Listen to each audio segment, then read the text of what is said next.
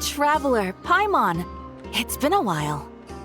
As it happens, there is a letter here for you. One moment. Here. A letter? From who? Dear Diary, I'm Kale. I work as a trainee forest ranger under my master, Tainari. I'm also studying at the academia. I've been getting better and better at reading lately. Mr. Al-Haytham says that the written word is a crucial medium for exploring the world and understanding oneself. That's why I decided to start this diary. That said, what should I write about? Things are pretty quiet in Sumeru these days. Life is good. Every day is a fulfilling and happy one. When I think back to the days when I suffered from Elazar, or way back to when I was injected with God remains, I am in a much better place now. I hope it stays that way forever. I'll leave it there for now. Master said he'll take me shopping in Sumeru City today, which is great, because I've been meaning to visit the toy seller at the Grand Bazaar for a while now. Kale, time to go. Yes, Master! Huh?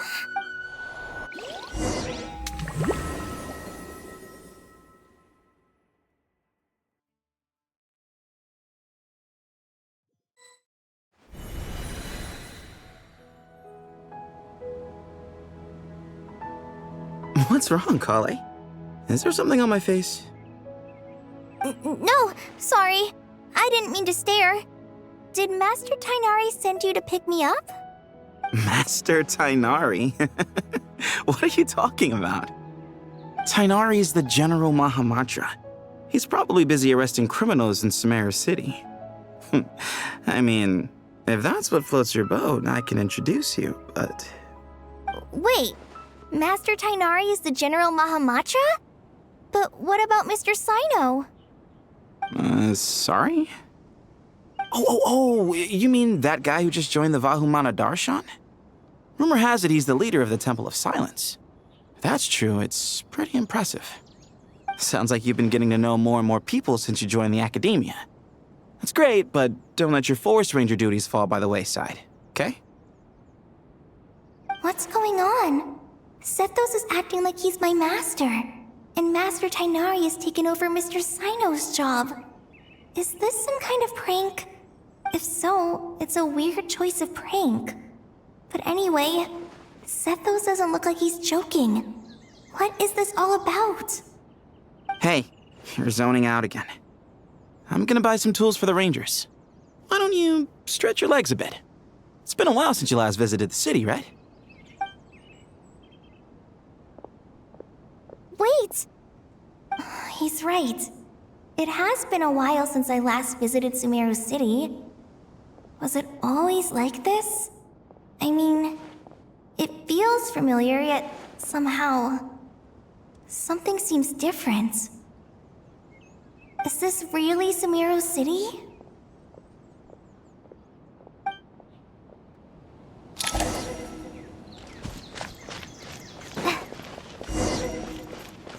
Did you see who just walked by? It takes courage to maintain a peaceful life. How will I ever save enough money to buy that castle? I heard that the sage disappeared. Lord Kabe Bay, did you get a chance to review this month's accounts? Any feedback? You mean the version you sent over a few days ago? Yeah, I took a look when I received it.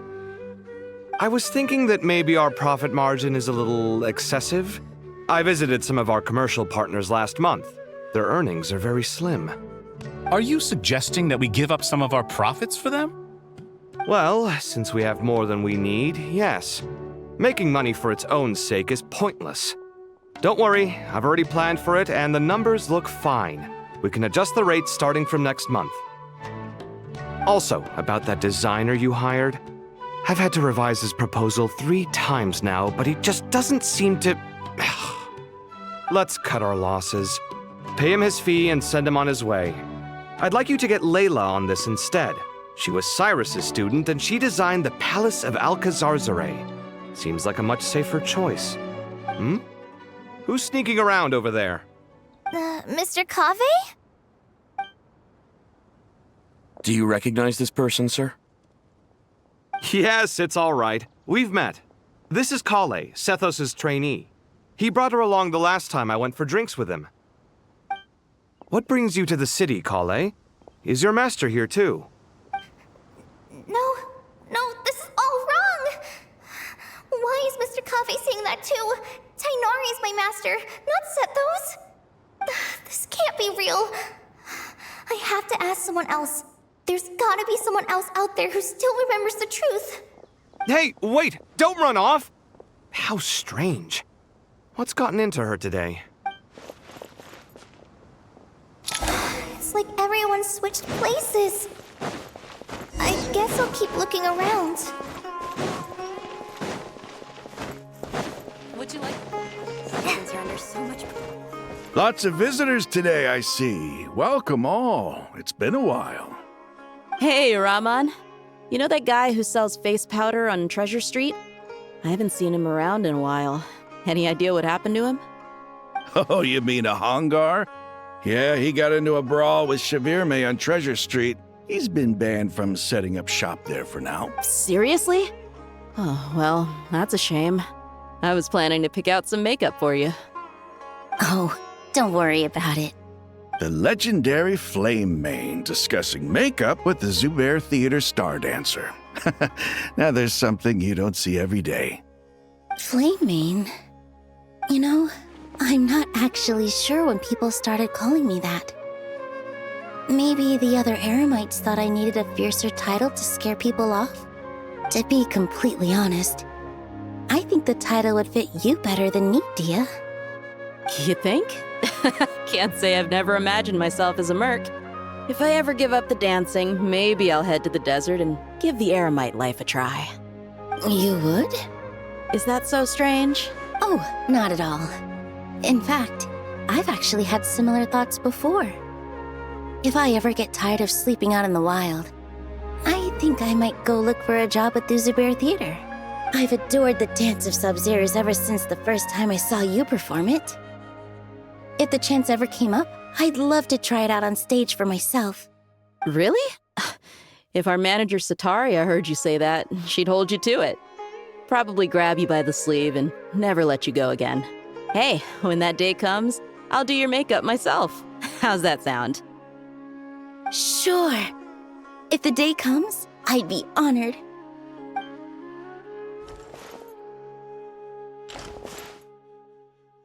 Everyone I know, everything I've ever known.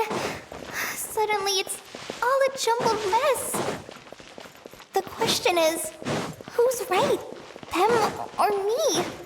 Oh, my head feels so heavy. I can't think straight.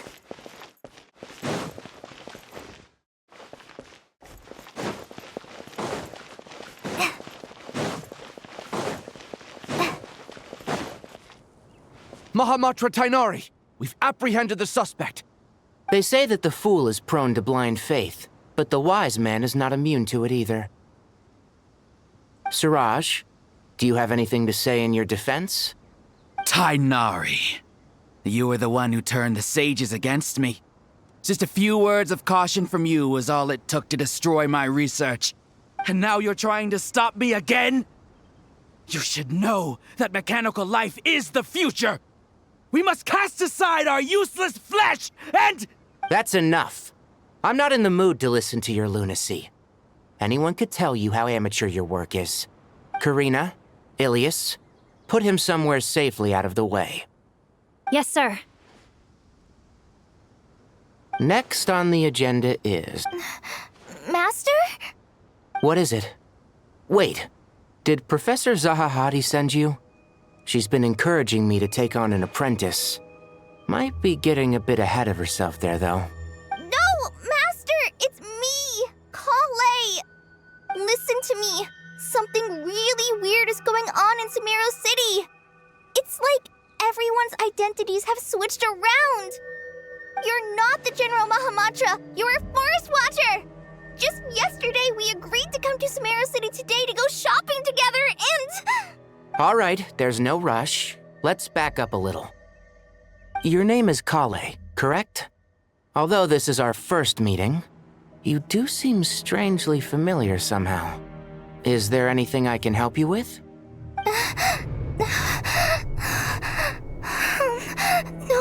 No.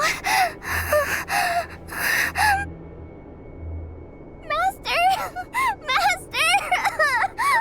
What is it?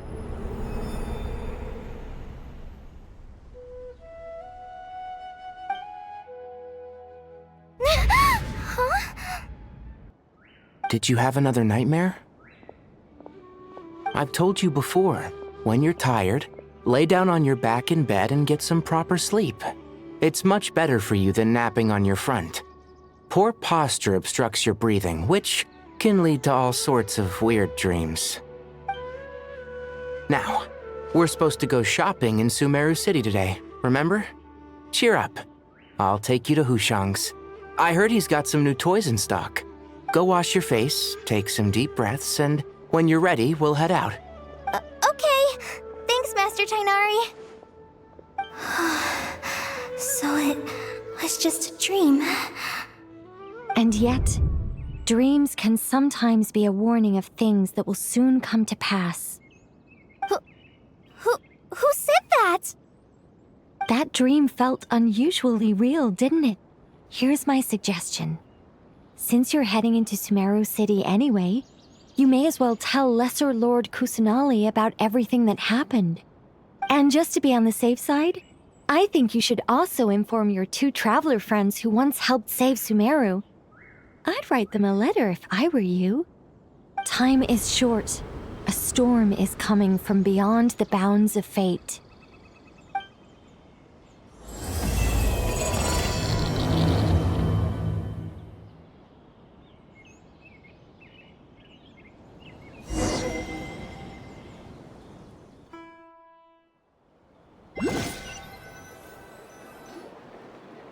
What a strange situation. No wonder Kale was in such a rush to write us a letter. Imagine waking up one day to find that everything around you has changed. You might not even recognize Paimon anymore. Oh, that's a scary thought. Let's get to Sumeru and find out what the heck is going on.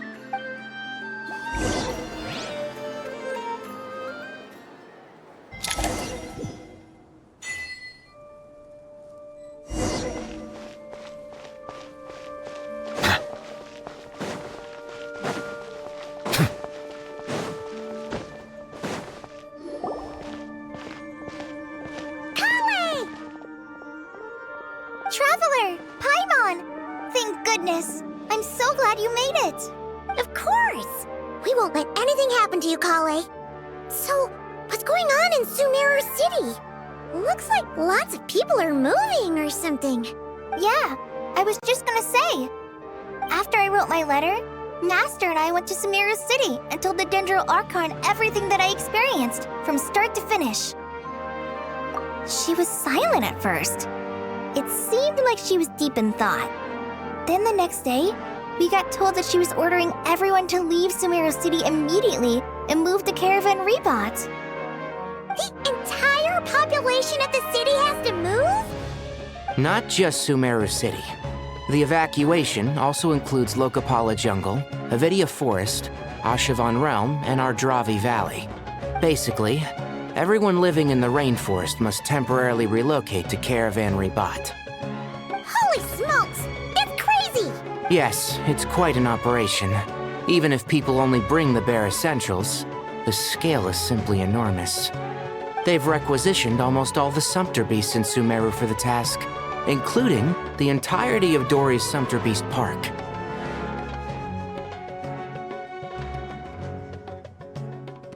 The Dendro Archon said that what Kale experienced was not a dream, but a warning. After our meeting, she immediately summoned the 6 sages to analyze the situation and discuss countermeasures. They concluded that the events seen in the dream are very likely to become a reality, and that an unknown danger is rapidly approaching. Oh, please keep that to yourself. We don't want to cause widespread panic. The official reason they've given is a large-scale renovation of the rainforest ecosystem. People are skeptical, but there haven't been any major incidents. So The Dendro Archon seemed really worried when we spoke to her. She said you can go visit her in the Sanctuary of Surasthana when you arrive. She also said she'd hold out until the very end. Tighnari? Kale? You got a minute? I need a hand here. One moment, I'll be right there. As a forest watcher, I've been tasked with assisting with the relocation work. There's a lot to be done, and they need all the help they can get. This will be the final group of evacuees from Sumeru City. While they're away from home, they'll be heavily reliant on outside help. Thank you for coming in our time of need. As you can see, another crisis is upon us. Excuse me, sorry to trouble you, but could you help an old man find his medicine? It's buried somewhere in my luggage. Where's my mom? Where did she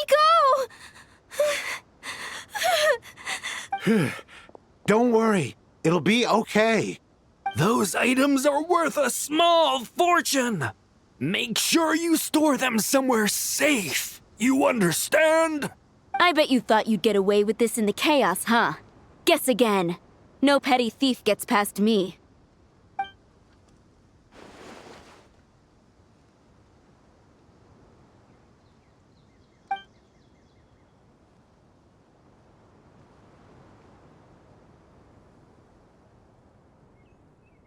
We should go help the evacuees. See you around. I'm so glad that you believed me and came all this way to help. It means a lot. Please stay safe.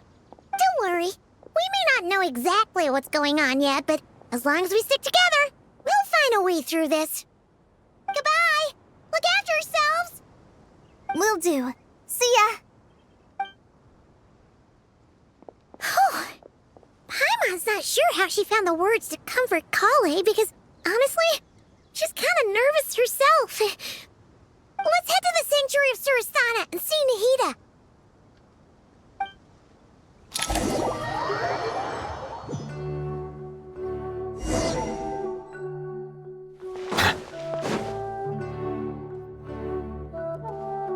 Who goes there?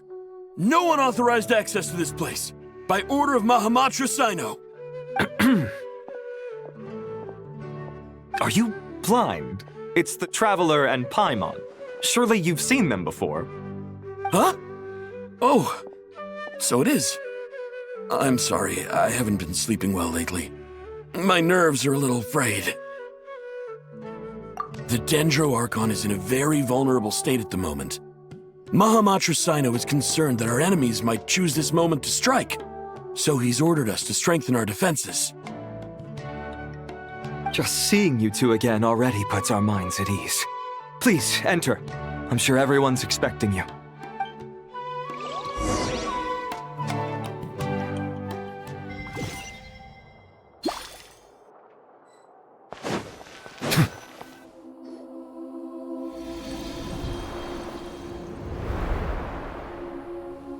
Traveler, Paimon, you made it. Aha! Perfect timing. Reliable helpers like you are just what we need right now. Oh, it's good to see everyone again. Kale gave us a rough idea of what's going on, but we still have a lot of questions. What kind of danger is Sumeru City in exactly? And how come everyone has to move to Caravan Rebot? At this stage, we can't be certain. We're investigating, but no definitive answers yet. I take it that Kale told you about her strange dream? Yeah. Apparently, everyone in Sumeru City was acting super weird. Even you guys. It was like you'd all switched places. That's right. Kale and Tighnari reported the situation to the Dendro Archon. She believes that it wasn't merely a dream. and that whatever it was has something to do with Irminsul. It's a reasonable inference. Only through Irminsul can people's memory and cognition be so significantly modified in such a short time. We don't know why Kali would dream of these things, nor who was trying to warn her. The Dendro Archon decided to connect to Irminsul to investigate more thoroughly. Irminsul is connected directly to the ley lines. The tree serves as a central hub where the ley lines converge, and its core function is to record and store the world's knowledge and memories.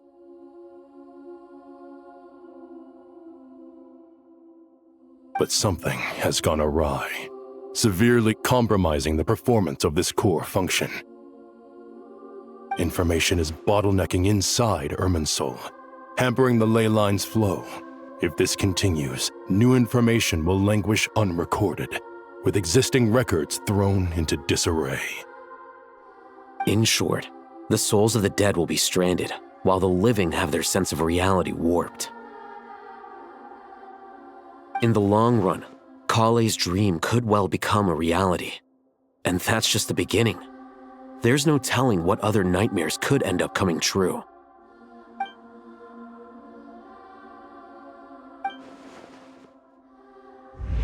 I have come this far, to use my death to open the gates of the ley lines to my people.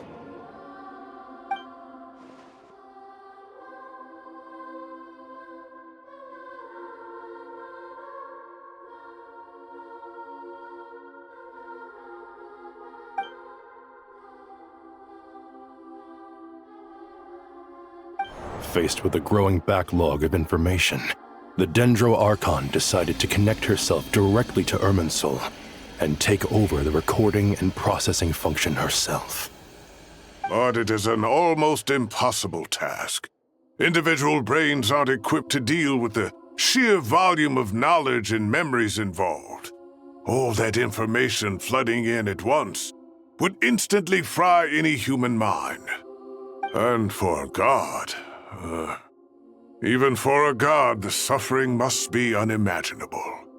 The Dendro Archon's power originates from Irminsul. Any issue with the tree itself takes a toll on her to begin with. On top of that, she's subjecting herself to the grueling task of processing all that data. It must be torture for her. And despite all of this, she is somehow finding the strength to investigate the Irminsul situation from within and send us her findings. I finished analyzing the latest data. Looks like our working theory was wrong. There's no signs of Irminsul having been attacked from the outside. So it's internal then? Some sort of disease, perhaps? No. I've spent half my life studying the ley lines. If Irminsul malfunctioned this easily, the world would have met its end long ago.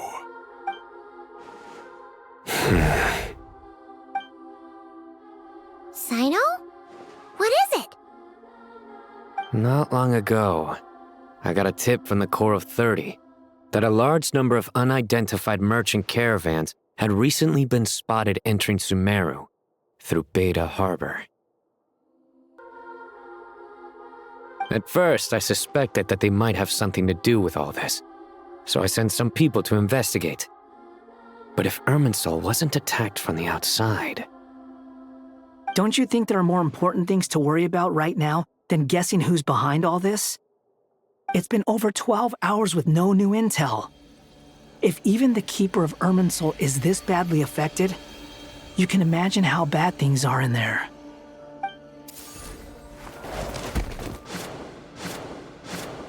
Dendro Archon. Nahida! What's wrong? Her breathing is weak, and her elemental energy levels are dangerously low. Looks like it's time to move to the backup plan. What's the backup plan? Get out of the city and take the Dendro Archon with us. The entrance to Irminsul is directly beneath the sanctuary of Surasthana. That means this is ground zero if anything goes wrong. The Dendro Archon has a very strong connection to Irminsul. But theoretically, this connection should grow weaker with distance. Under normal circumstances, she could unleash her full power here. But with Irminsul out of control, our first priority is to get her away from here. The situation is critical. There's no time to deliberate. Everyone in agreement? I'll deal with it. I'll also let the Matra and the Core of 30 know to start evacuating.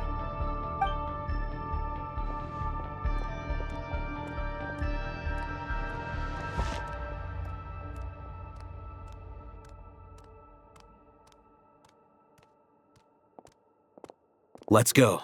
No sense grieving when there's nothing more we can do. Agreed. We'll be back as soon as this is over.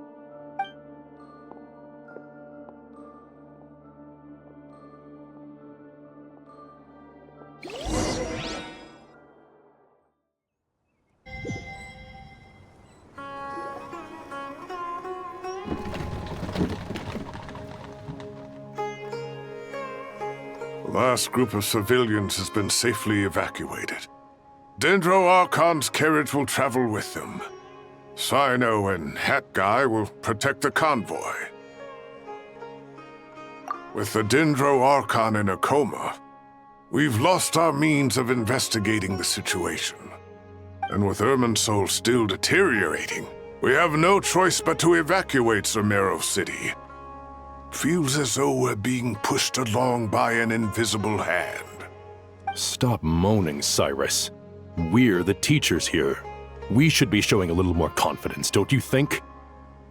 A wise judgment. Let's move out to Caravan Rebot.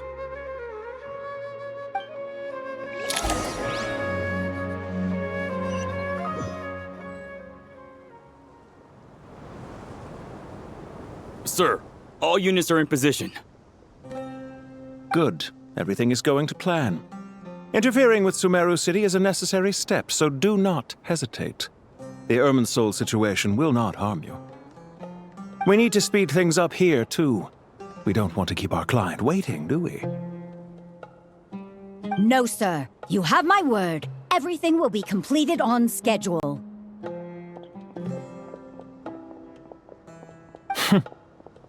They say that fervent ambition attracts the favor of the gods, and with it, a vision. But we appear to be the exception. So, is our ambition not strong enough?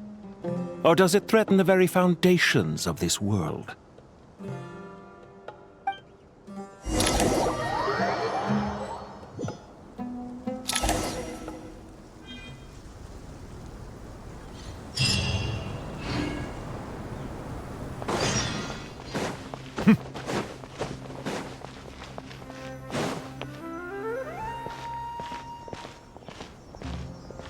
How is the Dendro Archon? Her breathing is steady.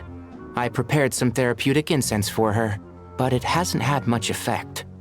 Her vitals are still very weak. Based on the information you've provided, I have a working hypothesis. Her condition is partly due to Irminsul's influence, and partly due to a physiological imbalance caused by the rapid depletion of her power. Elemental energy usually flows through the body at a relatively constant rate. The body grows accustomed to this rhythm, so when it's thrown out of balance, physical symptoms will appear. Is this similar to the ley lines? Overloading and withering both directly affect their vitality, potentially causing irreversible damage. Correct. From a biological perspective, if you overexert yourself, you pay the price with your life.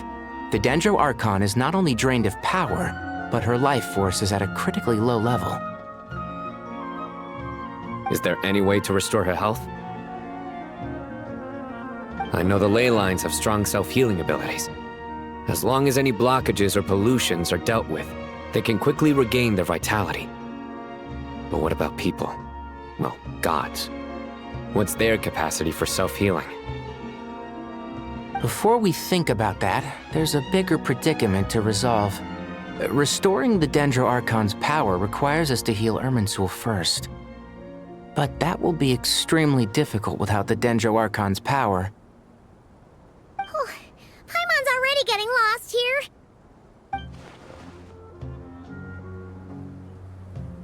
Master Tighnari and Cyno look so serious. I've not heard Master speak in this tone for a long time. Tighnari. Master Nephis? Sages? Tighnari, haven't seen you in ages. Have you gotten taller? Or did your ears get longer? Hopefully the former, Uncle Baladuri. Cyno, where's Professor Cyrus? I thought he'd be with you. He went out into the wild to investigate the situation. He said that the Irminsul anomaly will likely start to affect the real world soon. He shouldn't be trotting around alone at his age. Which way did he go? I'll look for him later. Would someone mind introducing us? Ah, yes, of course. Allow me to do the honors. I'm sure we're all familiar with the Traveler and Paimon. They're the heroes who helped foil Azar's conspiracy and save Sumeru. These gentlemen and I are the 6 current sages of the Academia. Balduri and I are part of the Old Guard, while the other 4 took office after Azar and his clique fell from power. We have Sage Alkindi of the Spantamad Darshan, Sage Farnas of Kasharawar, Ritaoist Sage Shakir, and finally Haravatat Sage Rusht. Nice to meet you all! I've heard much about you. Delighted to finally meet you in person. You're younger than I imagined for someone with the power to stand up to fate itself. Thank you for lending your aid to Sumeru once more. Once we're on the other side of this, could we get a photo together? My daughter has a friend named Isak. He's always talking about you two. Of course! No true hero would deny a child their wish. Back to business. So with the Dendro Archon currently in a coma, the people have taken temporary refuge at Caravan Rebot, but they cannot stay here forever. We need to come up with a plan as soon as possible. Farnas, any thoughts? Well, firstly, having reviewed the data, I'm inclined to agree with your assessment. This doesn't look like an attack on Irminsul from the outside. Rather, it resembles a malfunctioning machine. Calculations going haywire and sparks flying. That being said, before we consider how to fix it, we need to understand precisely what has gone wrong. Furthermore, we somehow need to ascertain this without relying on the Dendro Archon's power.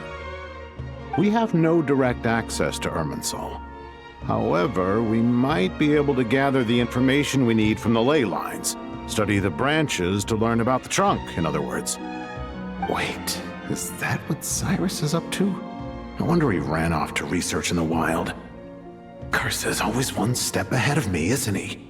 I heard that while in the sanctuary of Surasthana, the Dendro Archon had to serve as the central information hub herself. This is a clear sign the situation within Irminsul might be far worse than we can imagine.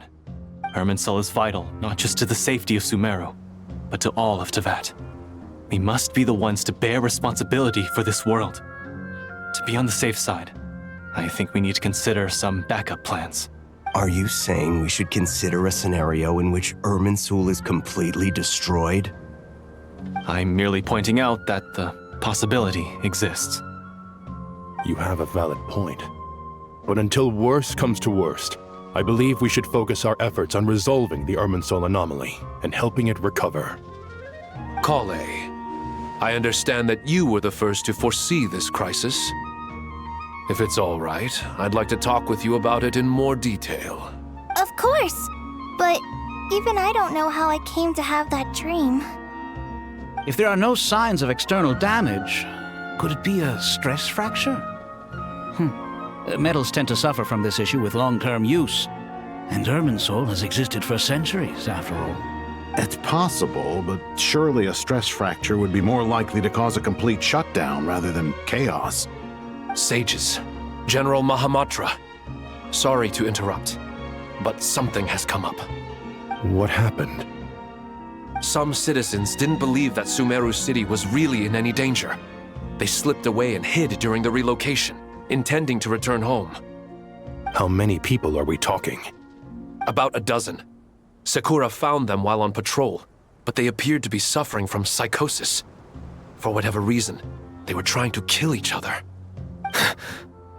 By the time we arrived, there were only 2 survivors. One was unconscious from their injuries. The other tried to attack us, but was subdued.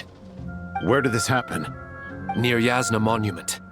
That's not far from Caravan Rebot. Master. I know. The Irminsul anomaly is beginning to have effects in the world. I didn't expect it to spread to Yasna Monument so soon. It almost feels like we're being chased relentlessly, with no time to catch our breath. Sir Cyrus said the same thing. He sent me back to report in, while he continues investigating.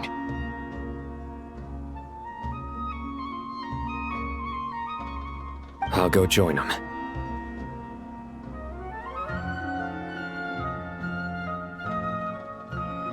Count me in too. Don't let my age fool you. I can still fend for myself.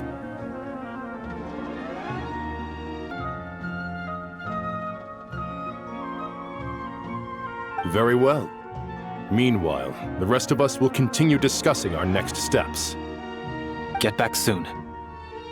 Take care of yourselves. It's getting dangerous out there.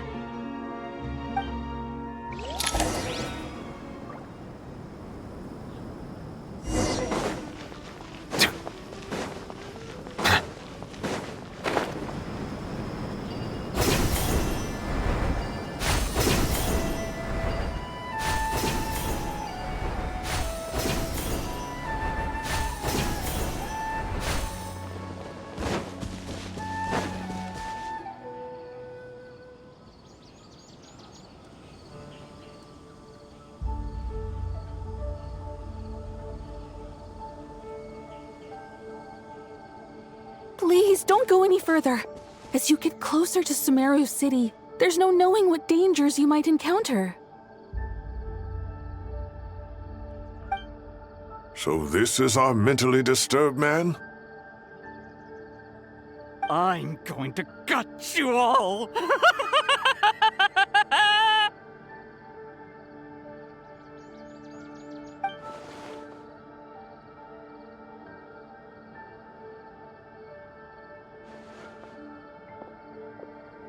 Cyrus, you didn't even bring a single guard? Do you think you're some sort of warrior?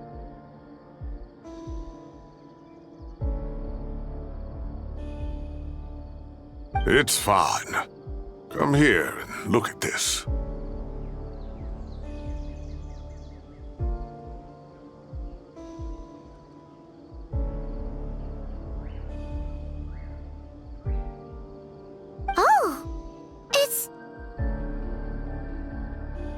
That's right. Flowers that bloom from openings in the ley lines, indicating some sort of anomaly. I don't believe I've ever seen a color like this before. Did you discover it nearby? Not just here.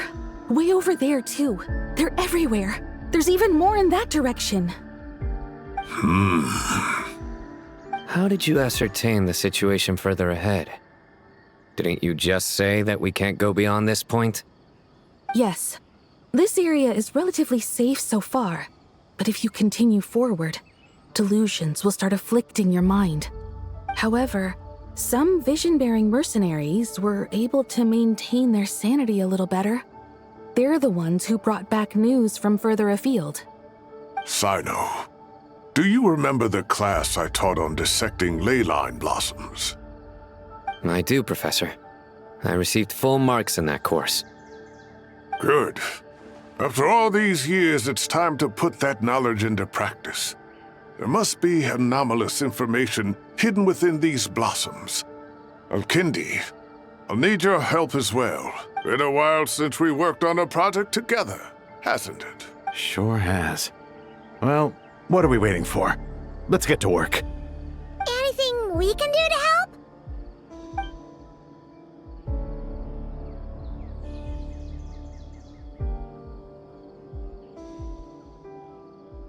Will you need my help? All right, well, don't go too far. There's too many unknowns at this stage. Let's regroup at Caravan Rebot later. Don't worry if you don't show up. I'll come and find you.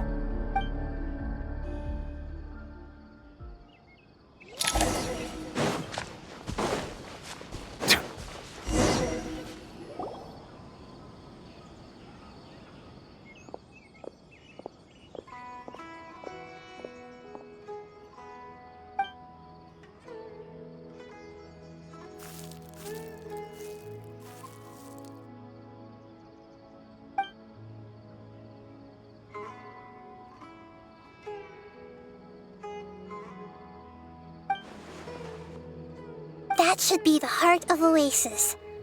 All we need to do is light it with the fire seed, and it'll restore a pep with elemental power. The damage it suffered internally will also slowly begin to heal.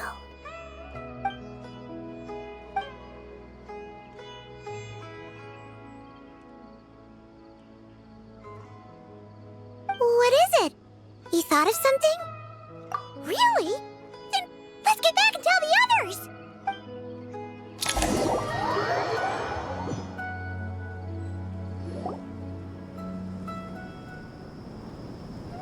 Whew. Glad to see you've returned safe and sound. Any longer and we would have gone out looking for you. Well, this is a nice surprise. Paimon sure feels better with everyone we know here. We've made some progress, so let's start by giving you and Paimon a quick update. By dissecting the ley line's blossoms, we've been able to deduce that although Irmin's soul is experiencing an anomaly, it has not completely rejected access from the outside. The Dendro Archon has the power to connect to Irmin's soul, but there's also another way. I assume you recall the devices everyone was wearing when you first arrived in Sumeru? Devices? Oh, wait. You mean... The Akasha terminals? That's right. Of course! It's been so long, Paimon almost forgot all about the Akasha. Wasn't it shut down, though? Yes, but although the system isn't currently operational, the technological infrastructure is all still there. And it turns out that a certain someone gets so bored at work that he's actually read through every single one of the instruction manuals. No prizes for guessing who that was. If praising others is that embarrassing for you, you can simply spare yourself the ordeal. As much as it pains me to say anything nice about him, there's no denying his intelligence. He rarely forgets anything he's read. The Akasha is exactly what Sumeru needs at this moment. Between us, we should have all the knowledge and expertise we need to get it up and running again. But if I recall correctly, doesn't the Akasha need a Gnosis to function? That's exactly right. The Akasha relies on the Gnosis as a power source, and in its absence, we'll need to find an alternative. To tackle this problem, it looks like we'll be relocating once again. Namely, to the Temple of Silence. Ring any bells?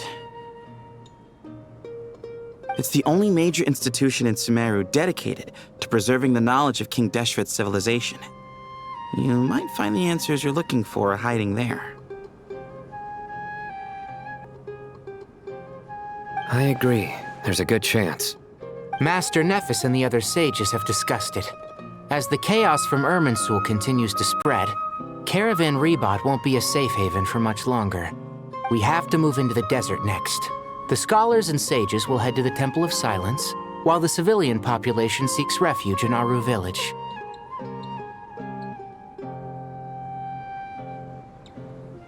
The Eremites will keep everyone safe during the journey, and Candace will be there to receive us at the village. This leaves us just one thing to worry about. That Dendro Archon. She's very weak. We can't afford to wait until Irminsul is fixed. There has to be another way to help her. Huh. Wow, luckily, the Traveler had a eureka moment while we were out investigating. Really? Wow, nice one, Traveler. Let's hear it. What say our Amorta experts? Theoretically, it's feasible.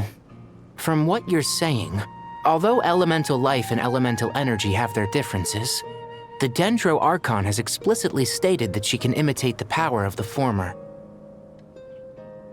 In which case, as long as a Pep is willing, she should be able to convert her own power into a form that the Archon can use. It wouldn't be difficult for her at all. The only problem is convincing her to help. Yeah! Even though she wasn't exactly friendly the last time we met, she didn't refuse to talk with us. When she realizes the danger that Nihida is in, surely she won't turn a blind eye to it. Well, hopefully not. Either way, we're not exactly spoiled for choice here. Hey, it's better than having no options at all. I agree. Without Irminsul's aid, the legendary Dendro Dragon Apep may well be the only living thing in Sumeru who can help our Archon recover her power. There's no time to lose. I'll bring this proposal to Master right away. If he and the other sages agree, we'll split into 3 teams. The academics will go to the Temple of Silence to look for a solution to the Akasha problem. The Eremites will escort the civilians safely to Aru Village, and the Traveler and Paimon will take the Dendro Archon to see Apep. There's still a long road ahead, and no knowing if we'll make it. But at least we have a direction now. I'll take it over floundering around in confusion. If there are no objections, then let's proceed. But before we adjourn, I would like to leave you all with some parting words. No matter the distance between us, there will always be an invisible force tying us together. May the bonds forged in the past shine bright like stars and open a new path before our feet. Huh. Is that from King of Invocations? No. This one's from King of Invocations, the sequel. What's the difference? The sequel's much cooler. Couldn't agree more. Well, it was very apropos. Once this is all over, I'll give everyone a copy of King of Invocations and the sequel to show my gratitude. Come on, let's get moving.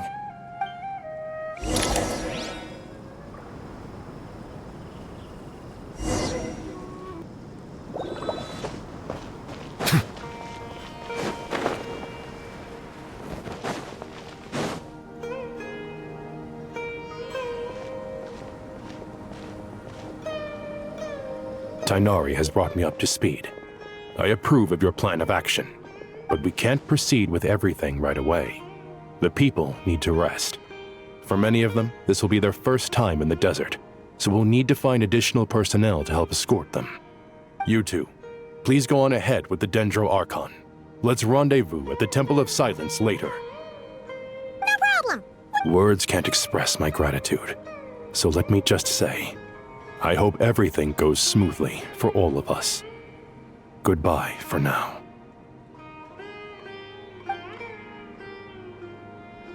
All right, let's get going. If Paimon remembers correctly, the last time we saw a Pep was in... Traveler, Paimon. Could I borrow you guys for a moment? It'll only take a second. Kale, what's the matter?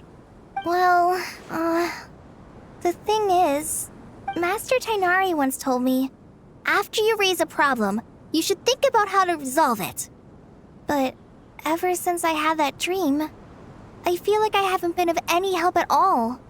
I tried my best to keep up with the conversation, but there was so much new information, I couldn't take it all in. So, I just wanted to ask, do you have any tips for me there? Huh, Paimon knows exactly how you feel. But fear not, everything you need to know is right here in Paimon's notes. Sumeru chapter. It's got tons of info about all the things we've seen and heard on our adventures.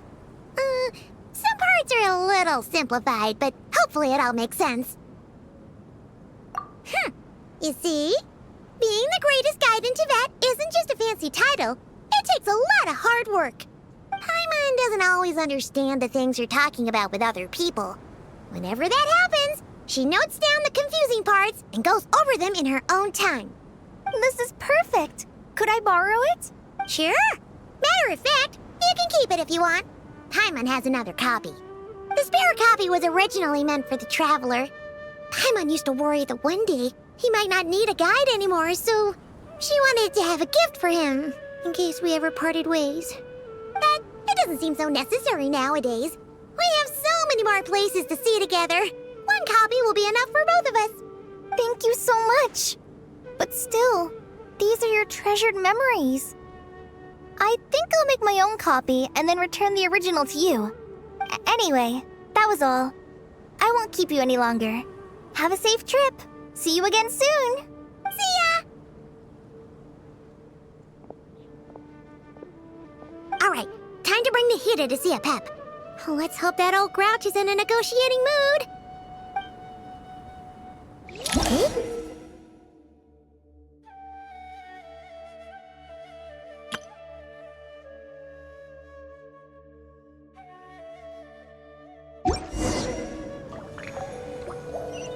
Actually, never mind.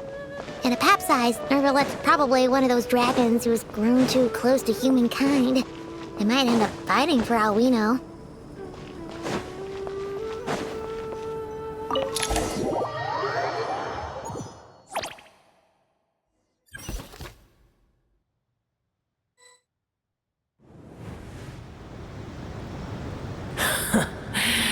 I had a feeling your kind might come calling. The ley lines are in disarray. Something has gone wrong with Irminsul, yes.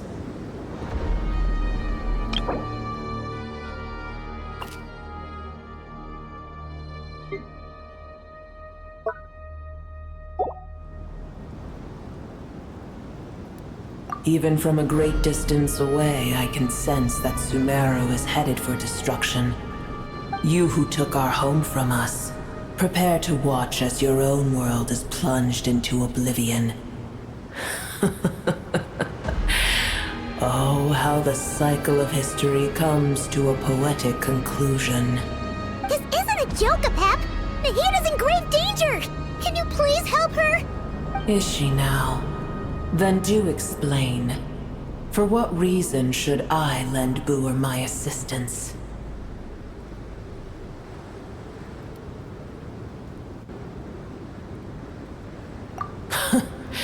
The Age of the Dragons ended long ago, and the world that replaced it is under the dominion of the Heavenly Principles. In choosing not to side with your enemies when the Heavenly Principles' rules began to relax, I have been merciful enough. Do not forget that I have no love for this world you hold so dear. Be not mistaken. The fate of Sumeru is of no concern to me. I may have given my tacit agreement as your kind built homes here and multiplied for generation upon generation. But that does not mean that I bear any responsibility for Sumeru. Tiny Boer, puny humans. In my eyes, all of you are but intruders who followed in the wake of the Heavenly Principles. I am not obliged to be your savior. Apep, if you truly despise gods and humans so much, well, after the great humiliation of being helped by a god in the past, shouldn't you be jumping at this chance to balance the scales? Now that is a compelling reason. When El Ahmar plotted against me and I was tortured by forbidden knowledge, it was Boer who saved me from agony. And though I regard with shame the pity of my enemies, to receive aid without repaying it would likewise tarnish a dragon's dignity. Oh, tiny Boer, puny humans. Just this once I shall deign to show you the true power of dragonkind. Whoa! It's happening again! We're gonna get sucked in!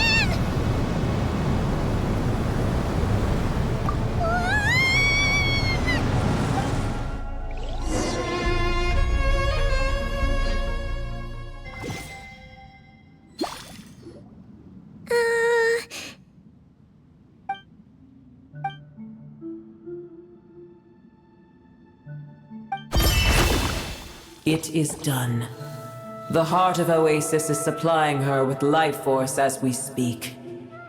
It shall not be long before she recovers. But I should warn you. Booer's existence is closely intertwined with Irminsul. Unless the issues plaguing it are resolved. Thank you. Spare me your words of gratitude. You may also spare me your feigned concern. A dragon's sovereign's power is far greater than you can imagine. While I was indeed weakened when the heart of Oasis ran dry, providing Tiny Booer with a morsel of my life force shall have little consequence for me. Oh, good to hear.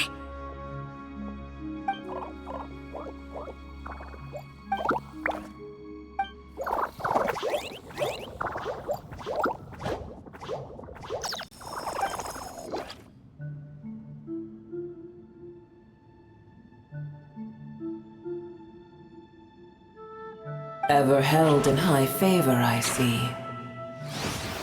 Oh, well, you know. The compliment was sincere. Simply accept it.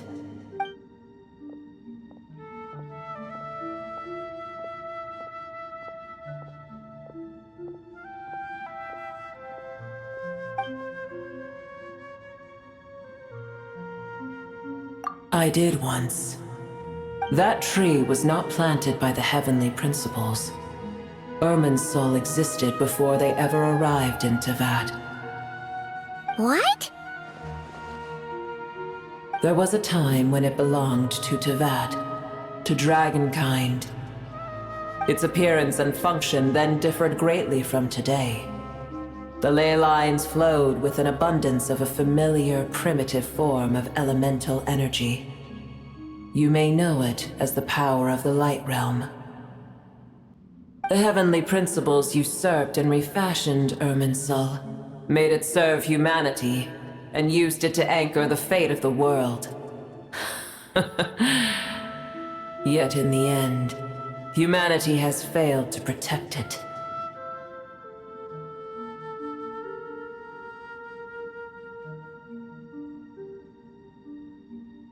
Heavenly principles, God of gods. It makes me sick. The enmity between your kind and mine can never be bridged. As things stand today, holding a grudge against you would serve no purpose. But there will come a day when we reclaim this world for ourselves. The opportunity will arise no matter how long we must wait.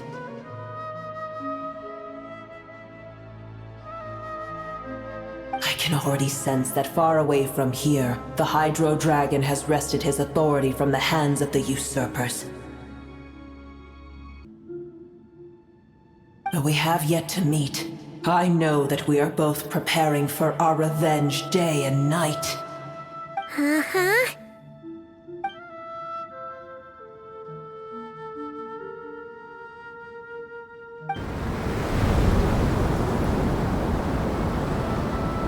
I hear a great disturbance out there. Huh? What is it? Sandstorms come. The Jinn. Another calamity approaches. You both seem restless. Let us part ways here.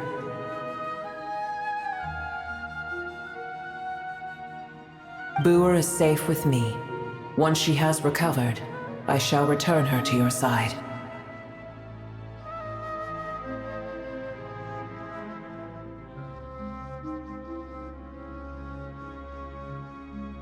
Oh, thanks again. Take care, all right?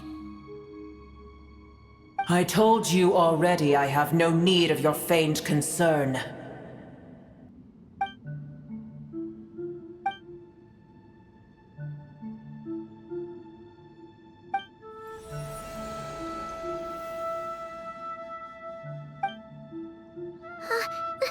Nahida?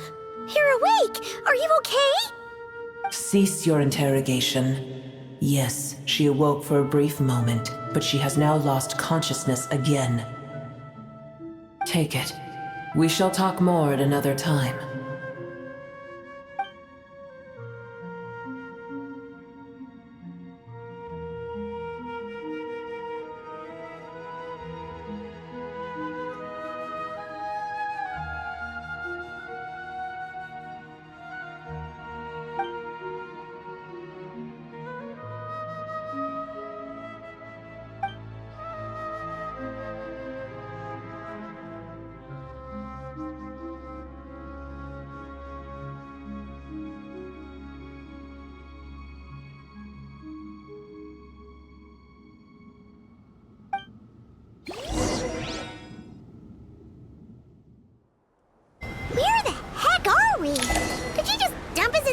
nowhere? Wait. No. Paimon remembers now. The Temple of Silence is over that way. Come on, let's go find the others.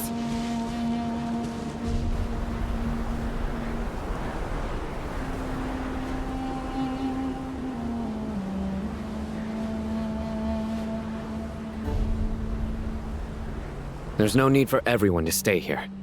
I'll protect the sages. The rest of you, return to Aru Village. Yes, Mahamatra Sino.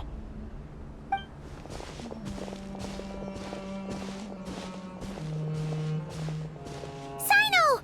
What's going on? You're back. How is the Dendro Archon?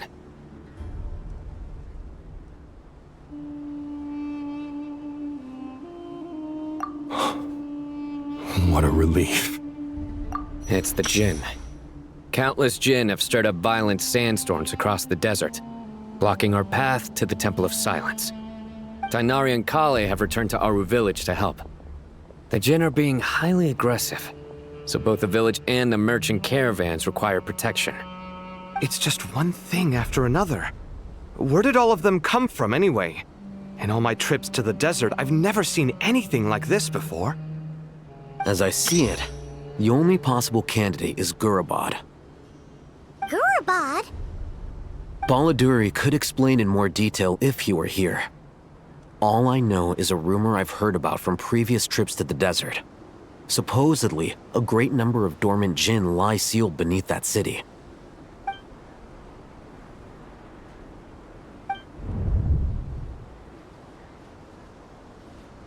Gurabad is, for me, a fated land. I must therefore return back to this city, where my destiny awaits me still. My master. I am sorry that I couldn't stay by your side for long, and that I could not have more time to get familiar with you. Lilipar. Yeah, we once said goodbye to a friend there.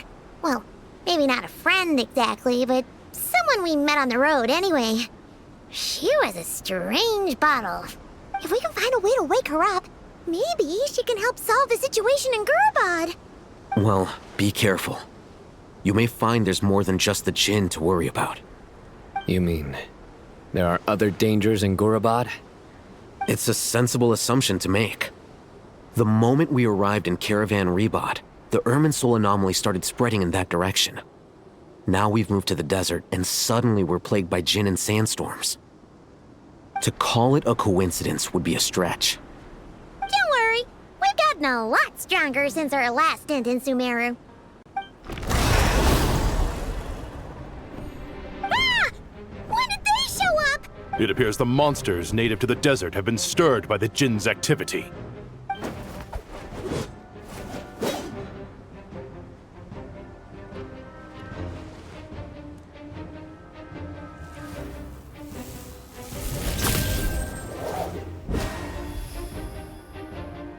You should get going.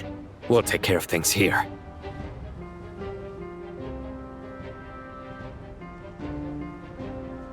You too. Don't do anything too risky. You got it?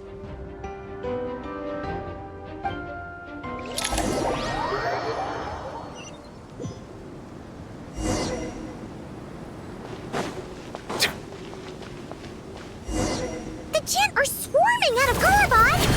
Looks like Alhazen was right! Let's get inside and see what's going on!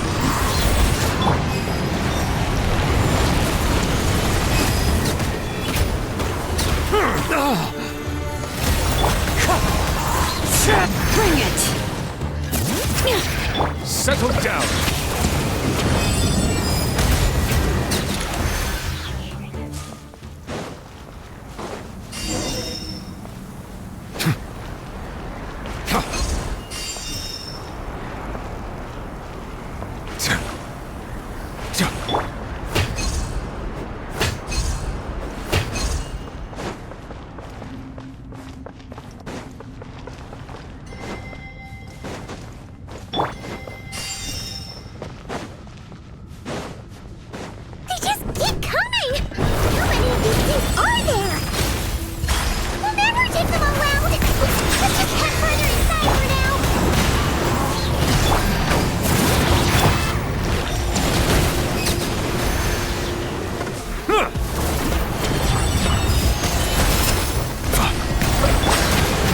knows it.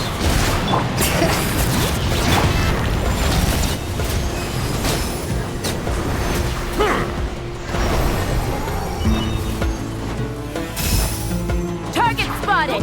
All units at the ready. The Patui! They must be using this place as a stronghold! Are they the ones behind all this? Fighting Jin with one hand and Patui with the other? This is pure chaos!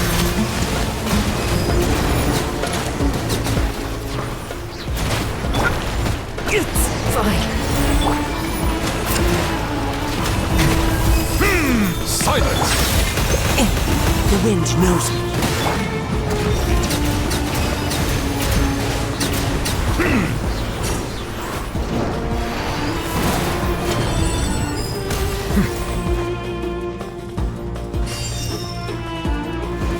I'm gonna fix you. Do you see that strange machine? Paimon has a sneaking suspicion that that's the thing wrecking Gurabad and setting all those dangerous Jin free! The target has reached the core zone. Requesting backup. Repeat, requesting backup. Backup en route. Stop him at all costs.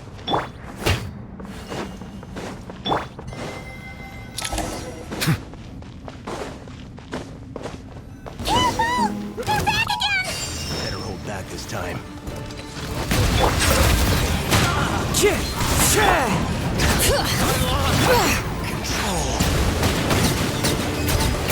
Success! Nice one, Traveler! Let's keep going!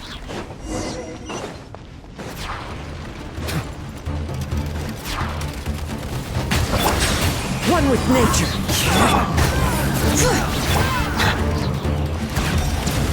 I'm going home. We got ourselves a striker. Into the wind. Bring it! Settle down.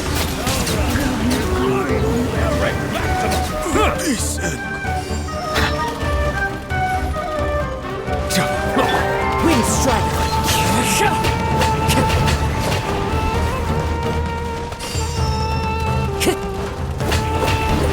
This hunk of Jin's gone kaput! Now we can finally... It seems my subordinates failed to stop you in your tracks. Apologies, sir. There is no need to apologize. You did well to hold your ground against such a powerful adversary for as long as you did. I must commend your courage and perseverance. So, you're in charge here, huh? First the problems with Irminsul, now this mess in Gurabad? Are you the ones responsible for all this? I'm afraid I cannot answer that. I assume you aren't naive enough to expect answers from an enemy. Oh, this guy is so snooty! However you want to spin it, you're clearly involved in this somehow. So you can either start talking, or we'll have to make you talk. Let's get him! Traveler, what's wrong?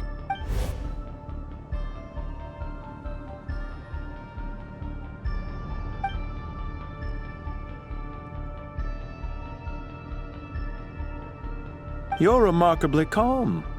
Some would act more rashly upon finding the ringleader all alone. But you keep your cool. Even as your enemy, I must applaud you. Did you show yourself just to say that? Is this you trying to take back control of the conversation?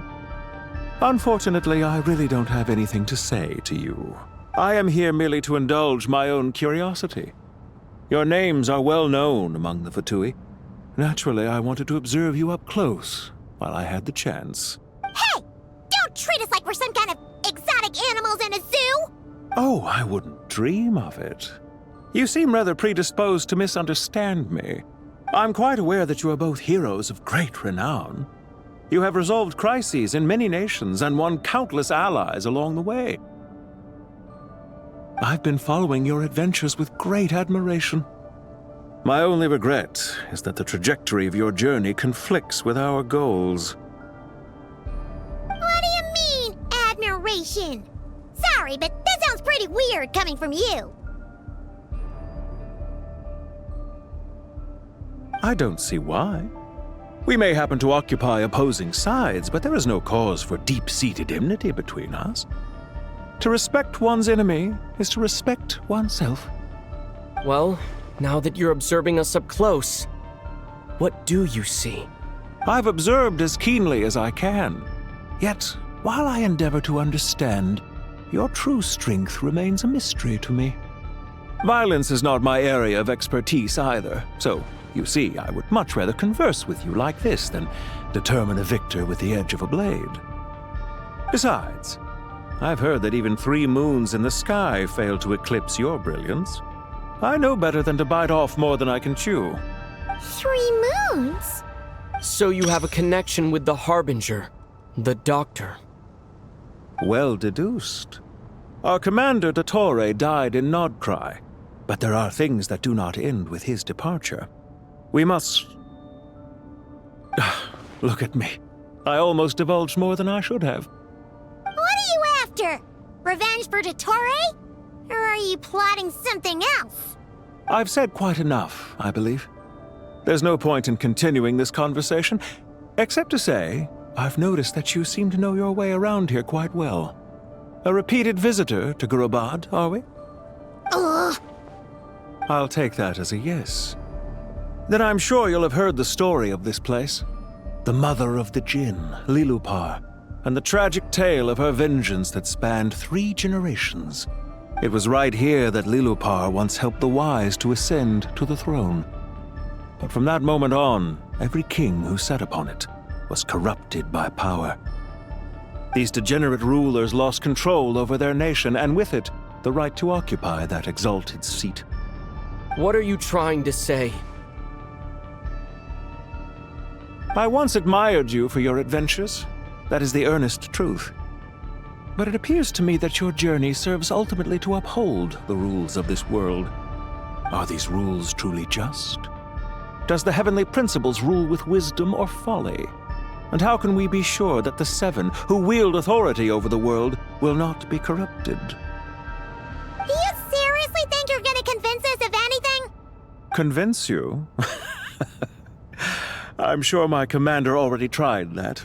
Why would I waste my breath doing the same? If a few words from a stranger were enough to make someone completely change their stance, it would only prove that they never had a firm will to begin with. I am merely stating my position, so that we might understand each other better. One's enemy in the present may not necessarily be an enemy for life.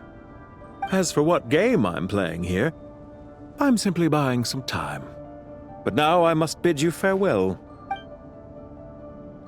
It was a wise decision not to attack me immediately. Since you did not fall for my ambush, I will now have to ask those in hiding to reveal themselves. Leave this to us, sir. Very well. I trust you to do what is necessary. Stall him while I execute the next step of the plan. Sumeru City, Irminsul.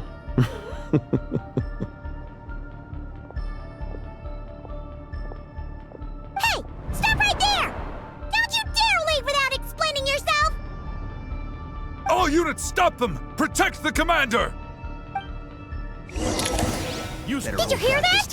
He mentioned Sumeru City and Irminsul! He definitely knows something! We can't let him get away! Get rid of these pesky soldiers, quick! Rear guard to the front! Don't let them through! Get that thing in position! Hold on! Just a little longer!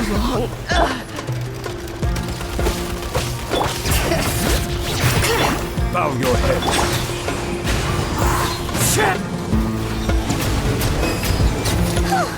We finally beat them! That mysterious guy can't have gotten far! Let's catch up with him!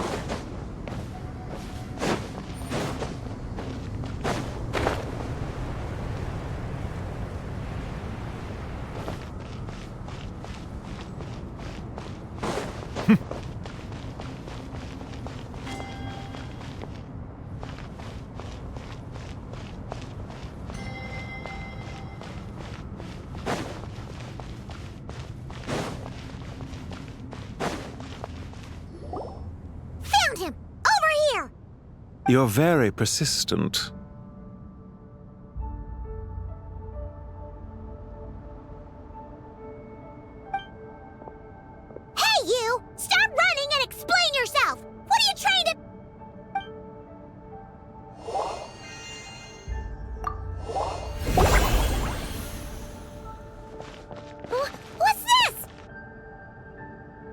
Relax. A small trap like this won't be enough to hold you. The sandstorms from Gurabad will die down soon enough, but this small window of time was all we needed to launch the next phase of our plan. Don't be discouraged. I knew that someone would come here eventually, so I planned ahead. Where to chat with you, which door to exit from, even which mechanism to wait by for you. I thought through every detail. You, meanwhile, know nothing of who I am. So far, you've only heard my voice, and for all you know, it may not even be real. But not to worry. This is only our first meeting. It shan't be our last. Just answer me one last question. Why do you continue to follow Dottore? He has conducted countless cruel experiments, even on his subordinates. Follow isn't quite the right word. Let's just say even those you see as villains have their friends, even if they aren't the most sincere of friendships. When any set of rules is established, there will be those who benefit and those who lose out. People will do anything to justify what they have gained or escape from the hardship imposed upon them. Neither he nor I are tolerated by the rules of this world. We were both searching for a new order. Our ideas of the final form that should take may have differed, but our journeys took a shared path.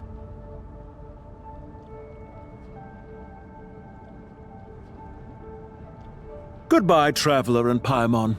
I wish you a timely escape, albeit not too soon.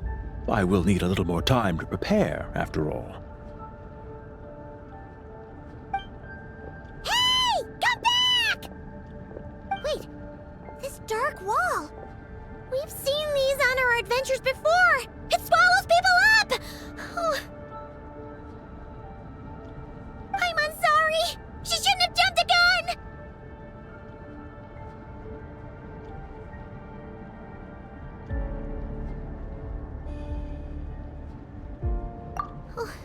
Okay.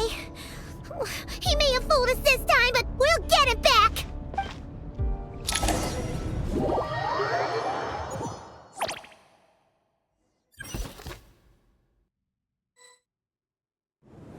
Sino and his team are guarding the north. We'll take this side. There's so many Jin! We can't let them get into Aru Village! Don't fret. I am well prepared for this situation. Huh. So you have a solution? Perhaps you're unaware that I have a trusty genie partner of my own, Plumpy. If I send her to negotiate with the others, this whole thing will be resolved before you can say Mora. Off you go, Plumpy!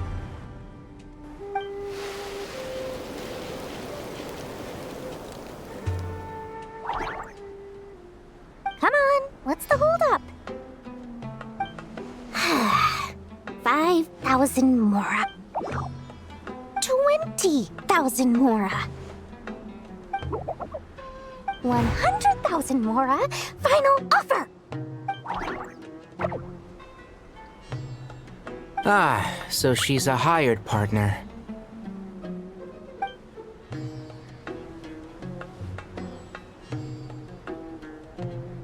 Hired partners are reliable too. Plumpy here is a highly skilled negotiator. You'll see. Just a few words from her and...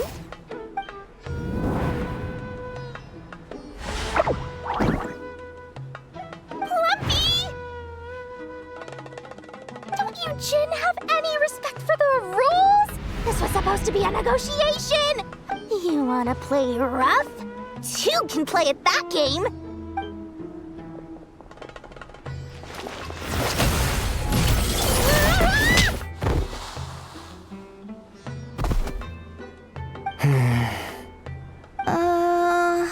Looks like it's up to us now. Be careful, Kale. Yes, Master. What happened? How did I pass out? Never mind. It's time for revenge.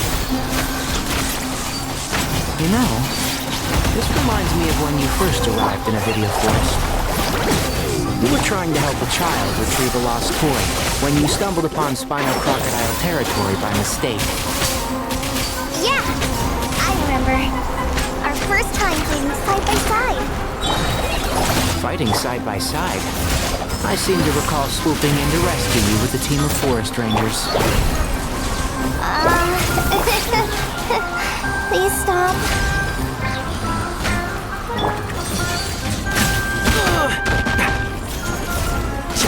Keep up. Can't. So. Yeah.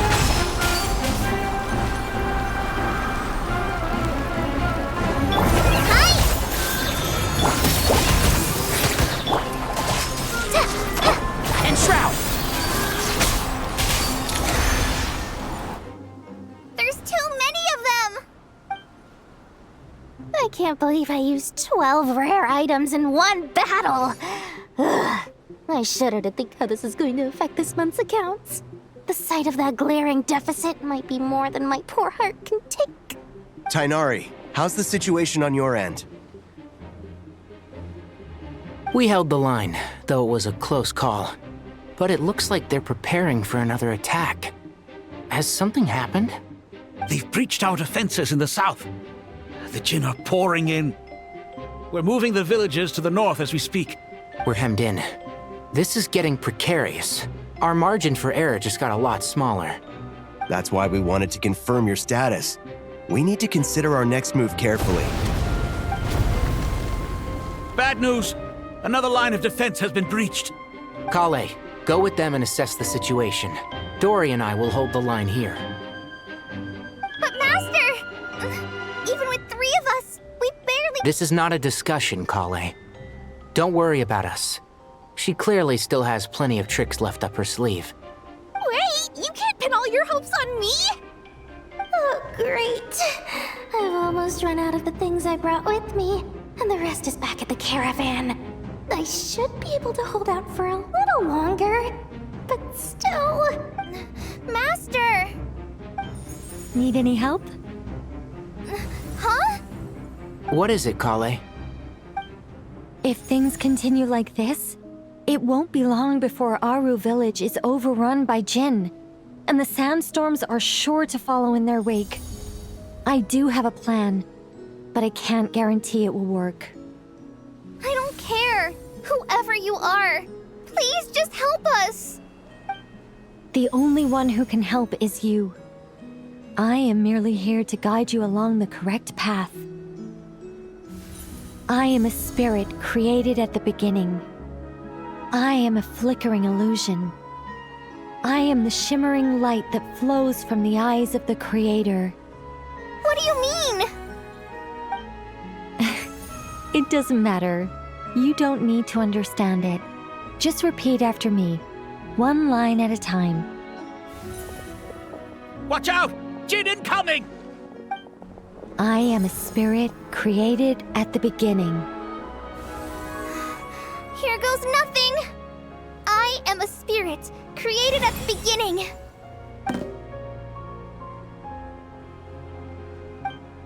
I am a flickering illusion.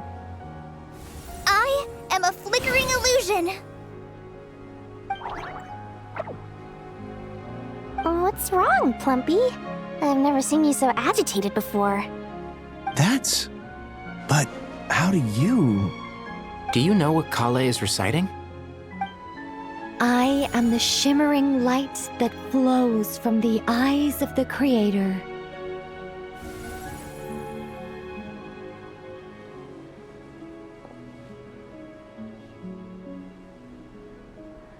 I am the shimmering light that flows from the eyes of the Creator!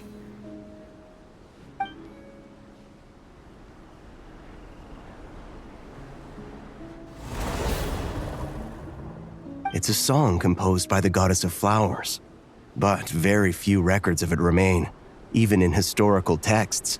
All we have is a few fragments. Is Kale an avid historian? Not to my knowledge. The Jinn have actually quieted down. Although... no, it's more than that. It looks like they're showing... submission.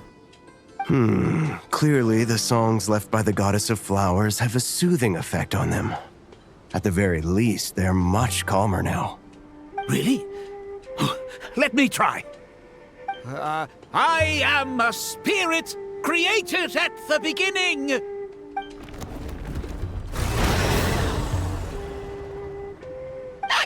Stay away! I'll stop! It seems like the song only works when Kale recites it. But why? Kale.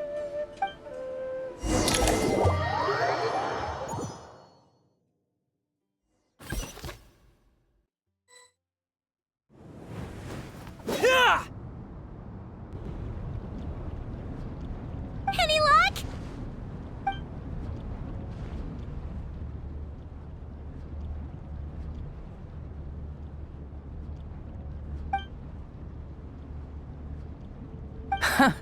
When I heard that loud rumbling in the distance, I thought the shifting sands had bust open the gates to some ancient treasure vault. Turns out it was just you guys. Huh? Wait, that sounds like... It's been a long while. Did you miss me? Jet! Ben! Let's save the catching up for later. First, I gotta get you guys out of there. This should be the right mechanism. Ben, can you handle it?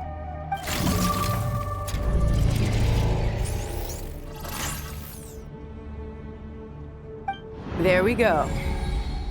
Come on, let's leave this place.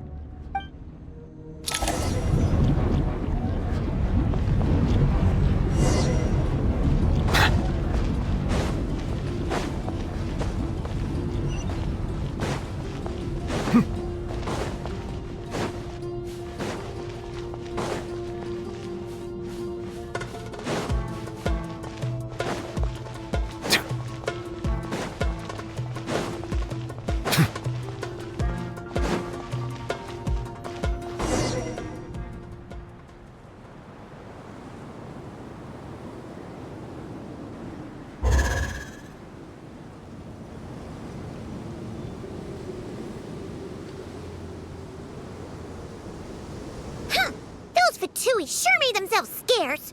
It's like they were never here. The Fatui? They came to the desert again? Yep. No idea what they're planning this time. They were being very coy about it. How have you been, Jet? Well, since we last met, I've started my own band of mercs. We've actually made quite a name for ourselves. Oh, yeah. On a slightly different note, I have some good news. I finally took care of Myra. Not much to write home about. It was just another day. Found his hideout. Dragged him out of his cozy little bed. He tried to talk me into seeing his point of view, as usual. But I'm way past that by now. There was nothing he could say to save his life.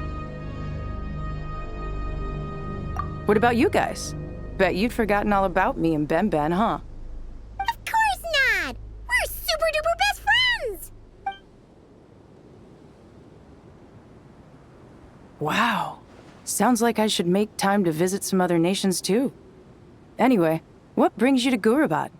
Oh, right. I almost forgot. We're here to look for Lilupar. Oh, that bottle? Yeah! We need her power to calm the Jinn and stop the sandstorms. Here's hoping we actually manage to find her, after all the trouble we've been through. Surely, with everything's been going on in Gurabad, she must have woken up, right? Only one way to find out.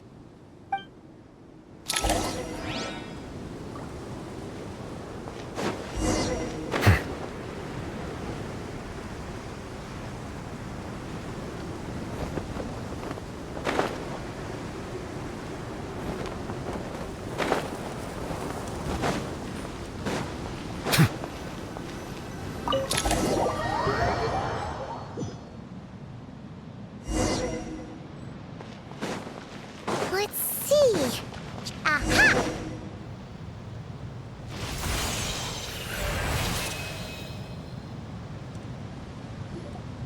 Lilupar! What a long dream that was. It's been a while, my master. Oh, and you're here too, little wildcat. The four of us back together again. Imagine that. In truth, it was at first. I was none too pleased when those miscreants barged in. But it did give me the chance to reunite with you, dear master, so I shall overlook their folly. After we last parted ways, I merged with the land beneath Gurabad to suppress the dark calamity stirring in the depths. It rekindled the flame of vengeance within the Jinn, depriving Gurabad of any hope of peace. I fought against it for a long, long time, until one day, I sensed a change in a foreign land to the west. Suddenly, the pitch-black abyss fell silent.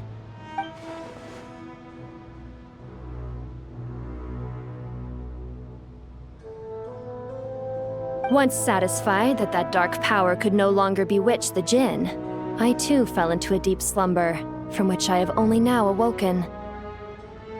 Why have you returned to Gurabad, my master? And why is my sand-swept homeland in disarray once more? Well, basically, Sumeru's in danger and a lot of our friends are affected. Some bad guys messed around with Irminsul and now they've released the Jinn in here. We managed to chase off the culprits, but we have no idea how to seal this place back up and stop the sandstorms. Child's play. I shall quell the Jinn and scatter the storms. Thank you, Lilupar. No need to thank me, my master. I have granted many wishes in my time, and this was the most trivial of them all.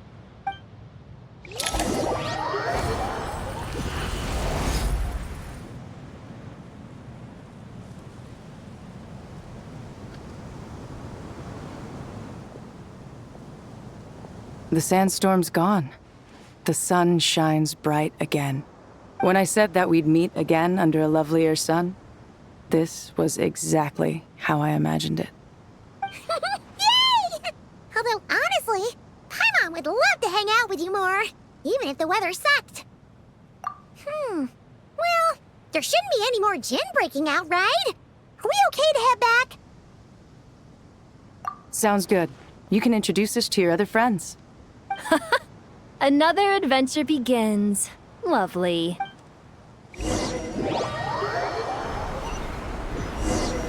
storms have stopped!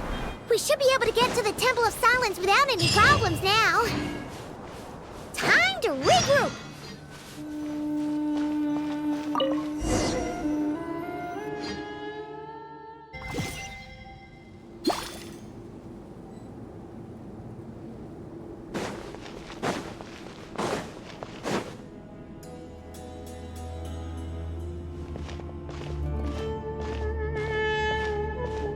So, this is the Temple of Silence. I've heard the Nagarjanites mention it in passing, but I never imagined it would be this big. It's colossal. I thought the temple moved to the rainforest ages ago. When did they scamper back into the desert? I don't know. This plan sounds a little too risky for my liking. Even in King Deshret's day, this was experimental technology. We have no idea what could happen if we activate it. Well, unless you know of another viable alternative for the Akasha terminal, I'm afraid this is our only option. The plan is sound, and the risks are manageable. However, if we are to proceed, we must act quickly. The scale of this project is enormous. Even with Carvey, Faruzan, and every other scholar of mechanics working on it full-time, the proposed modifications won't happen overnight.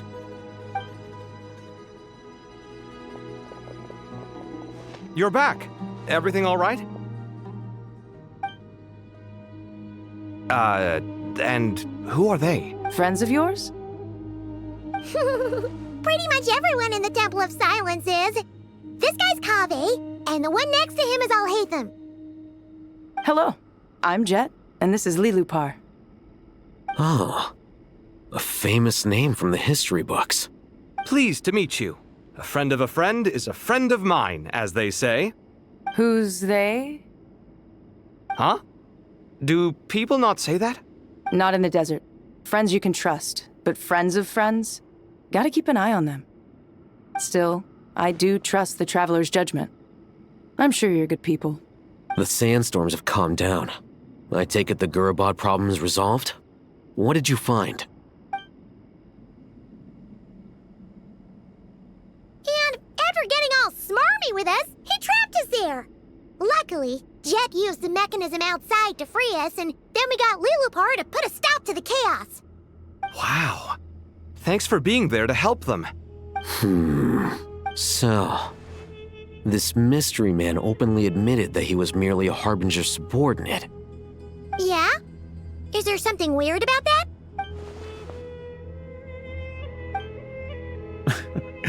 I assume you aren't naive enough to expect answers from an enemy. Well deduced. Our commander, Dottore, died in Nordcry.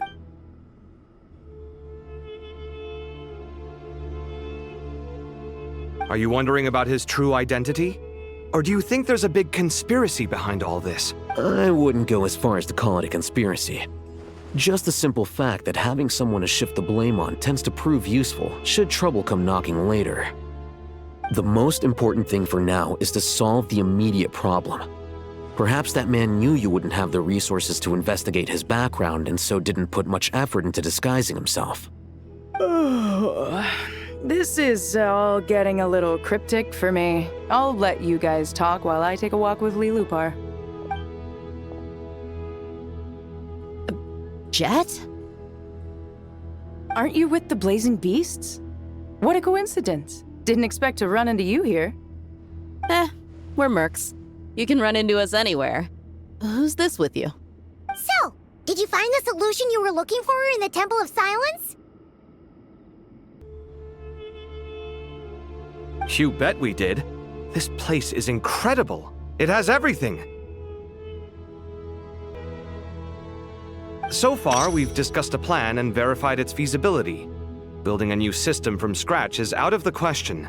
So our only option is to modify the Akasha using certain resources we hope to find in the mausoleum of King Deshret. According to certain sources in the Temple of Silence, there is a core device in King Deshret's mausoleum known as Aru. Little is known about this device in academic circles, which suggests it was hidden quite effectively. If these sources prove correct, the energy contained within Aru may be sufficient to power our Akasha renovation plan. However, this raises difficult questions regarding technological integration. The sages are still debating it. Yeah, but I'm sure they'll reach a compromise once they've argued it out. The people of the rainforest are always cautious when it comes to desert technology. But times of crisis like this leave us with little choice. Wait, Paimon has a question. Is this the same Aru we've heard of before? It's sealed off, right? Some sort of prison where the Goat King, Ibis King, and Crocodile King are locked up. Well remembered. Yes, that's exactly right. According to our records, Aru was the most brilliant creation King Deshret ever conceived of. Built by divine and mortal artisans working together. It was a miraculous accomplishment. And that being said, what Aru actually does and why it was built, those are deep secrets we are not privy to. Until recently, I wouldn't have been optimistic that the place even exists. The only reason I'm inclined to believe it now is because we heard it from the Ibis King Thoth himself at his temple. The tale of how the 3 retainers of Al-Akhmar were imprisoned in Aru. Paimon totally gets that. When Paimon first heard about it, she thought it sounded pretty unbelievable too. Do you guys still remember that? The Ibis King told us they were trapped in Aru and that they had to answer 3 questions to get out. I think I remember. What causes our rise and fall? What obliterates love and hate? And what determines truth and falsehood? Those were the 3 questions, right? Yeah. Oh, if only Nefer were here. She's dealt with the Ibis King before, so she might know more. Oh, Nefer's a friend we met in Nodcry. Nodcry? Funny. She showed up here earlier.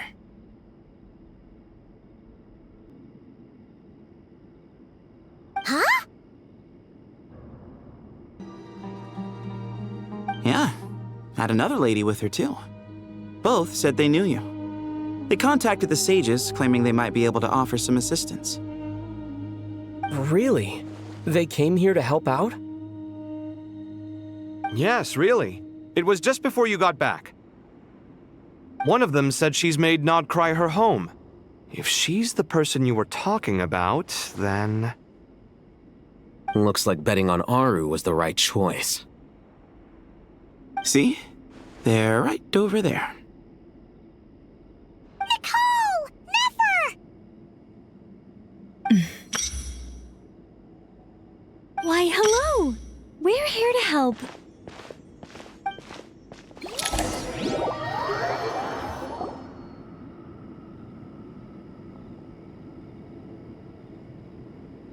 It's a good thing we left early. We almost got locked out. Locked out? What do you mean? Oh, you haven't heard? An invisible barrier has appeared around Sumeru's borders, cutting off all travel in and out. No one can leave and no one can enter. Sumeru has become a lonely island. Are the Fatui behind this too? Actually, no. This has nothing to do with them. I suspect it's a defense mechanism within Irminsul itself. Irminsul is the source of Tevat's ley lines after all, and Sumeru is the nation closest to it. I imagine this function was put in place to seal the entire region off in the event of serious damage, preventing the disaster from spreading to the rest of Tevat. It may have been implemented long ago. Doesn't that mean that the people here won't be able to escape to other nations if the anomaly keeps spreading? Currently, that does appear to be the case, which is precisely why I am here. This is a critical moment for the world, and Sumeru is the eye of the storm. Paimon's surprised you managed to convince her to come back to Sumeru. Indeed. Even for someone of my wisdom and eloquence, this tested my skills to the limit. And why should it concern me that Sumeru's in trouble? Surely you don't think I still have feelings for that place? Judging by your tone, I suppose you don't. Sounds like you don't know much about my past. And here I thought you knew everything. All I know is that the Ibis King is the source of your power. He was quite a prominent moon envoy once upon a time, so I do know a thing or two about him. As for your past, I have ways to learn the full story if I wish to. But everyone has secrets they'd rather keep to themselves, wouldn't you say? I'm glad you see it that way, Miss Nicole. I've chosen to call Nod Cry home, which is why I did my part in its hour of need. That doesn't mean world savings become a habit with me. I have no particular desire to play hero in Sumeru, thank you. I understand. Human emotions do not appear and disappear without cause. There is always a reason to be found behind both salvation and destruction. Still, if time has taught me anything, it's that human emotions are often complex and in conflict. That's why people change their minds about things all the time. But that's where we angels come in. Our duty, ultimately, is to guide people towards their deepest, truest desires and help bring them to fruition. So I wish to hear about your past, because I do not believe you are motivated by hatred alone. And if we still arrive at different conclusions in the end, that's okay. I refuse. Wait, what? But I set the atmosphere and everything. Isn't this supposed to be the moment when we finally open up to one another? Is it? Maybe I'm not so good at reading the atmosphere. You're right, Nicole. There's more to me than just hatred. Had it consumed me, I'd be left stuck in the past forever, never living in the present. But I don't think that your guidance can change my mind. The all-consuming sands, the bloodshed, both deserved and undeserved. Those old emotions cling to me like a shadow. Do you wish to shake them off? No. I hope to remember them forever. Those emotions and memories shaped me into the person I am today. They'll always be a part of me. In that case, would you like to hear my perspective, at least? Sure. It's not every day you get to hear an angel's opinion. A long, long time ago, when the angels still walked freely upon the earth, I found life tedious. Monotonous work, lukewarm relationships. Things weren't nearly as interesting as they are now. And yet, since the angels' demise, I have found myself missing those days on more than one occasion. Human emotions are often attached to a person, a place, or an object. When those things are gone, the memories quickly fade, and the emotions slip away along with them. If Sumeru were destroyed, both rainforest and desert would be no more. With the object of your hatred wiped from existence, it would not take long for the memories buried deep in your heart to slowly fade. Both love and hate are intense emotions, but they are nothing compared to the void left behind when they disappear.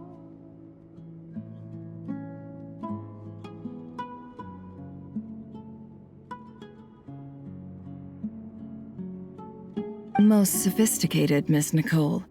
But anyone focused on the future could only ever applaud the destruction of the things they hate. Still, I'm a special case. Someone once told me that human memory is more selective than a Mora-hungry merchant choosing between customers. We all need a reality check once in a while, so we don't forget the truth.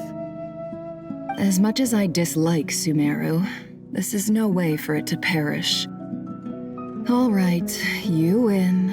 I'll help you out a little, but I won't work for free. How much will you need? You're not gonna milk this for all it's worth, are you? What do you think? I'll be upfront with you. I don't have much more on me. If that's what you need, I could borrow some from Alice. Or perhaps I could pay in sculptures. The ones I carve are actually worth quite a lot. Just cover my travel expenses. Huh? Is that all? That's all.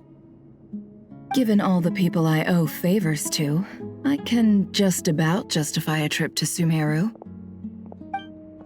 Yehoda! Here, boss! What do you need? I'm going back to Sumeru for a while. While I'm away, you'll be in charge of the curatorium. Me? I'm in charge? Whoa! Don't worry, boss. You can count on me! And that was how the ingenious Angel Nicole brought you the perfect person for the job in your hour of need. Hip hip hooray! That was far more detailed than necessary. Not lacking in embellishment either. I never thought I'd return. Especially not the desert. But life doesn't always go as planned, I suppose.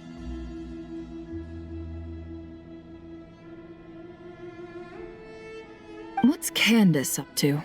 I don't think I've seen her yet.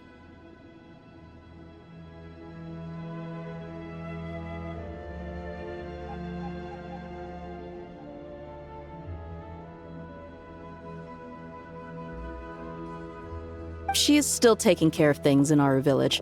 Should be joining us before too long.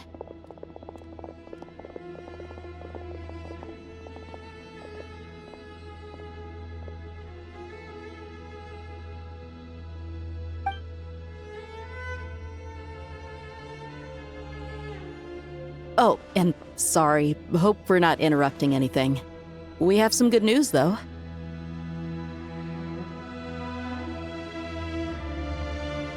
We're planning to go to the mausoleum of King Deshret to look for the legendary Aru, then use it to try and restore the Akasha system. According to records in the Temple of Silence, the mausoleum houses something called Aru's Chute, which can be used to establish connection with Aru. We still have some time before we leave, so there's no rush. By the way, who are these two new faces? Just call me Nefer. I'm based in Nodcry. Did I hear you mention Aru?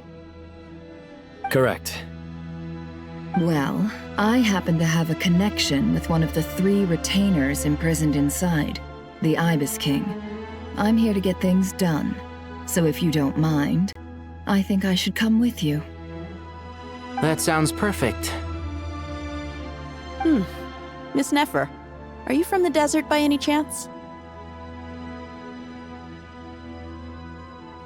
Why do you ask?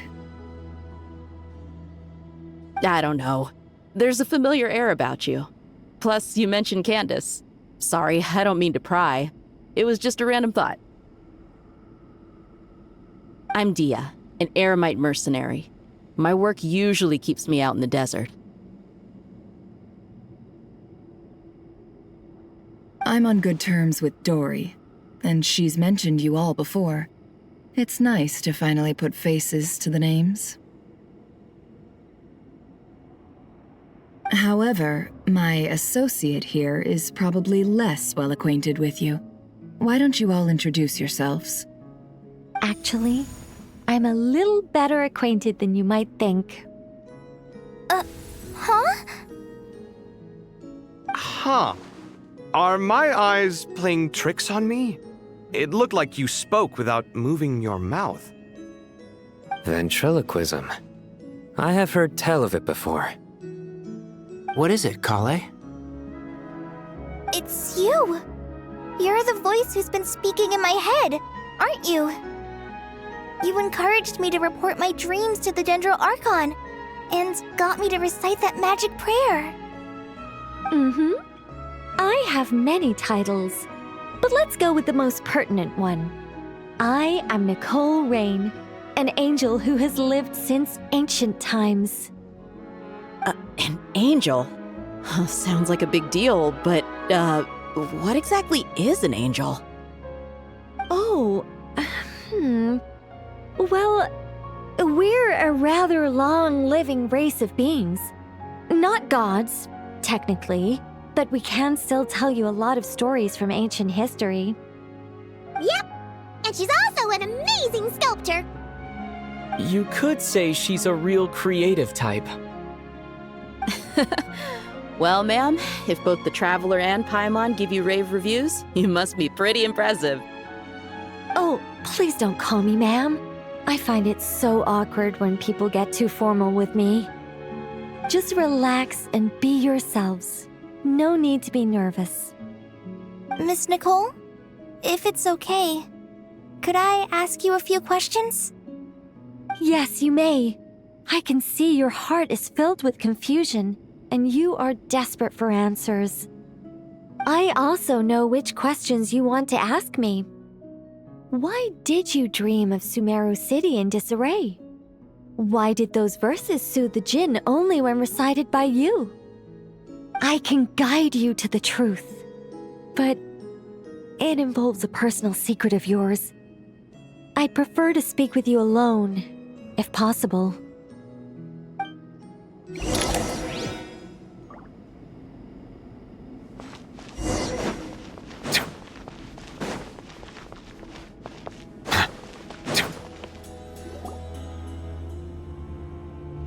I thought we were going to speak alone. This is a lot more people than I was expecting. What's wrong with it? Even the doctors at Dar al-Shifa allow patients to be accompanied by family members. Well, if Kale doesn't mind her secret being revealed, I have no problem with it. Thanks Thanks for being so considerate, Miss Nicole. I don't know what secret you mean, but whatever it is, there's no need for me to hide it from my closest friends. Closest friends? It's so nice to hear that.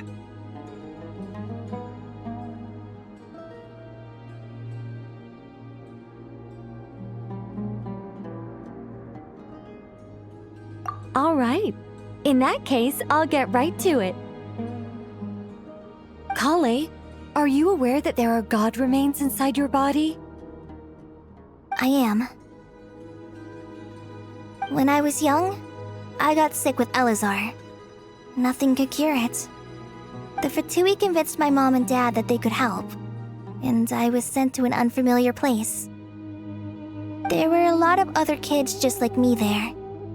This creepy guy injected us with some strange medicine, which I heard contained god remains.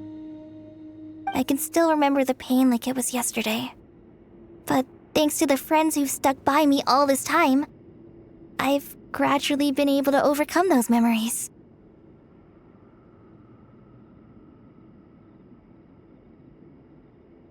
Anyway, so you're saying that what happened to me has something to do with the god remains they injected me with? Yes. Those were the remains of Nabu Malikata, the goddess of flowers. What? Huh. Fascinating.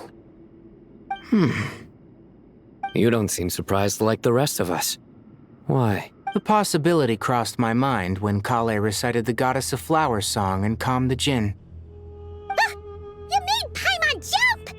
What are you doing here, Lilupar? I was merely passing through when I heard the name of the Goddess of Flowers. Be assured that I share your surprise. You, with the hat. Are you certain? I sense no trace of the Lord of Flowers within her. Well, it is a very small fragment. Unless special methods are used to manifest its power, even her closest acquaintances would find it near impossible to detect. After the goddess passed away, her remains were scattered across the desert. King Deshret gathered all the pieces he could find and buried them in the Eternal Oasis. But some fragments remained unaccounted for. Eventually, the Fatui must have found a way to track some of them down. Presumably for use in some experiment. It's not an uncommon occurrence.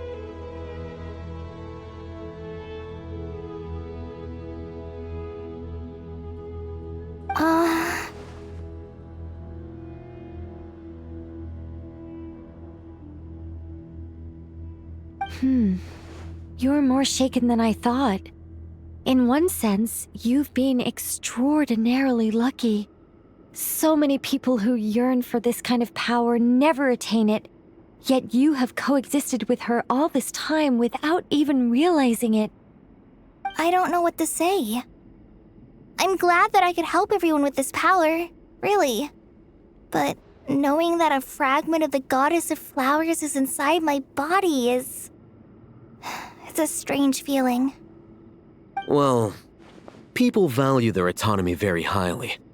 Even a well-intentioned intruder can shake one's sense of self. I understand how you feel, Kale. But once you get used to it, you'll find it's nothing to be concerned about. Huh. I guess you, of all people, have a good reason to speak on this. 2 good reasons, in fact. Incidentally, 3 is the maximum number of Hermanubis' Ba fragments that I could bear. Let me guess. Because 2's company, but 3's a crowd? Thanks for helping to explain the joke, Tainari. Not my intention.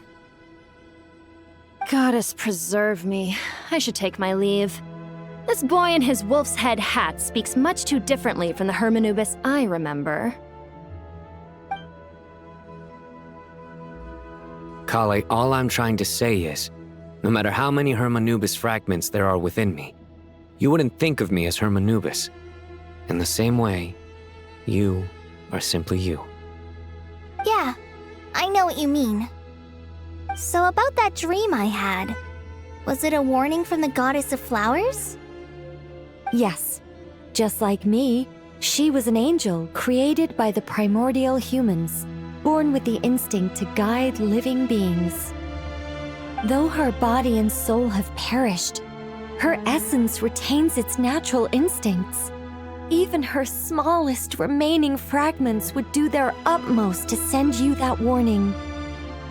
The Mother of Dreams? Lord of Flowers and Oases? She must have had a premonition. That is why she gave that dream to you. We won't let our efforts go to waste. But I still don't understand. Why me? Yes. Why indeed? You weren't the only one injected with god remains, but only in you have her fragments persisted. I suspect it may be because of the firm will you showed in the face of suffering. She was likely assimilated by that will. Of course, this doesn't mean you have to shoulder any extra responsibility. As this young man said, you are who you are, and that will not change. All right, any further questions from the family members of the patient? If not, we should head to the mausoleum of King Deshret. Let's move out. Time to put our plan into action. We all hope it'll work.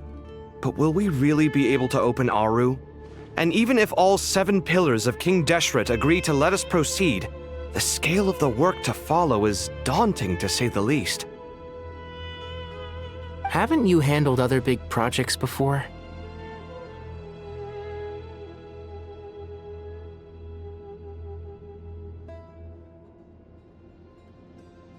I mean, the biggest project I've worked on to date is probably the Palace of Alcazarzaray, I guess?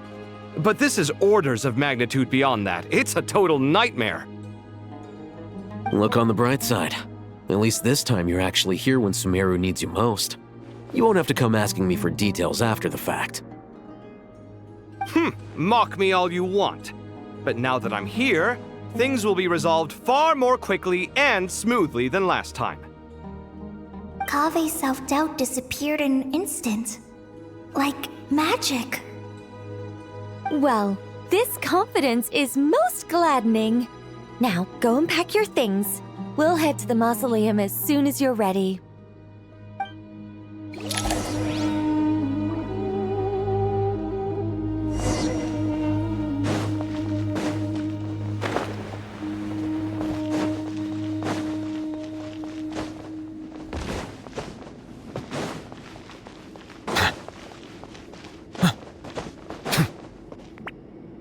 Oh, Miss Nicole.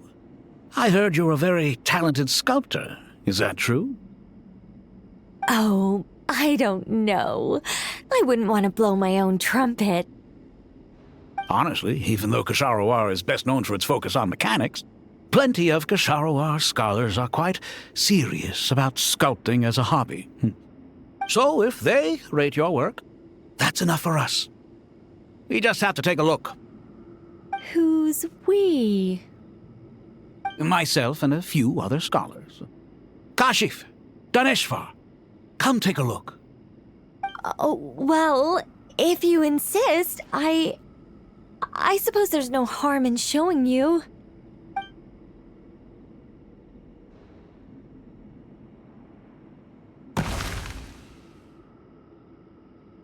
Whoa! Where did that come from?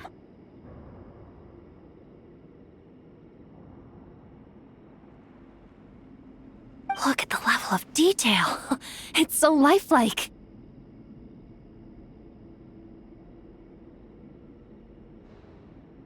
The squirrel descends from the heavens like a champion, and the earth trembles beneath its feet.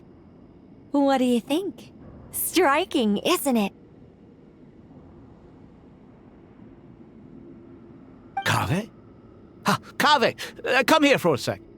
Oh, and Madame Farazan, didn't you used to study in our darshan? Come take a look. All right, but hang on a moment. I have to finish reviewing this proposal first. You called? What is it, youngster? This squirrel statue. Isn't it cute? Oh, a squirrel. I wouldn't say cute per se. The realism is what stands out to me. Were you trying to carve a statue of a hero, young lady? Oh, a hero? I suppose so. Actually, I didn't really have a specific theme in mind. I just started working on it, and this is how it turned out. I see. Well, do you tend to read novels about heroes in your spare time? As a matter of fact, I do quite enjoy those. Everyone loves a good tale of daring do, right? Then perhaps this statue represents the heroic tale you long to see deep down inside. Also on the subject of heroism, I feel that if the subject posed with a finger raised towards the heavens, it would lend a greater gravitas to the overall image. I'm sure some would call it cliché or old-fashioned, but not me. I think it would be a perfect fit. It has a certain classical beauty about it. Kaveh! Sorry, Madame Faruzan, I'm a little busy right now. Don't wait up for me. What a pity. That young man has excellent aesthetic tastes. I was hoping to ask him for his opinion. What a genius idea! Why didn't I think of that? Classical beauty is a great direction to explore. That's it. Once I get back, I'm going to sculpt a heroic squirrel pointing its finger towards the sky. Precisely. A declaration of victory. You understand my vision. Then place the two statues face to face. Yes! That's exactly what I was thinking. It'll be a masterpiece. Miss... I'm sorry. I didn't catch your name. Just call me Nicole. Madame Faruzan? Was it? What? Oh, no. That wouldn't be right. Why ever not? Madam is a state of mind cultivated from within. Anyone may call me Madam if they so desire. My dear Miss Nicole, once we make it through these trying times, should we have the pleasure of meeting again, I shall look forward to seeing your new work. In this day of age, it's rare to find people with an appreciation for classical aesthetics. Meeting you was truly a pleasant surprise. Honestly, I feel the same way. It's been a long time since I met anyone interested in this style of statue. Clearly, they don't call you Madam for nothing. Also, I have to say, you're a very good judge of character. Because when I think about it, I really am someone who likes stories about heroes. That must be why I've quietly kept watch over generation after generation of them. Sorry, keeping watch over heroes? What exactly do you do for a living? Oh, never mind that. Let's not tell Madame Faruzan about Miss Nicole's true identity for now. Good idea. Let's limit the conversation to aesthetics.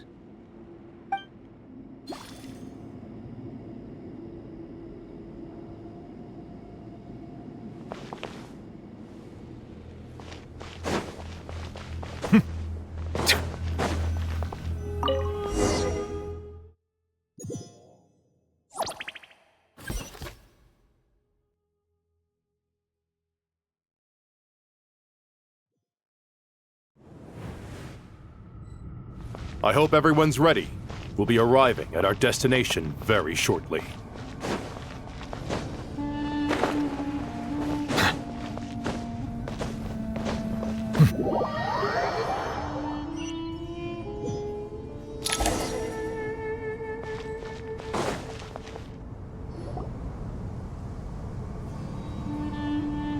Why, we've not seen so many visitors ever, really.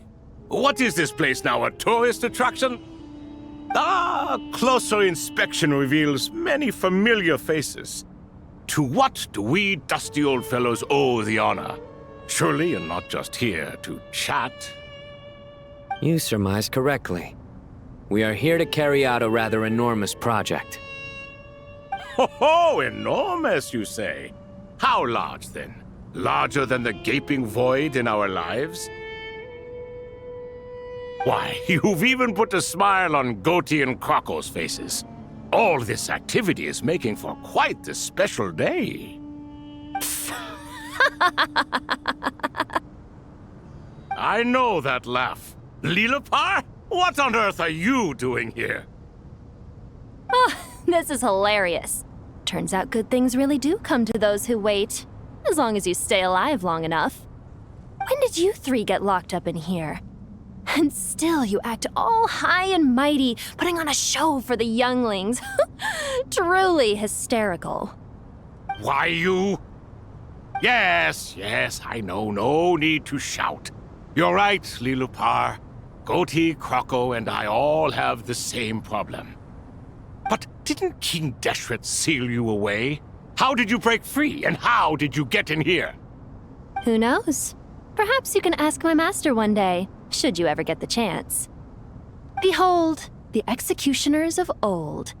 Some have turned into fragments residing in human bodies, and others are imprisoned eternally, leaving not a single shard behind. It's almost tragic, watching lowly prisoners like you act all self-important. Curiosity gnaws at you, doesn't it? Your interest in the outside world threatens to burst you at the seams. I'm starting to take a liking to this magic bottle lady. Time is of the essence. Let's get down to business. We come to you, O three ancient lords, to request your assistance on behalf of the Academia. If we can help you regain your freedom, then please consider lending us your aid. As for precisely what we need your help with, it's a long story. So, to demonstrate our sincerity, we are prepared to first resolve the problems that plague the three of you. All right, stop arguing, Croco. And Goatee, don't you start. What's the harm in letting her speak? It's not worth getting so angry about. Forget about her. The three questions are the crucial thing here. But do you really have a way to answer them? You once answered the final question, Nefer, but the seal did not open. Unless, with the passage of time, you have found a new answer? You could say so. When you first asked me what determines truth and falsehood, my answer was a liar's soul.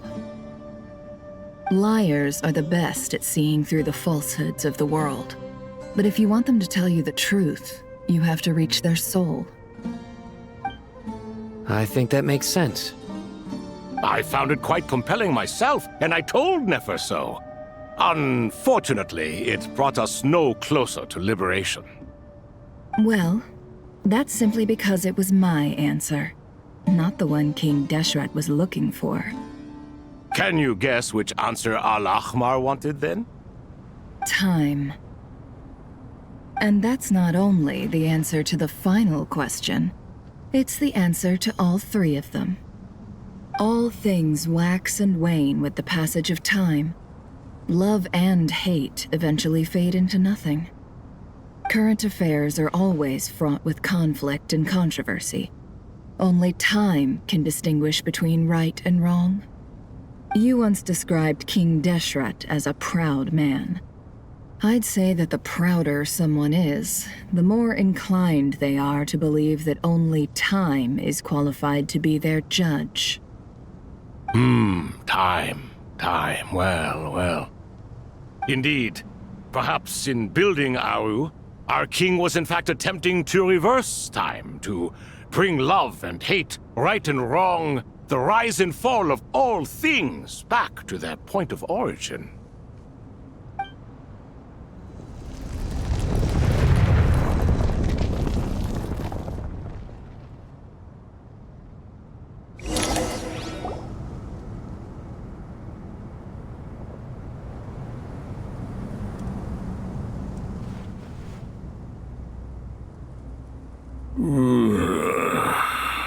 This is the most eventful day I have experienced in a long time. You have my sincere gratitude. Are those 3 of the 7 pillars? Turns out the statues were quite faithful to the source. You three seem to be in good spirits. Prison can help a person grow and learn to cherish what they have. Nevertheless, after everything you've done for me, I sincerely hope you never have to experience it for yourself. Hello, Nefer. It's good to see you, Thoth the Ibis King. Nice. Definitely puts my mind at ease, seeing you two getting along so well. Should we maybe introduce ourselves, or... Sure. I'm Sethos, the current leader of the Temple of Silence. This is General Mahamatra Sino, and this is the former Spantamad sage, Cyrus. But I'm guessing none of that means a whole lot to you. Everything is equally new to us, in truth. We've been gone from this mortal world for longer than you can imagine.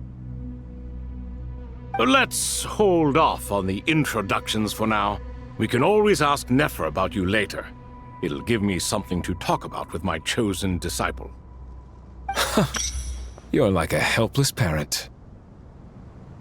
Gods and people of yore are not necessarily welcome in today's world. Self-awareness is one of my finest qualities. I thought I ought to share its fruits with you two. Is that so? Well, I think we'll take it in stride, just as we did with the 3 questions. Let's not forget, it was my persistence that won you both your freedom. Fair point. I have to applaud your persistence. And I must praise you for your wisdom. Now, state your wishes, young ones. I'm sorry? Why, your tremendous accomplishments deserve a reward, do they not? You must let us do something for you in return. General Mahamatra, what do you think? I won't beat around the bush. Sumeru is facing a crisis the likes of which have never been seen before. And we need your help.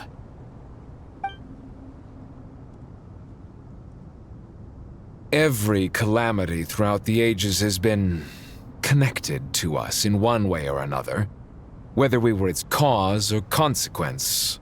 Whatever is wrong with Irminsul, it severely affected the Dendro Archon. She fell into a coma and is currently receiving treatment from the Dendro Dragon. The Dendro Dragon? I'm sorry, the Dendro Dragon is helping to heal the Dendro Archon?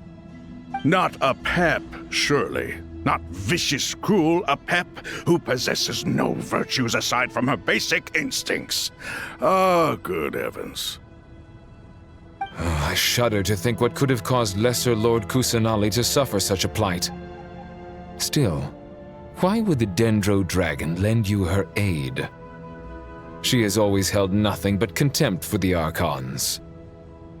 I suppose she and Kusanali must have some history. You can help us make history too. A smooth talker. Well said, lad. Currently, no one can connect to Irminsul. We hope that by opening up Aru and making some modifications to it, we can use its technology to our advantage. Unfortunately, Aru is an imperfect creation. King Deshret never managed to realize his full vision before his death. Much remains to be done if it is to be pitted against Irminsul itself. Besides, I hear your reasons, but to give Aru up over such would be... The archaeological records clearly indicate that although Aru's construction took a long time, it was not beyond human means to achieve. Modern technology should solve the efficiency issues. We have no choice but to go all in on this. This is by no means a threat. But the only reason we helped you escape from Aru was to gain the necessary leverage to negotiate with you. You asked us to state our wishes, and we have. Each one of us here needs your help, as do all the thousands of people living in Sumeru. They need you, and they need Aru. What do we think, my fellow old fogies? Shall we lend our support or not? Since you ask so nicely, naturally. Naturally what? Are you for or against? I simply mean we shall do what comes naturally. You claim that you wish to open Aru. Know you then that the golden slumber created by King Deshret is preserved within? We do. We understand the risks involved. In all likelihood, the mortal world will never again be able to replicate King Deshret's work. Never will there be another chance to come so close to creating a utopia. Knowing this, are you sure of your decision? We are sure. Before people can dream, they must first live. If your minds are made up, very well. We shall summon our erstwhile colleagues to discuss this further. Saint Chesapank, Saint Bennu, once you surrendered to silence and were buried with King Deshret. But now, we invoke the right to awaken you with our voices.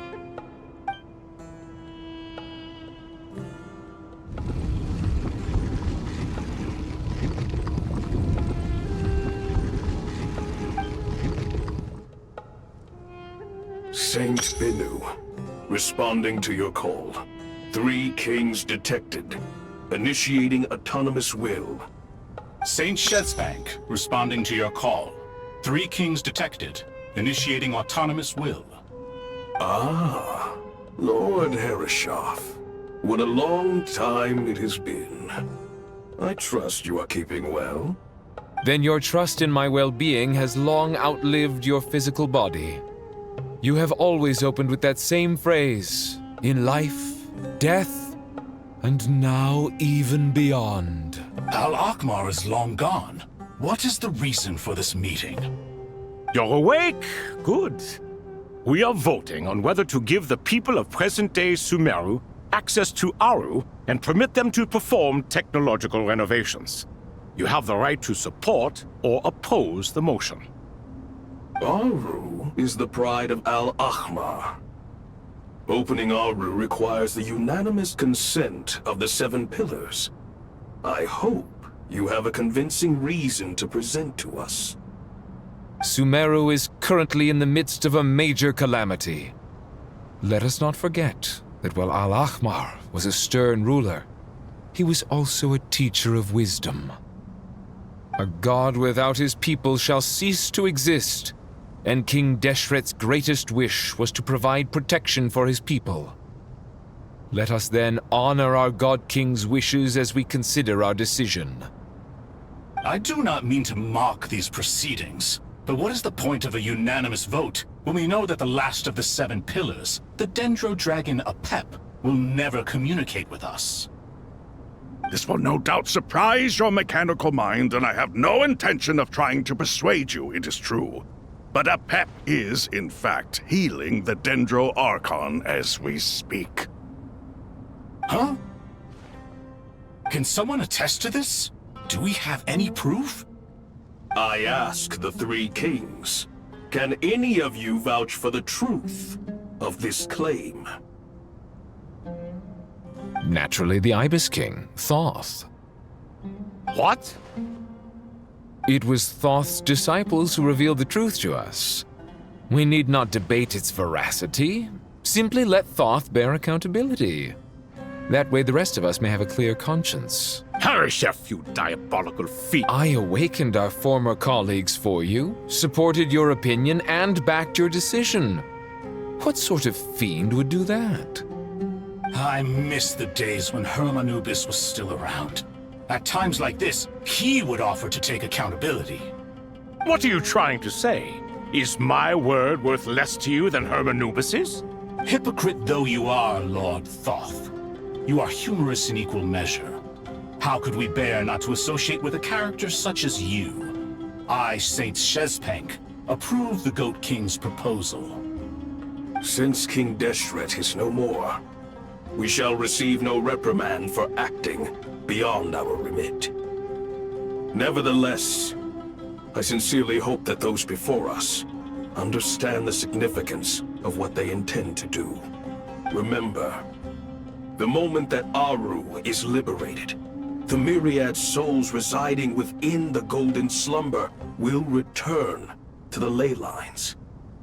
And once the ley lines flow again, these souls shall in turn be received by Irminsul. To take this step is to bring the perfect afterlife created by our king to a permanent end. We understand that well, and we have decided to proceed regardless. Furthermore, the contemporary human perspective would contend that confining souls in this way is no act of benevolence. The deceased have a right to rest in peace. King Deshret's creation is clearly a place of rest and peace. It is just that many do not see it this way. But no matter. Saint Binu approves.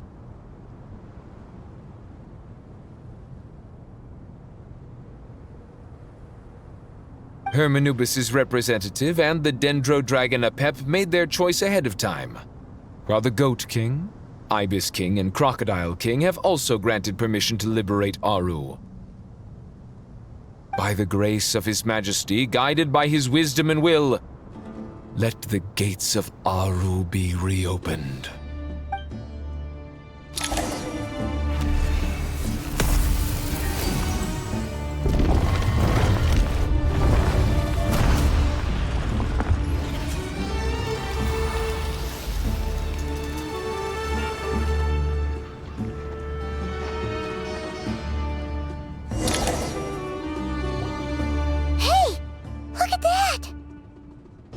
What's this? Are we under attack? No.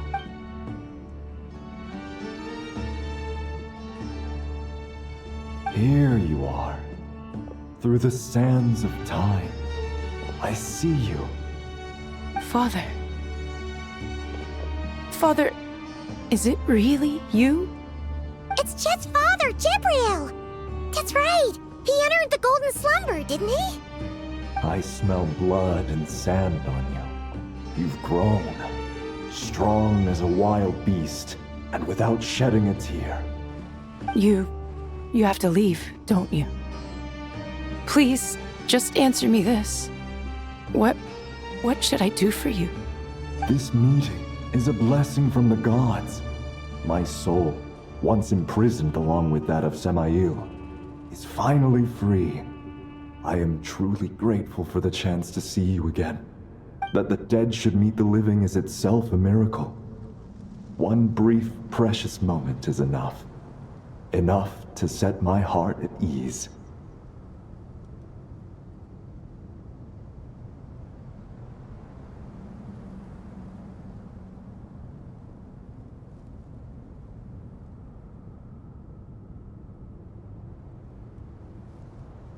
Do not weep for me, Jet. I know you will accomplish many great things in your life. You will go further and climb higher than I ever did. All I ask is that you take good care of yourself.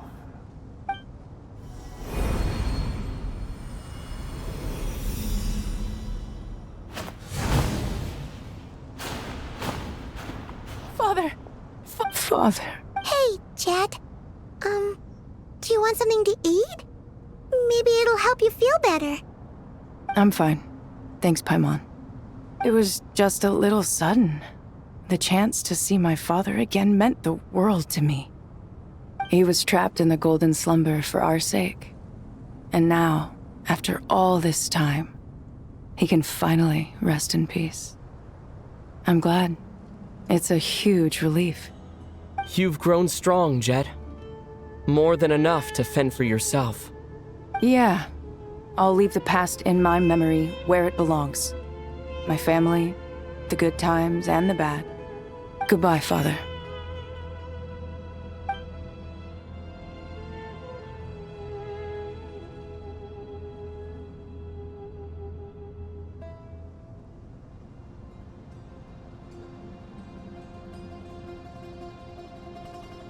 Ah, me, what a touching reunion that was. It seems we did a good deed today. We three retainers, once imprisoned for our iniquity, are surely the least qualified to judge whether this deed is good or bad. Either way, Aru is open. Now you have your opportunity, and with it, whatever trouble may ensue. Although Aru was created by a god, human craftsmanship was nevertheless required to build the gate that connects it to this world.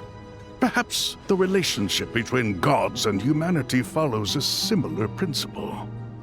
As for your proposed renovations, we cannot determine which functions to keep or discard. Proceed as you see fit, but please entrust the task to your most accomplished scholars, or Bennu will be most displeased. It matters not. The Ibis King shall be accountable if any problems arise. Ibis, you chose to take on disciples, and so it follows that you must accept the risks of associating with humans.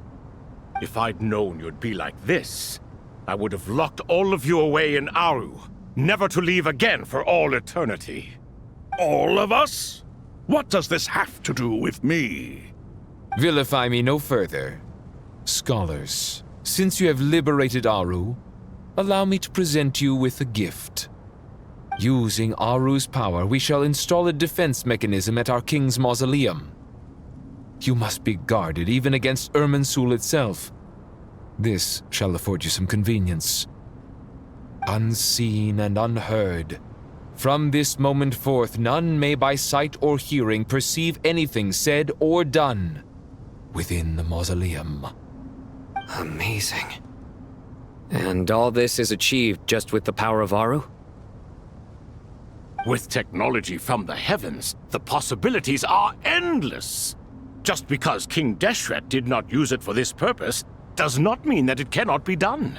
So, marvel away. This is the reward you have earned. All right. Well, that resolves the issue of confidentiality. What about the technical side? Do we have the manpower? Why, yes. I've already contacted them. They'll be here soon.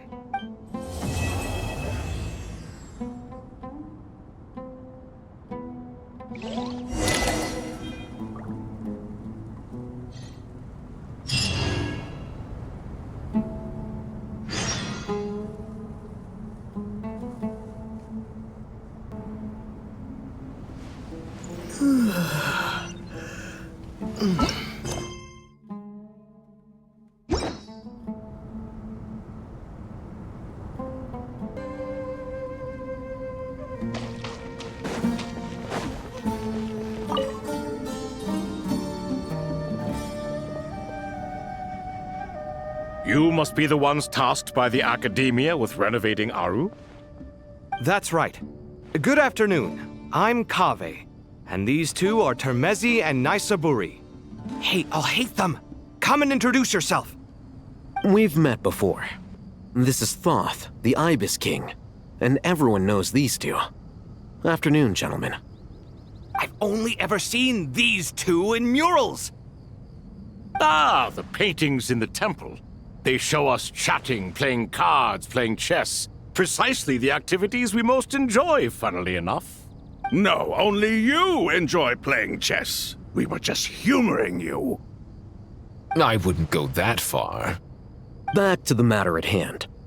A preliminary assessment by the Academia indicates that this project requires expertise in various disciplines, including the deciphering of ancient texts, mechanical engineering, the restoration of ancient ruins, and elemental theory.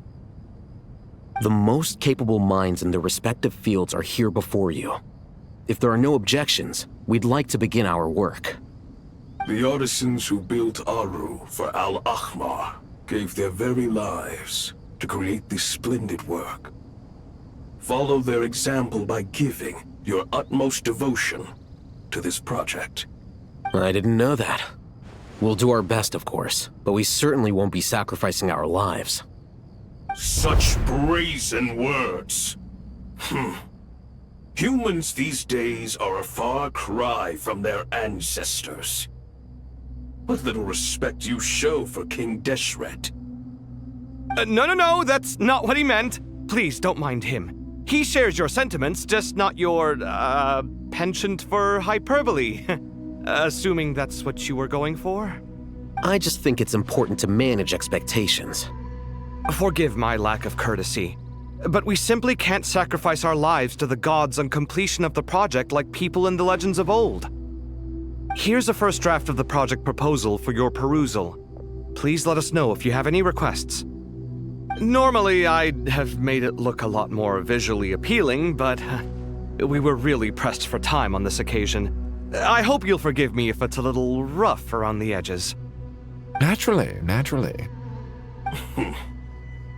If my fellow ministers deem this meager display of respect sufficient, I suppose I can consider agreeing to their proposal. Why are you so preoccupied with the ostentatious displays of respect to Al-Ahmar? We should be trying to make things easy for them. You never know. We might have to rely on these young people to look after us in our old age. Exactly. This is Aru's mainframe. Be reminded to use it with great caution. We certainly will. Thank you for your assistance. You may attempt to lay out punishment should you so desire, though I'm afraid it would be futile. You and I both know that certain components of Aru can only be operated by humans. King Deshret always believed in humanity. Still, the reason that Aru's modules are designed that way is not so much because he trusted them, but more because he was wary of you. Is that true? No wonder human artisans helped to build Aru then. He actually required human assistance to create his greatest work. Naturally. Have you noticed that the Goat King keeps giving superficial responses? It's like he's just going through the motions and leaving the real debate to his colleagues. He understands the art of perfunctory speech. That's what earned him his position as the Minister of Ministers. It seems the rumors about King Deshret being a poor judge of character are baseless after all. Excuse me for being blunt, but it sounds suspiciously like you're putting yourself on a pedestal and mocking me. You're mistaken. And while there's nothing strictly wrong with making every conversation about yourself, it's not exactly a positive tendency either. You? Whatever. I knew it'd be like this working with you. All right, let me past. I need to look at this console. It's your job to activate it after all. Let's begin. Everyone, please proceed with the external checks and preparations as per the procedures outlined in the engineering plan.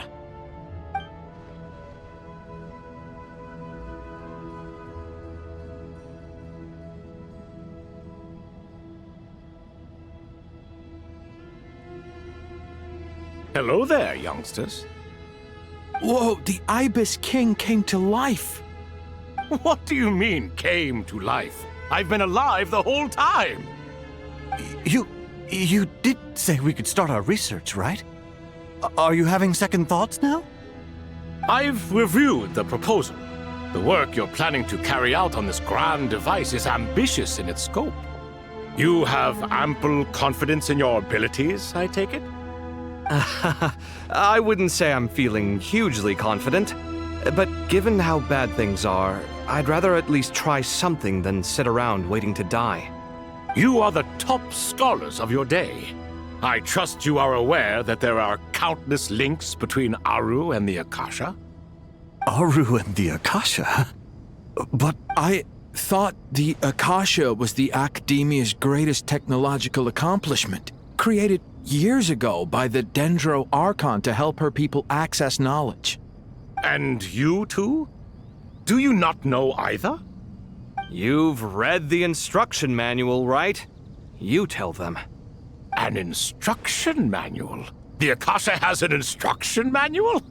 The Dendro Archon is a kind and thoughtful god indeed. It used to sit on a shelf in the corner at the House of Dana. Not the most popular read. If the manual is to be believed, Aru was in fact the original inspiration for the Akasha system. What? But there are so few records about Aru anywhere. And practically none of these scientific expeditions into the desert had anything to do with it. Ah, but this is something you could not possibly have known. You may have heard many stories about the desert, but what is the most important aspect of history? Consider this a quiz. Anyone from Vahumana present? I'm from Vahumana. It's, well, veracity. Precisely. And a large part of veracity is the chronological order in which events occur. I may as well tell you. In the beginning, Nabu Malikata, the goddess of flowers, descended upon Sumeru. The glory of the heaven was within her. She brought life, oases, and knowledge to this land. Then she created the Jinn, enlightened them, and ordered them to serve her. 2 other gods also walked upon this land where wisdom flowed in abundance, and the 3 met beneath the great green trees. It was the first and greatest alliance. We should speak with reverence of this covenant between the 3, which transcended both time and life. For they promised that in Sumeru, wisdom would be shared with all.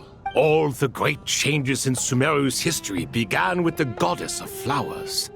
For King Deshret's sake, she pried into the secrets of Celestia, and for this was burned to ashes by the flames of wrath. So grieved was King Deshret by her passing that he lost all interest in state affairs and devoted himself instead to the knowledge that she had brought back. It was after learning of the technology from that floating island in the sky that he first conceived of Aru.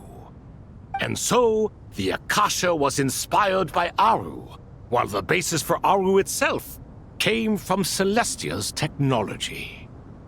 Well, if the 2 share a common technological origin, then connecting one system to the other is an entirely feasible idea. Unbelievable. Have you no reverence at all for celestial technology? No, I do, but there's no time for that. The schedule is too tight. Blame it on the deadline. Perhaps you could try coming up with our cutoff dates. You know what it's like having to turn around 5 different drafts in one day? I wouldn't wish it on my worst enemy. Yeah, also, Sir Ibis King, you don't plan on getting directly involved at all, do you? Yes, well, you strike us more as having come to give a popular science lecture. Or, wait, does this count as more of a first-hand witness statement? Neither. Anyway, this sounds like far too much work for me. Still, if Aru is so powerful, why didn't King Deshret use it for more ambitious ends? Because it was never fully completed. King Deshret had grand plans, but he perished before they could come to fruition. In the beginning, his wish was to create something that could rival the very world itself. The Lord of Flowers sacrificed everything for that ambition. What he desired, she bestowed, and thus was knowledge brought into the world. Her courage and sacrifice had to be honored with the most splendid of monuments, or King Deshret would surely have deemed it a grave injustice. And that monument, built from knowledge and technology, etched with a sacrificial and courageous love, even in its unfinished form, it deserves to be treasured. At that time, King Deshret said the following to the Lord of Dendro. Since we share an eternal covenant, I shall never be your enemy. Hence, the fruit of wisdom from the heavens is not to be devoured. Remember, it is not that I lack the power to become the enemy of wisdom. Yet you and she have taught me much, and in the end, Aru was only used to store a portion of the souls. It was but a... So the point you're making is, King Deshret was both powerful and ambitious, and he only ceased his imperious ways out of affection for the Goddess of Flowers and the Dendro Archon. You could see this as an act of mercy, but you could also see it as the sentiments that lay between these 3 gods placing constraints on him. This was, after all, the foundation of the alliance between them. This explains why Aru was both a prison and a monument, and why the answer to the 3 questions was time.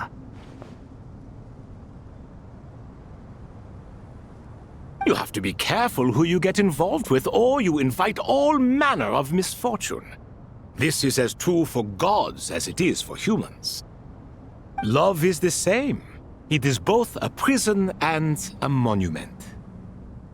All right, let us pause the story here for now. Seeing as you've been so diligent, I'll offer a little help. Who's in charge again? Is it you two? Ah, yes. Now then, close your eyes. Wisdom hides in the space between the tangible and the intangible. It is to convey the incommunicable through the simplest of mediums. By the power of King Deshret, I shall grant you a glimpse into the unseen secrets that lie at the threshold of existence.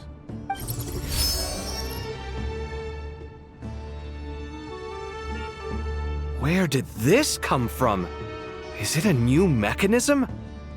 It looks more like some form of externalized information. You've rendered it visible?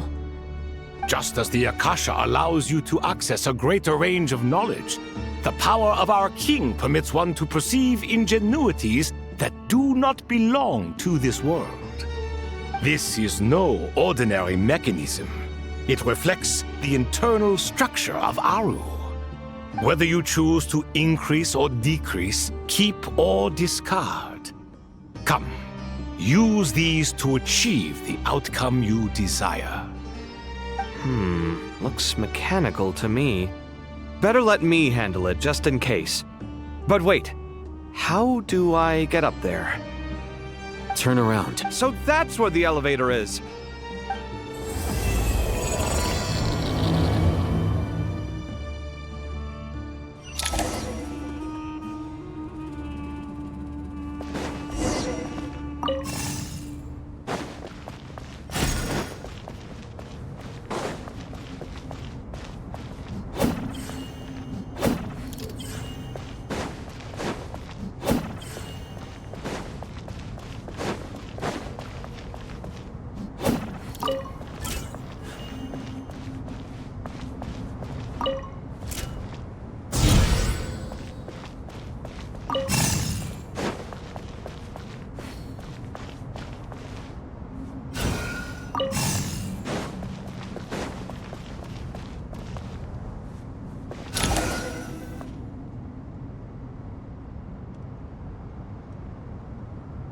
Obelisks were used to record important information in the ancient desert civilization.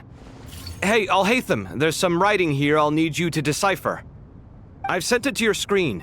Do you see it? Got it. It's a little blurry, but... Take a look and tell me what it says. Oh, and I'll send any other similar text directly to you from now on. Let's start with this one. It's a variant of an older script.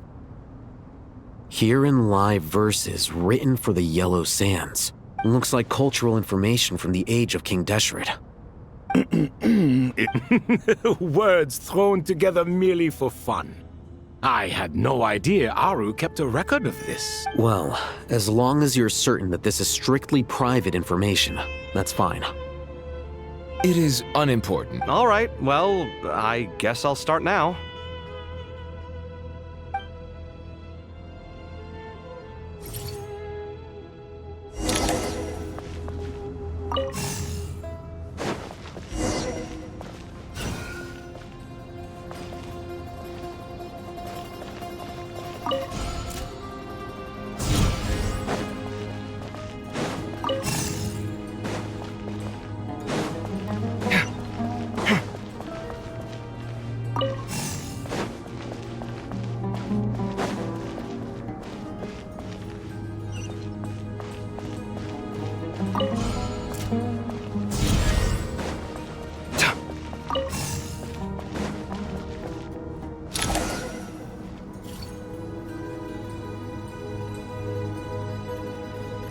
Found some more. Sending them over to you now. These are all reports about the Gurubad conflict. Can we delete them? I'd say so. Most of this information has already been archived anyway. What if there are details in there that Vahumana missed? What are we supposed to do if they come after us in the future? They'll just have to live with it. If we don't resolve these issues now, there won't even be an academia in the future, let alone a Vahumana Darshan. Yeah, you're right. Okay, done. There's some other similar monuments nearby. I'll check them out.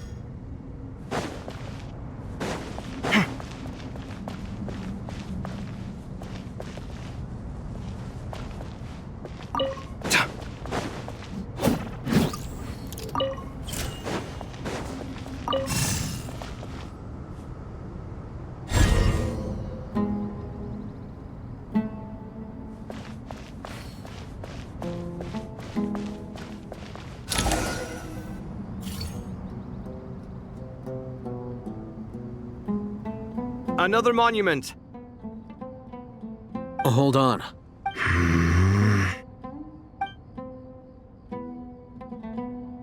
You're still reading it? How long is it? It records the development and governance of the Oasis civilization. Most of it concerns the Jinn, but it also contains records left by the artisans who built Aru.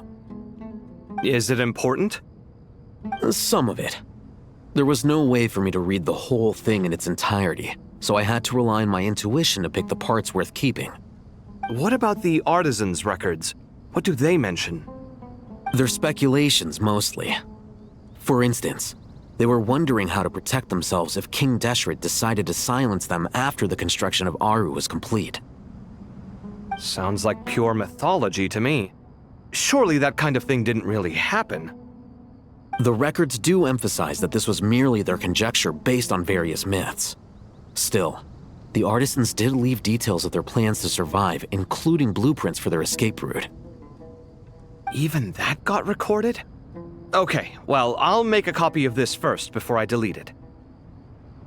Is that truly necessary? You won't be needing those. No, the blueprints are important. I want to keep them as a memento.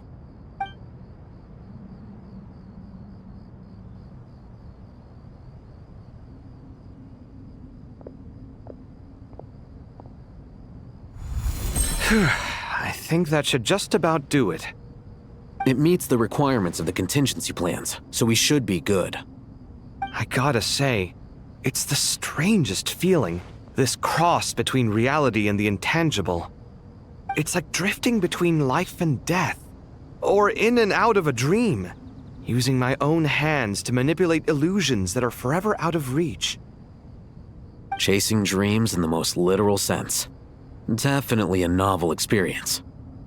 What happens if my spirit just floats away? That won't happen. Anyway, I wouldn't celebrate just yet if I were you. There's likely to be a phase 2 of this project. All right. I'd better keep my wits about me then.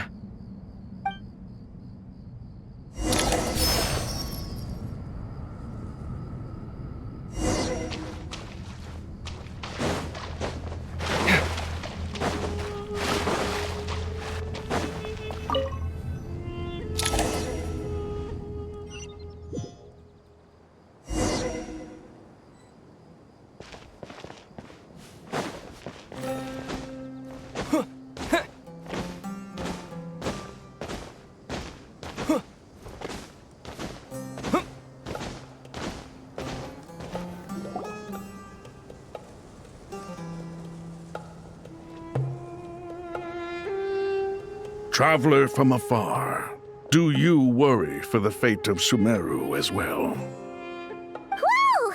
It's Sobek the Crocodile King! Greetings, Crocodile King. Please be at ease. I'm just here to chat with you about Lesser Lord Kusanali. Sounds like you really care about her. Yes, although to be exact, it is a mixture of both concern and curiosity that I feel. Speaking of Nahida, Paimon was wondering how she's doing. Wait a moment. What is it? I tried calling out to Apep, but there was no response. This can only mean that she is focusing all her energy on taking care of Lesser Lord Kusanali. All the gods who served King Deshret seemed super surprised to hear that Apep agreed to help Nahida. Guessing she made a bad impression on you or something. Are you aware of the history between her and our king? The story begins a long time ago. Al-Ahmar was always a wishful thinker where the Dendro dragon was concerned. Without consulting her, he decided to list her among the 7 pillars and declared his own power to be far superior to hers. That was when our king was at the height of his power. Ibis Goti and I were no match for him, and so we chose to submit and serve as his ministers. But not Apep. No, she never thought much of him. To Apep, Al-Ahmar's pride and sense of superiority were nothing but ignorance and hubris. In fact, they fought numerous times, but usually the battle ended in a draw. In the end, King Deshret coveted the power of Celestia, only to end up corrupted by knowledge.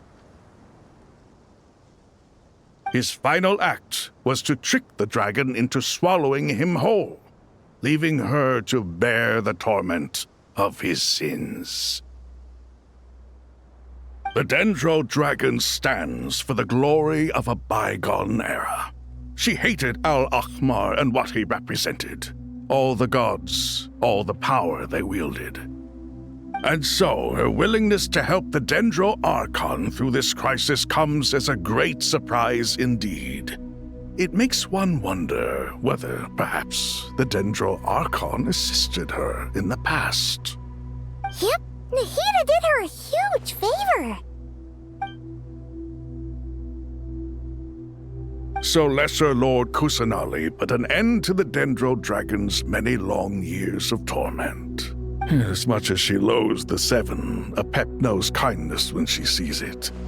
No wonder she was willing to make an exception. Yeah, that's the sense we got from dealing with her too. She is not incapable of coexisting with other living things. Rather, she actively chooses to avoid coexistence. And this despite the fact that she symbolizes life itself. How ironic. All of this being said, I wouldn't expect too much from her if I were you. Nothing will change her hatred towards humanity and gods. We'll keep that in mind. Anyway, how much longer do you think Nahida needs to stay with Apep? For all we know, the Fatui might still be in the desert. Just to be on the safe side, why don't we grab anyone who isn't busy right now and go look for her? I'm alright, Paimon. Huh? Was that Nahida's voice? It seems the treatment was effective. Since when do my deeds require your evaluation? Ah! Here will do just fine. I had no intention of taking you any further. One ought not expect greater generosity than they have earned. You always hide your kindness away like an oasis within a sandstorm. Only those who make it through the swirling winds can know just how beautiful that oasis is, and how much hope it brings. You dare appraise my being? No, I'm expressing my gratitude. I want to thank you for sharing your precious life force with me.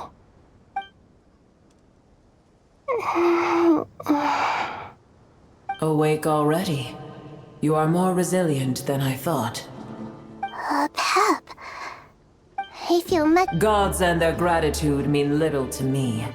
I would rather you give me your assurance that the situation with Irminsul and Sumeru's ley lines will be competently managed. If I suffer any ill effects from the ley lines, you, as the god of this land, will be held responsible. And you would not enjoy being held to account by me. I understand what you require, but I would assume this task even if you did not demand it. Sumeru is my responsibility. I must resume my duties as soon as possible.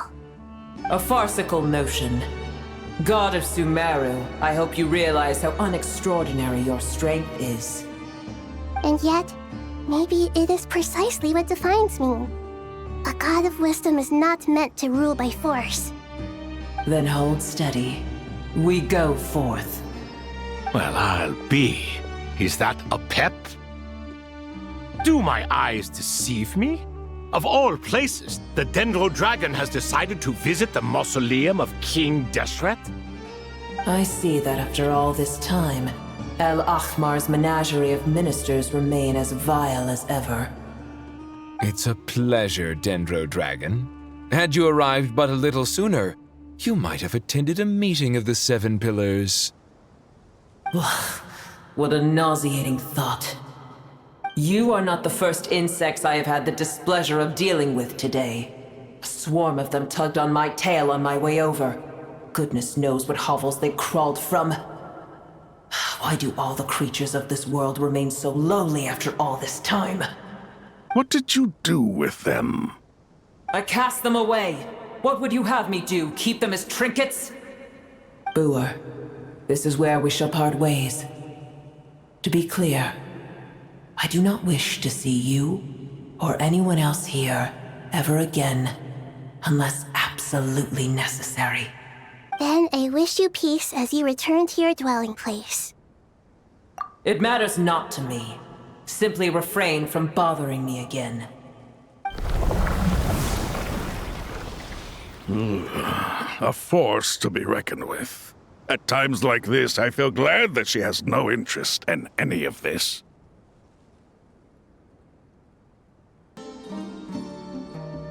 Hold on, just hold on, okay? We're almost there. We made it! Huh? Wait, that voice! It's... Uh-oh, I'm gonna fall!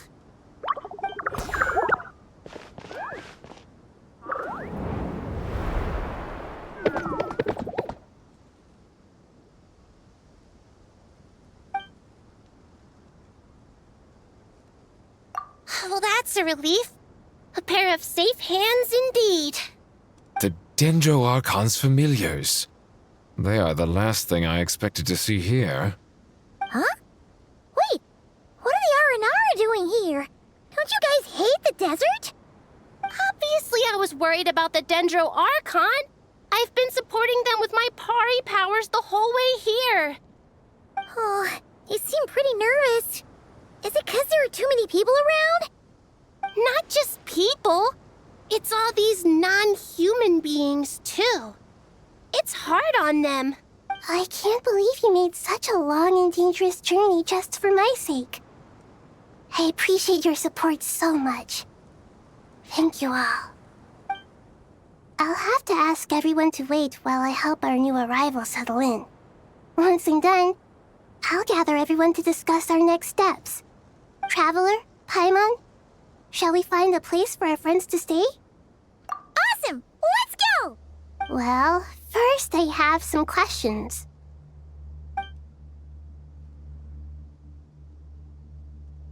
Okay, I think that covers everything. Thank you. We can get going now.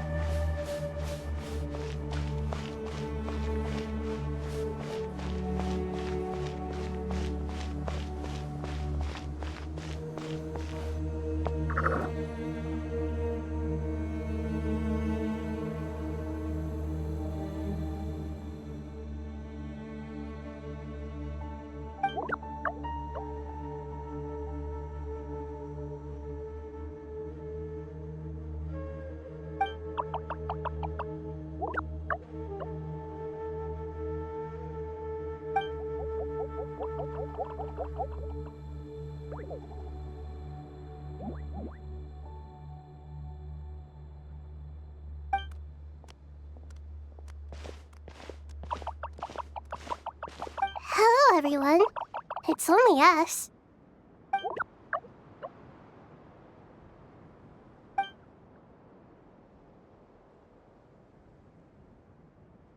It must be very tough for you coming all the way out here, especially since you don't like the Veluca. Is everyone back in Vanarana doing well?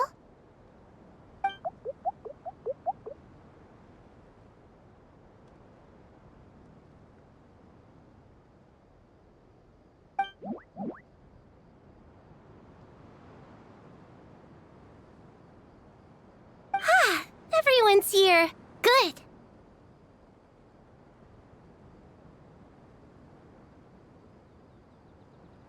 Are you okay? You look like you were about to pass out back there. And you're forgetting who I am. Don't underestimate me. Red Flux. Oh, excuse me! Are you comparing me to Paimon? I suppose everyone is gathered here because of me. As we can see, the situation is critical, and everyone is very busy with their various tasks, so...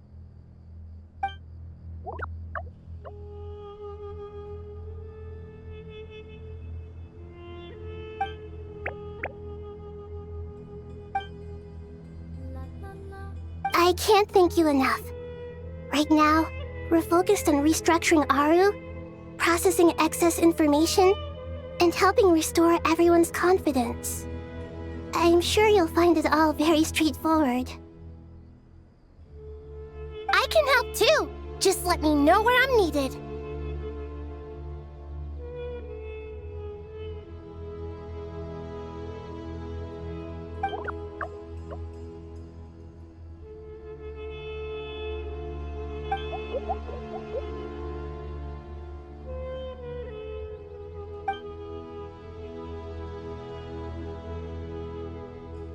Up to no good?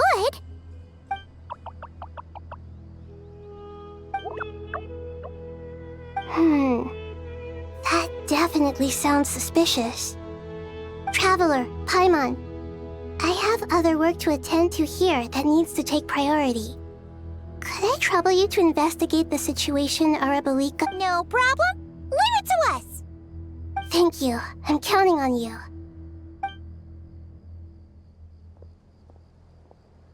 There's one other thing. If you are to work alongside the people of Sumeru, you will need to make yourselves visible to them. Is that acceptable to everyone?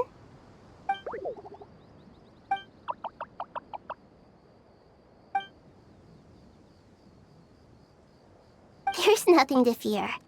No one here will hurt you. But if you do feel afraid, don't worry. Just call my name and I'll be there. Very well. Now, I shall bestow a small blessing upon you all. Whenever people see you and interact with you, from the moment their gaze meets yours, they will experience the most beautiful of dreams.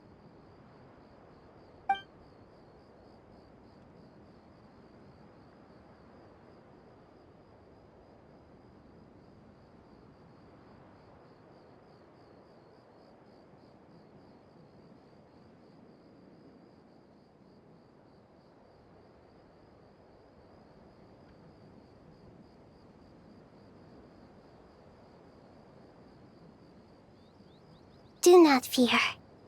We will face it together. This too shall pass.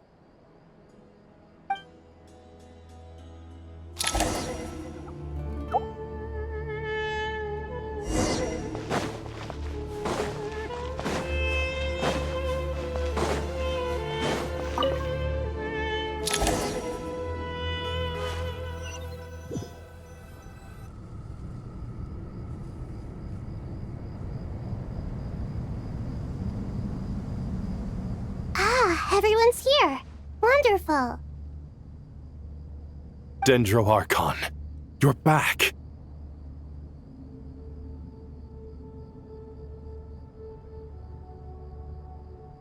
Are you recovering all right? You mustn't push yourself too hard.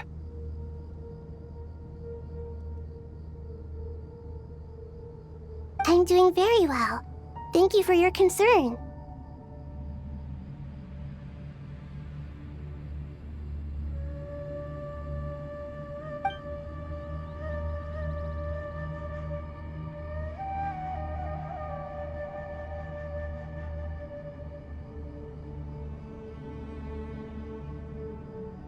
I see. Using the power of Aru to reboot the Akasha and gain access to Ermin's soul. It's a sound plan, although... I regret to be the bearer of bad news, but with the state that Ermin's soul is currently in, it's impossible to access via traditional means. Even the Akasha won't change that.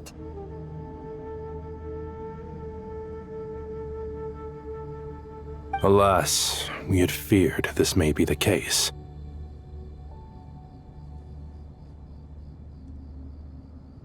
What about non-traditional means? Non-traditional means?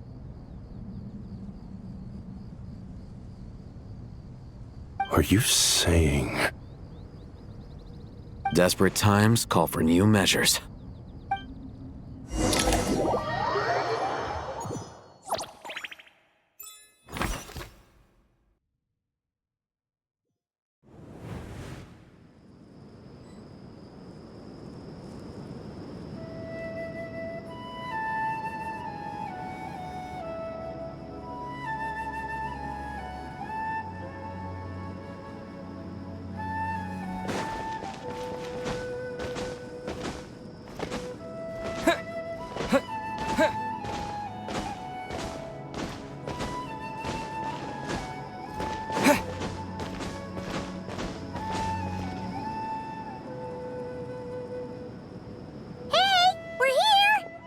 Ah, it's you. Is there a situation?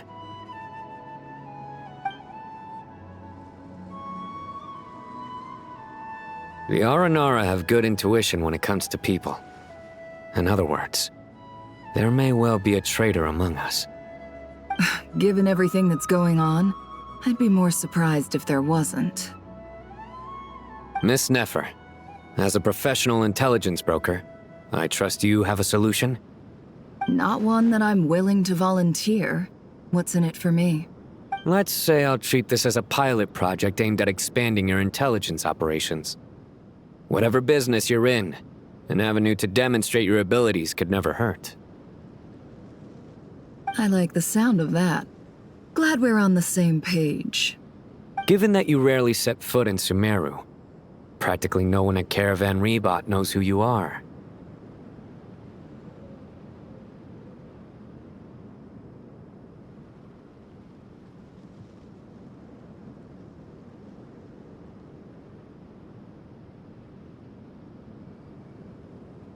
I take it you've read the files on everyone in the area? Yes. I also skimmed the list of evacuees, and am more or less up to date on where everyone stands. Any initial suspects? Limiting the scopes to males whose recent activity could be viewed as suspicious. I've identified 3 names. The Aranara saw 2 people talking, but currently we only have 1 suspect. The other person was probably just a messenger, and in all likelihood has already left Caravan Rebot. Everyone is heading for the desert per the evacuation order. Anyone willing to turn back at this stage is almost certainly with the Fatui. There's no way it was a spur-of-the-moment decision to act at a time like this. This spy must have been planted long ago. We need to smoke him out from wherever he's hiding. Sounds like you have the beginnings of a plan.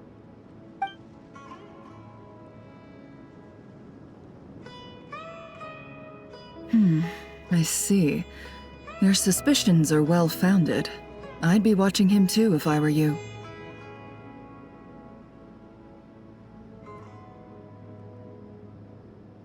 So far, we still lack solid evidence that he's been bribed.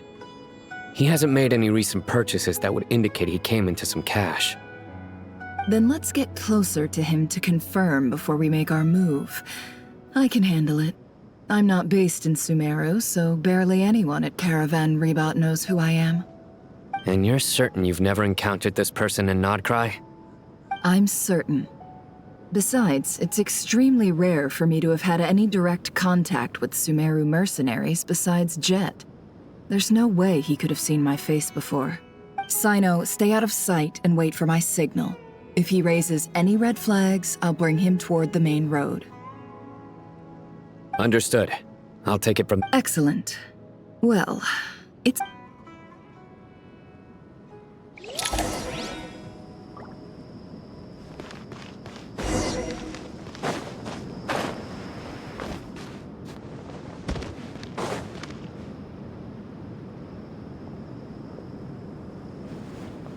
Darker skin, scars, frequents the desert and has nothing unusual about how he dresses or acts. A coin. Interesting. Could that be how his contact paid him? Conveniently discreet for someone trying to hide any unexplained income. And yet it could be highly valuable. Sorry to bother you. Has everyone here already left? I don't suppose you happen to see a lady wearing a hat? Ma'am, what are you doing in Caravan Rebot all by yourself? The main group evacuated some time ago. Didn't you pass them on the road? My friend and I lost some of our cargo along the way. I didn't want to miss out on potential business, so I told her to go on ahead and meet the client while I retraced our steps. I didn't think it would be so late by the time I found it. And then there was a terrible sandstorm. I guess I must have taken a wrong turn, because I didn't see any large groups on my way here. Forgive me for asking, but just to be on the safe side, could you describe this friend of yours? Sure. She has blonde hair, and she was wearing a hat and a white dress. You'd definitely know if you'd seen her. Yes, I think that does ring a bell. Ah, my apologies. During this exceptional time, the Core of 30 are under orders to be extra cautious when dealing with unknown people, whoever they might be. I understand. Well, sir, is there anything else you need to know? If not, I'd better try and catch up with them. Hey, wait! They left a good while ago now. You'll never catch up with them on your own. Why don't I give you a ride? I'm here to collect the last few people anyway. We have plenty of carts, so one more won't be a problem. That would be amazing. Traveling with a group will be much safer. I'll have to pay you for your trouble. Hey, let's not worry about the money for now. Wait here a moment. Once I'm done packing up, I'll take you to join the rest of the group.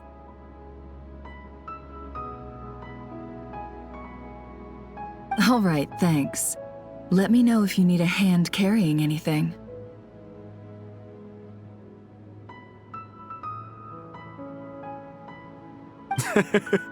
No need for that.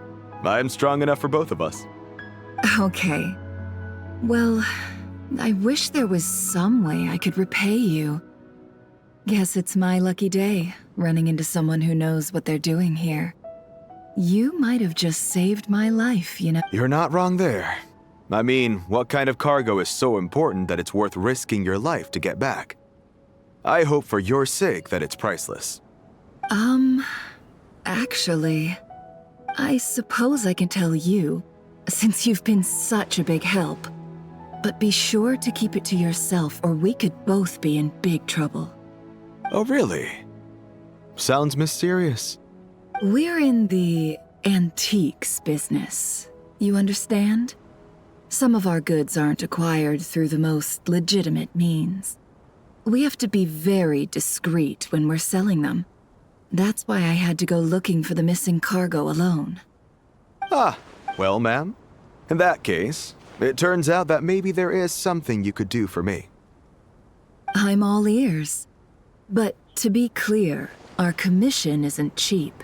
Think carefully before you ask. We don't want to ruin our relationship before we even hit the road. I'm sure that won't be a problem. My issue is, I have something that's a little difficult to sell on as well. Take a look at this.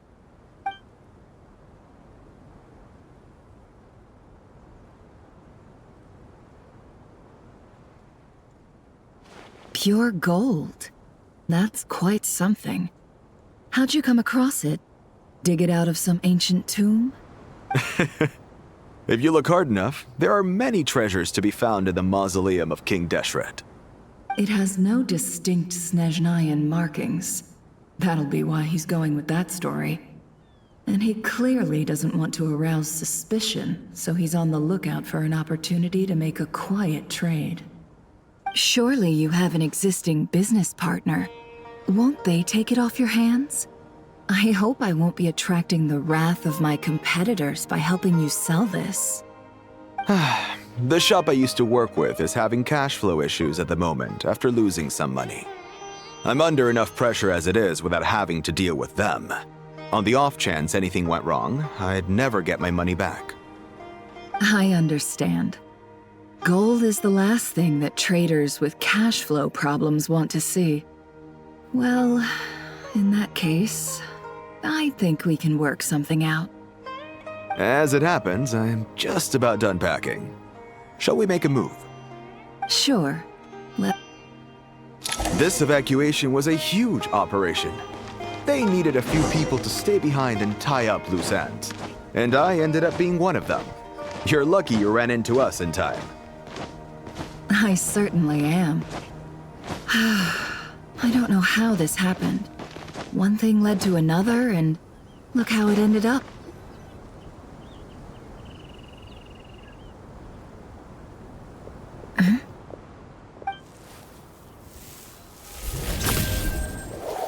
Hands where I can see them. General Mahamatra! No, wait! What are you doing?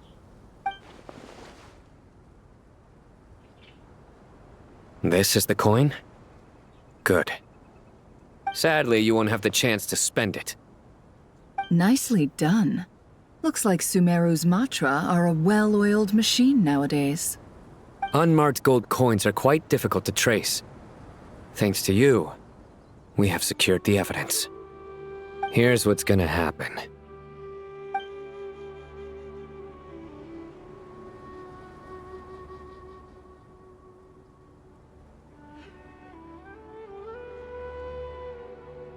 Southeast from here, leeward side of the hill. That's where he's meeting his contact. Great work. Candace tells me your interrogation skills are highly effective.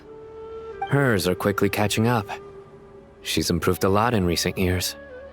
Looks like it's over to you. Because I'm quickest on my feet? Because you know how to trail a target.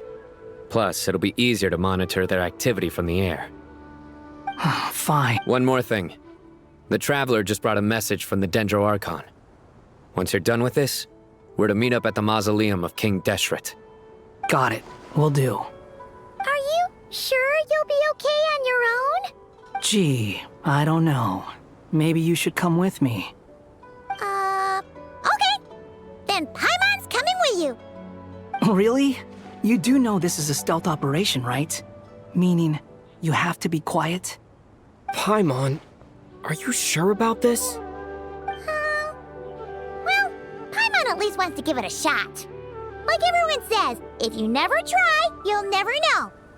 Besides, being the best guide into that has to count for something. This should be a piece of cake. Fine. Join me if you want. But be warned, if anything goes wrong, I'll have to gag you and shove you into a bush. No need! Paimon will be super careful. Promise! Good. Then what are we waiting for? Let's go. Ah! Coming! Coming!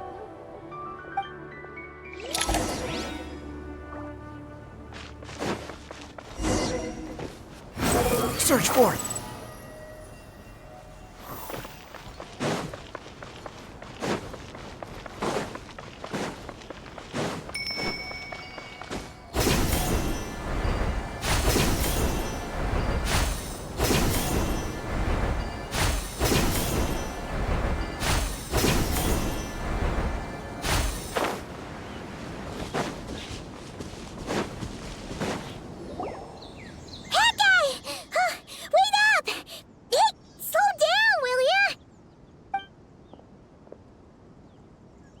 We're here. Now we wait. Okay, yeah, cool. Cool. What's on your mind, Paimon? Huh? Oh, nothing? I thought all you cared about besides being a guide was food and sleep. Why the sudden urge to go on a dangerous mission? What's that supposed to mean? Paimon's been on plenty of dangerous missions before. But never on your own. You hardly ever leave the Traveler's side. Just saying. I'm kind of at loose ends right now. So if you did want to share, I suppose I'd have to listen. If not, suit yourself. Makes no difference to me. That guy? Do you think Paimon is useless? What? Where's that coming from? When we were in Nodcry, Paimon suddenly realized something. Even though Paimon's with the Traveler every single day, whenever we face real danger, she can't do anything to help. Paimon doesn't get like this very often. She just got really scared when the Traveler got kidnapped that time. What if he never came back? What would Paimon do then? And the more Paimon thought about it, the more useless she felt. But Paimon doesn't want to be a burden. Paimon wants to be a friend who's actually useful. Does that make any sense? You know, that feeling of just being completely useless and... Oh, Paimon probably sounds so ridiculous right now.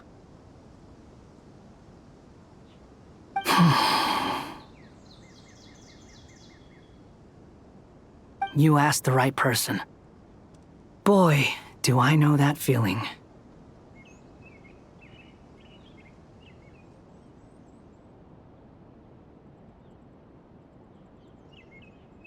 Oh, that guy. I'm not gonna try and encourage you. What I will say is this. When you start doubting yourself, you have two choices. Give up or change. You have to make the decision to move forward. Otherwise, no amount of consolation from other people is gonna help you. So ask yourself, what do you want? To get stronger? To learn more? Whatever it is, go do it. You won't have any regrets if you can at least say that you tried. Something's not right. Shouldn't they be here by now? Paimon, is it just me? Or is it a little too quiet around here? Should Paimon take a look? We'll give it another hour. If nothing happens, we head back. Okay. How strange. We've been here for ages. Where the heck are they? Have we been stood up? What is it? Did you think of something? Something feels off about this whole situation, but I can't quite explain why.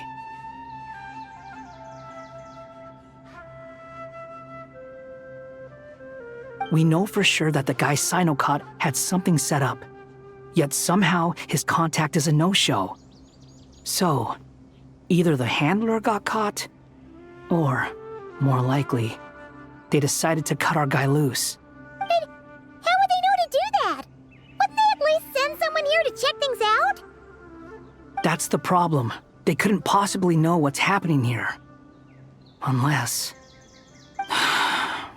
This feels all too familiar. Come on, let's head back.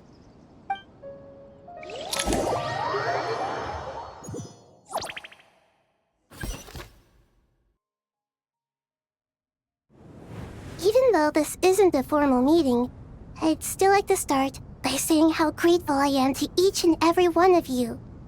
Thank you all for coming here and standing by our side. Shesipank and Bennu are currently assisting the scholars with the maintenance of Aru. Please forgive their absence. As for Hermanubis, May he rest in peace. We remember him with great fondness.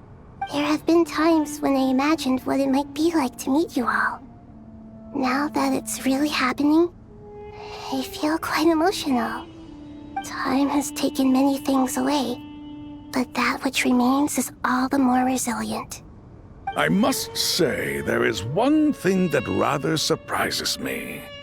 You appear to be in good spirits, Lesser Lord Kusanali. But even so, I can sense that the life force given to you by the Dendral Dragon has far from fully resolved the problem of your vitality. Oh no! So even don't worry, Paimon. It worked very well indeed. The issue is how closely I am tied to Irminsul. Until the problem with it is resolved, there is no way I can fully recover. Sumeru has undergone tremendous changes during your absence. When gods pass away, inevitably, people's faith in them grows weaker. You must have sensed it already. Your power is not what it once was. Regrettably, this is true. I too have grown weaker due to the effects of Irminsul. Right now, we're all in quite a sorry state. Then what do you suggest? We take all the help we can get. Sumeru is our shared home. You and I, gods and humans alike. We must unite all our strength in this moment. Though Al-Ahmar is no longer with us, the alliance between the three gods remains in force. Regardless, as subjects of our king, we have a responsibility to support Sumeru through this catastrophe. Not to mention that it was the people of Sumeru who released us from this prison of Aru. Times have changed, and the people of today possess greater wisdom than those of the past. You really know how to give a rousing speech, Koti. Now then, let us learn more about your plan. The brightest minds of the Sumeru Academia are busy opening and renovating Aru. They claim it has something to do with Irminsul? Correct. Irminsul has existed in Teyvat since the very beginning. But during the Age of the Dragons, it did not possess the significance it holds today. After the Heavenly Principles arrived, the power of the Light Realm was divided into elemental energy, and Irminsul was refashioned as a device that records and preserves all information.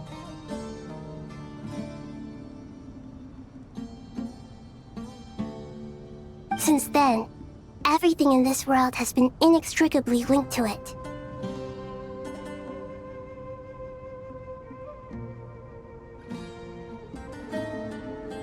As the Dendral Archon, I have a duty to protect Irminsul. To Sumeru, it is both a national treasure and undeniably a major threat. Teyvat has seen many upheavals in the last few years. The most recent of these was a major crisis in Nodcry, which forced Sumeru to be even more vigilant than usual. I made sure to monitor all the pathways through which an outsider could potentially transmit themselves into Irminsul. But despite my efforts, a major problem still arose within. I still believe that someone has actively invaded Irminsul. But rather than taking any of the pathways I referred to, the intruder chose instead to utilize the most direct route, and the only one that cannot be protected against, by entering Irminsul through death. I see what you mean. You cannot simply stop all deceased souls from returning to the ley lines because of a potential invasion that could occur at any time. That's right. As important as it is to guard against external threats, I couldn't allow myself to stop the souls of the departed from finding peace. Please, understand how difficult this predicament was for the Dendral Archon. Defense has never been an easy task. After Irminsul was invaded, my authority was quickly restricted. Soon after that, the tree began denying access to any connections. I'm sure you feel responsible, but you are not to blame. No one can predict every possible disaster. There will always be trials and tribulations for the world to endure. But the people of Sumeru should not have to endure this. We must find a way to break through the lockdown and connect to Irminsul. And this is why you need Aru. Yes. The only thing in Sumeru capable of rivaling Irminsul in terms of overall function and performance is Al-Akhmar's legacy, Aru. All I managed to do before falling into a coma was make some minor adjustments to Irminsul. Using Aru is a last resort, and a move that comes with enormous risks. The Scholar's initial plan was to borrow Aru's power to reboot the Akasha, then use the Akasha to connect to Irminsul and investigate. Unfortunately, Irminsul has suffered far greater damage than they first thought, rendering that plan futile. To rise to the challenge, we had to resort to more extreme and far costlier means. This has led to a number of new contingency plans. To reclaim Irminsul, our brightest scholars have made further modifications to Aru with multiple goals in mind. I thank you all for giving them your blessing in this endeavor. Human wisdom has clearly improved over the millennia. You have not only our support, but that of the Jinn, the Aranara, and the Pari. Together, we will do everything in our power to save Irminsul.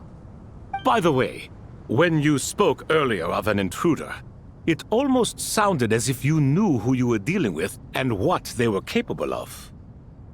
Well, since you ask.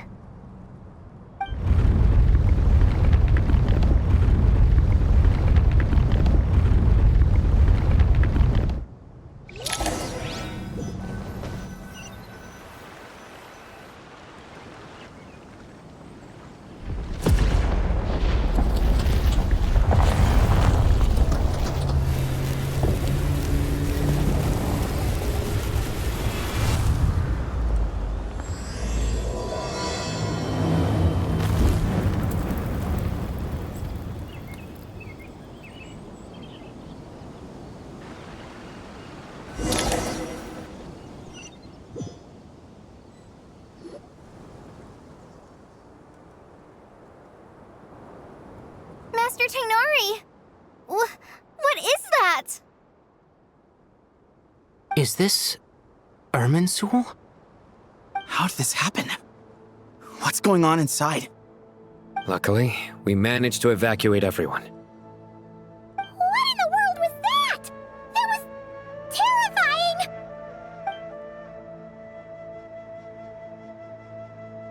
Oh my. I understand now, Dendro Archon. You make yourself quite clear indeed. Not once over the millennia has Irminsul been so terribly afflicted as this. Please continue, Dendro Archon. Irminsul's root system is what comprises the ley lines. In the past, it has always been hidden away, going unseen by the general populace. But now, an evil intruder is making it reveal itself. It has become a tree of unbridled greed. A clear sign that a deranged experiment has advanced to a new stage. Blasphemy. From where I stand, an experiment in the name of blasphemy sounds rather improper. But if we are to honor Dottores' will, this is what we must do. The birth of this tree proves to me beyond doubt that this incident is connected to him. But to explain the situation in full, there is someone I need to tell you about.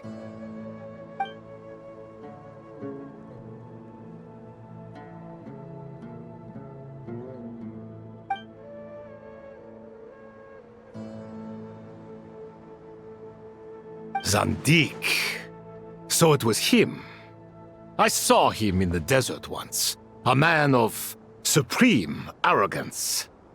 So this is where it has taken him. But didn't Dottori die in Nodcry? How is he still able to do all this? He must still have loyal followers amongst the Fatui. Even so, I'm still unclear as to how he has been able to wield such a profound influence over Irminsul. I can confirm that Fatui forces have arrived in Sumeru City. Furthermore, Irminsul seems to be undergoing some kind of mutation. Evil branches are beginning to grow. Things that do not belong to this world are slowly but surely materializing. Sorry, I couldn't think of any other word to describe it. They don't seem to be fully formed physical entities yet, after all, but they are gradually becoming real. A baleful tree climbing up into the heavens. Speaking of Dottore, I have some information on that front as well.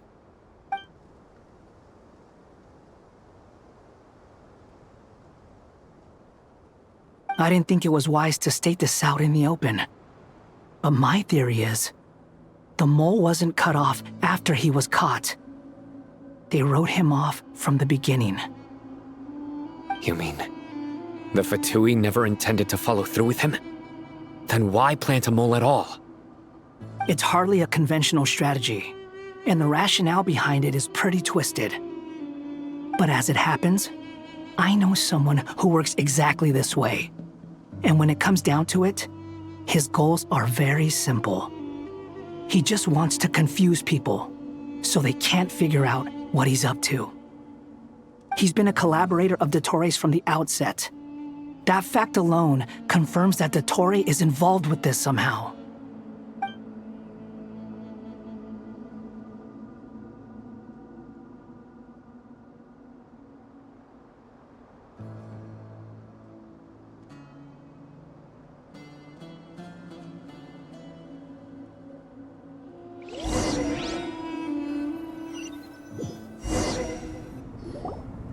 There is still much to be done.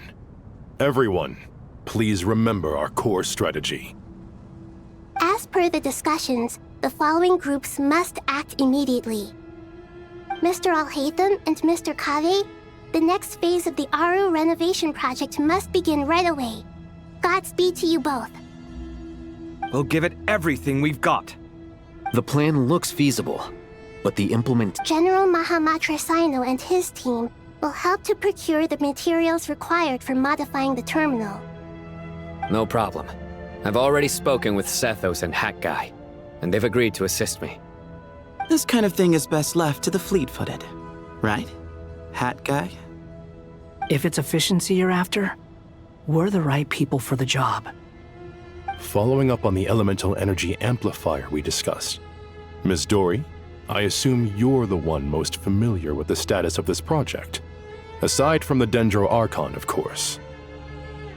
Yep, that's right. Leave it to Lord Sangama Bay.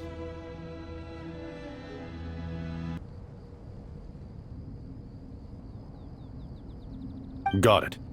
Well, I'd like Madame Farazan, Kale, and Nicole to support Dory on the technical side. You can count on us. Will do. Rest assured, I'll take good care of Kale. Dia, Candace, and Nefer, you'll be in charge of negotiating between the various parties. I trust you remember our goal. You bet. We can handle it. Good. I believe that covers everything. Tainari will provide ad hoc support as needed, if that's okay. Poor Tainari. Must be tough being Nephis' student. Getting bossed around all day, every day. Hey, don't try and drive a wedge between us, you old rascal. All it says to me is that Master Nephis has faith in everyone's abilities. While I'm nominally here as backup, I doubt there will be many situations where my help is needed. Exactly. Finally, Traveler, you and I will head to the border between Sumeru and Natlan. Once that task is complete, I'll be asking some of you to accompany me to the Eternal Oasis. The Eternal Oasis? I thought that was just a legend. So it does exist after all. Regarding your trip to Natlan, under normal circumstances, a meeting between our two nations would be a far more formal affair. Unfortunately, Sumeru is all but completely cut off from the outside world at present. So regretfully, we won't be able to give the Pyro Archon Mawika the grand reception that she deserves. My apologies for the inconvenience. No point putting too much pressure on yourselves. That goes for everyone. Right.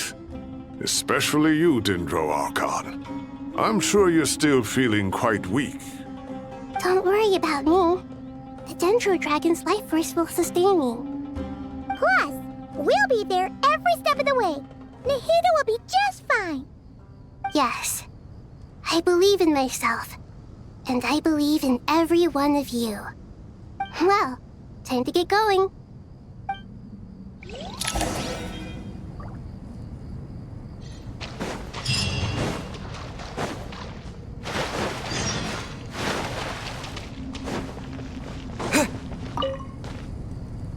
To what extent we can implement the final plan depends on how successfully the Akasha can be modified and configured. And to make sure the configuration works, Aru will also need some further optimization. Yeah, no surprises there. Once we roll this out, any Sumeru citizens who already have Akasha terminals can simply continue to use their existing devices.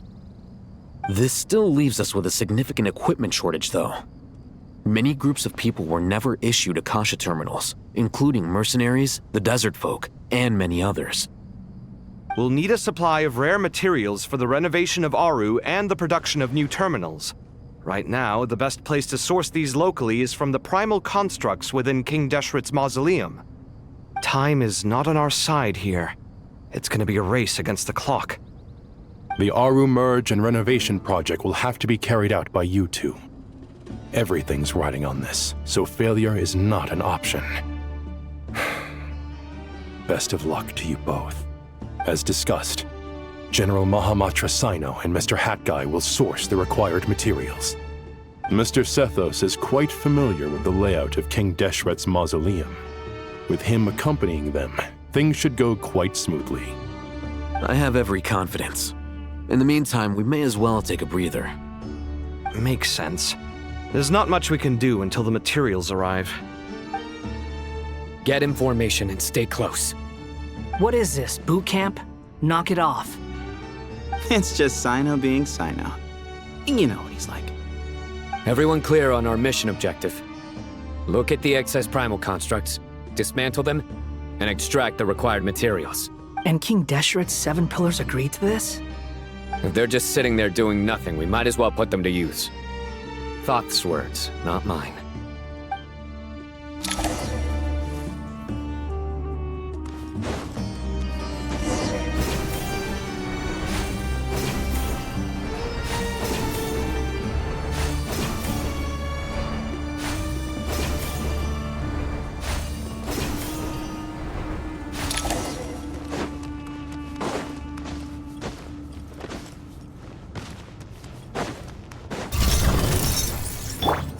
Give some space. Glory to Al-Akbar! Squall and Fury!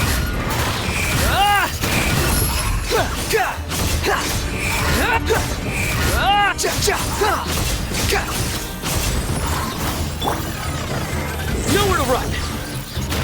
Judgment is upon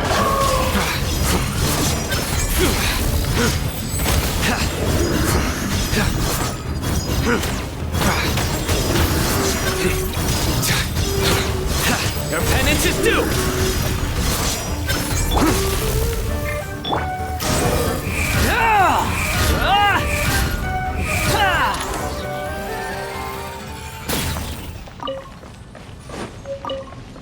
Quit following me.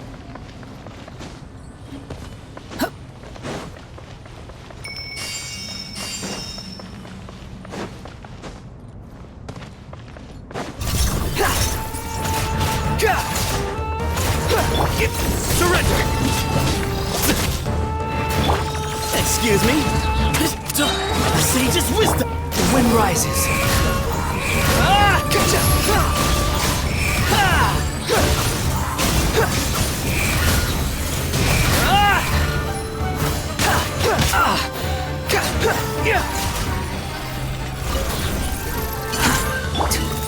Easy, Space! Squall and Fury! Bow your head!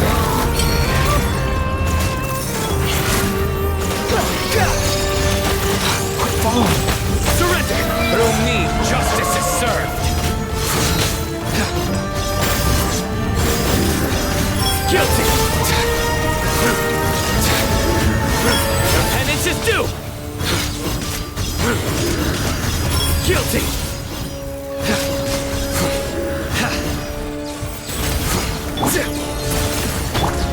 Behold!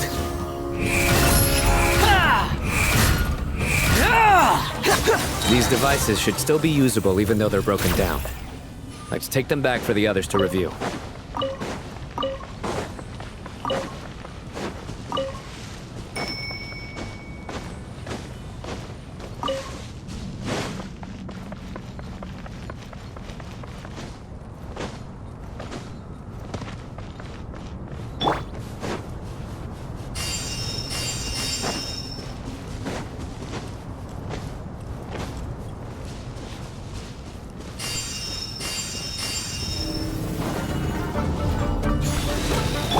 Excuse me?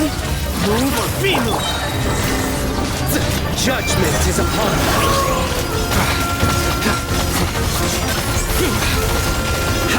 Stay condemned! Guilty!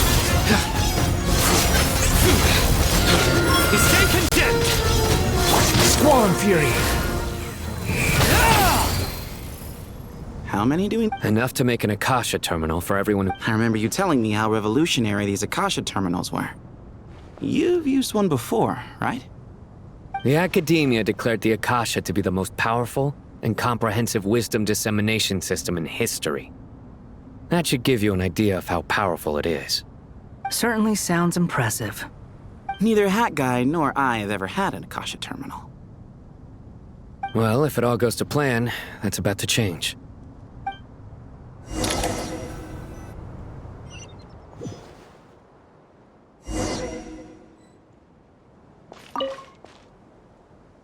Oh, goody! Thank you so much for handling the delivery. What a long way it was.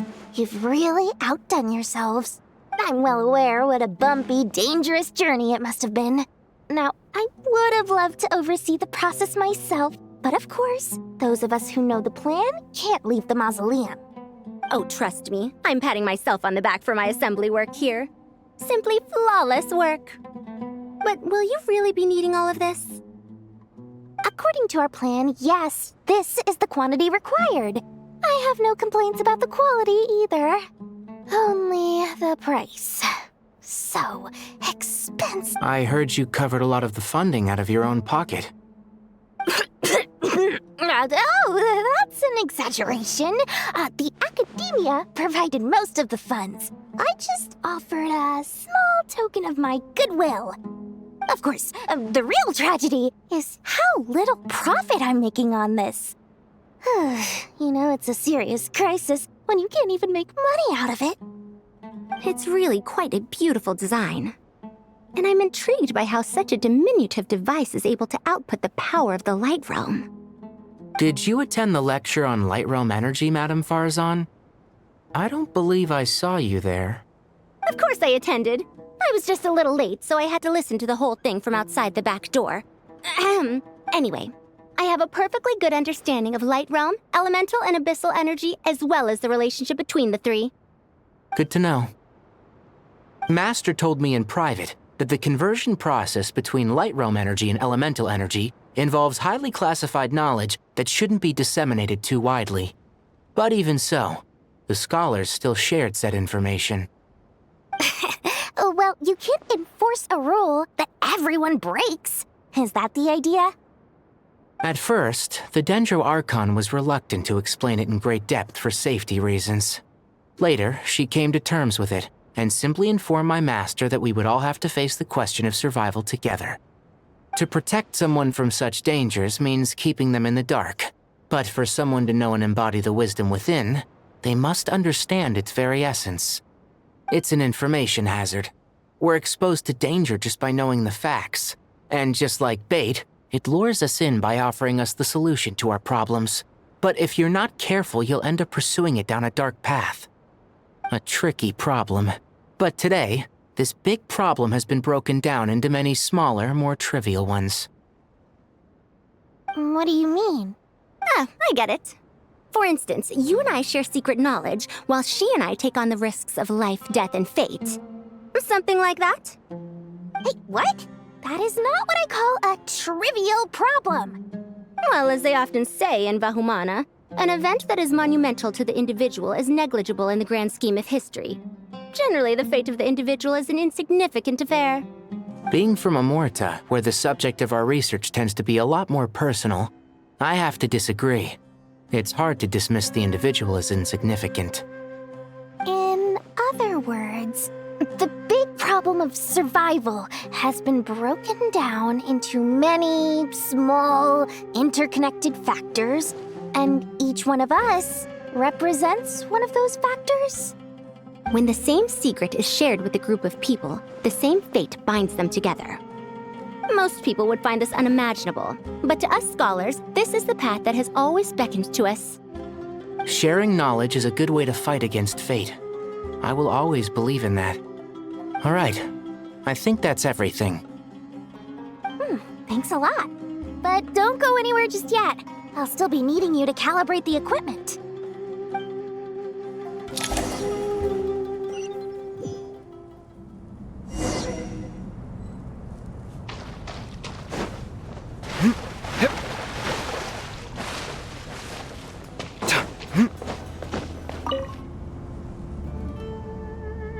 Okay, the materials are ready. We can proceed with the next phase.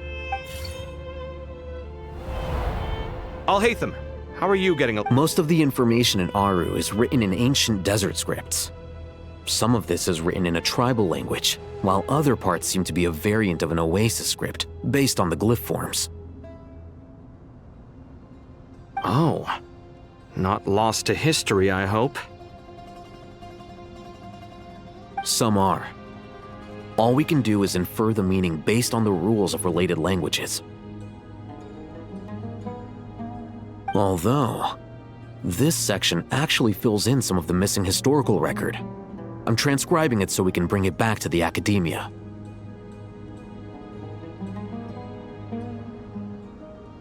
After Aru started up, 2 more lines of text appeared here.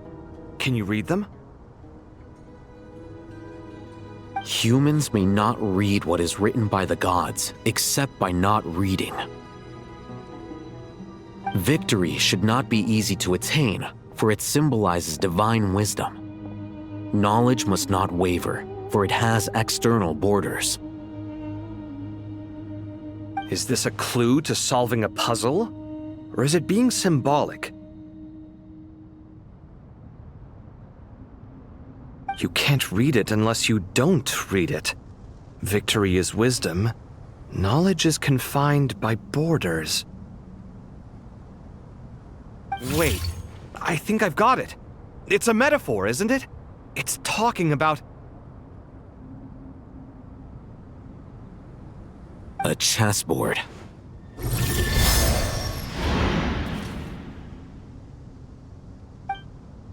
You were right. The youth of today are skilled at solving riddles. Have the secrets buried in the desert not been unearthed over the years all the same? Since Aru is a place reachable through wisdom, this day was bound to come sooner or later. Oh, I've always been against overly cryptic sentences. Don't you get tired of reading and writing all that? Ah, it's you 3. Just in time. We've been delving deep into Aru, and now this board has appeared. I've heard this was how you'd while away your free hours. You must be quite the experts by now in that case. It is true. King Deshret's chess games are some of the most well-loved of all his wonderful creations. If you have ever been to Safhe Shatranj, you may well be familiar with the chess pieces you see here. Is this chessboard supposed to be another visualization of the interior of Aru, then? Naturally. Visitors, everything is ready. Only by completing the challenge on the board in accordance with the rules will you be permitted to overwrite Aru.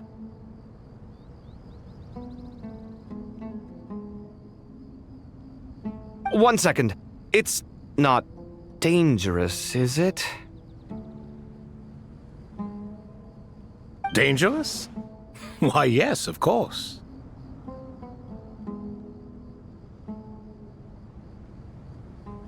I should be the one to go, then. Wait for me here.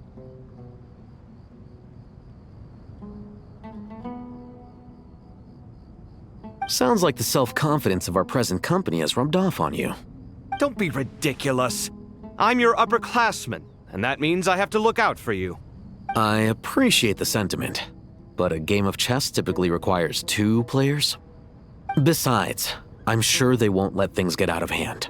Keeping things relatively safe is in your best interest too, isn't it? Fair enough.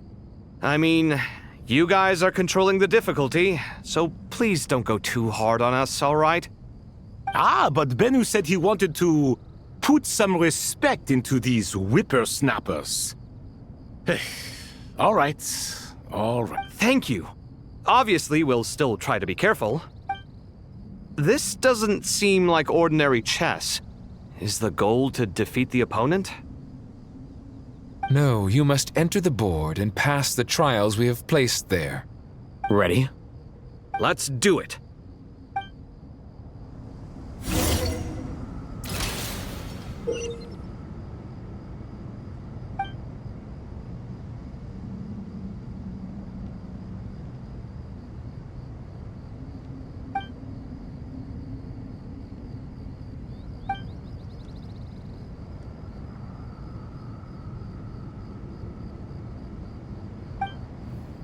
The first trial is posed by me. I don't think this is gonna stop us. Ah, but the key to this game lies in working together. Otherwise, you will be deemed to have broken the rules. Looks like it's up to me. Marak, can you open it? King Deshret's favorite primal construct. Living on in suitcase form, of all things. Amusing. Ho ho! Excellent work.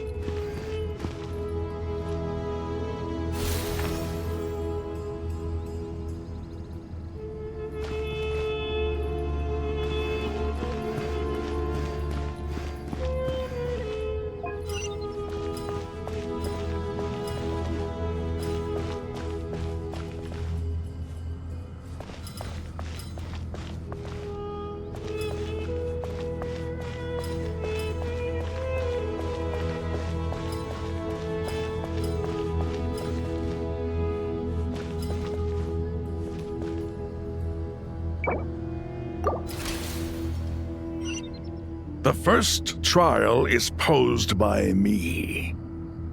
I don't think this is gonna stop us. Ah, but the key to this game lies in working together. Otherwise, you will be deemed to have broken the rules. Looks like it's up to me. Marak, can you open it? King Deshret's favorite primal construct. Living on in suitcase form, of all things. Amusing. Ho ho! Excellent work.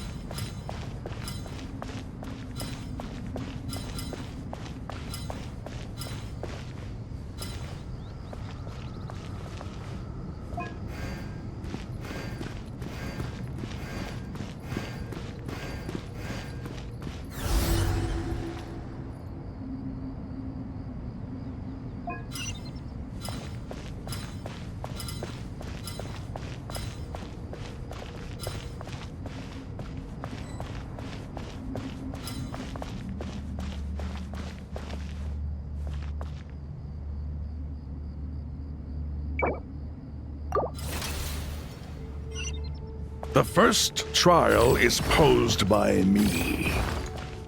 I don't think this is gonna stop us. Ah, but the key to this game lies in working together. Otherwise, you will be deemed to have broken the rules. Looks like it's up to me. Marak, can you open it?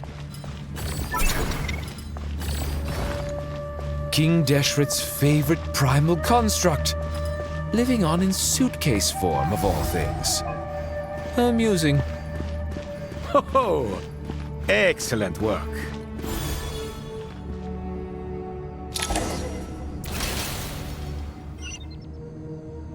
Now is the time for my trial.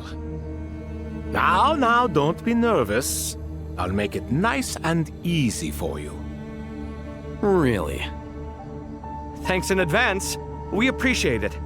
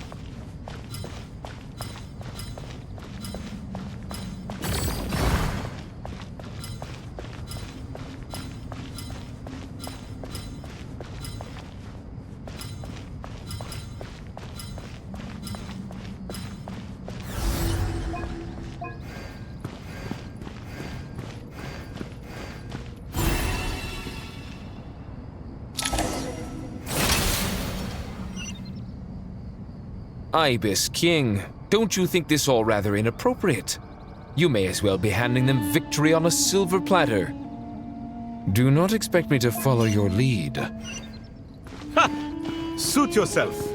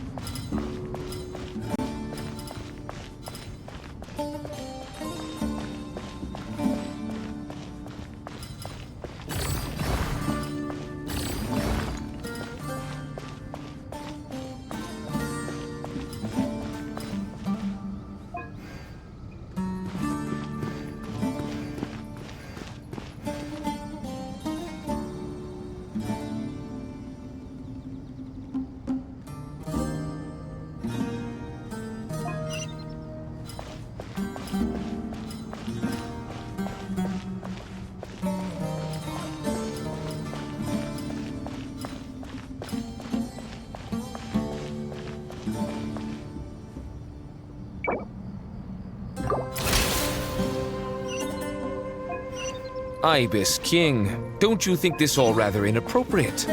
You may as well be handing them victory on a silver platter. Do not expect me to follow your lead. Ha! Suit yourself.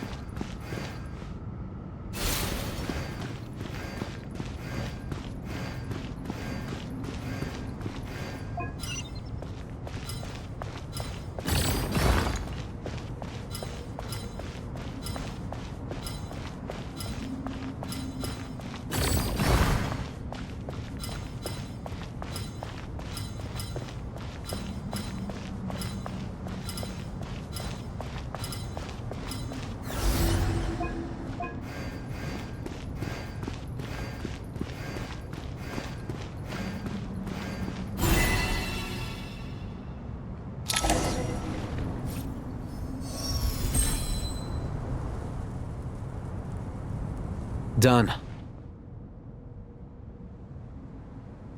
Finally, it's over. But seriously, that was incredible! Standing on the chessboard felt completely different from standing on solid ground. And also...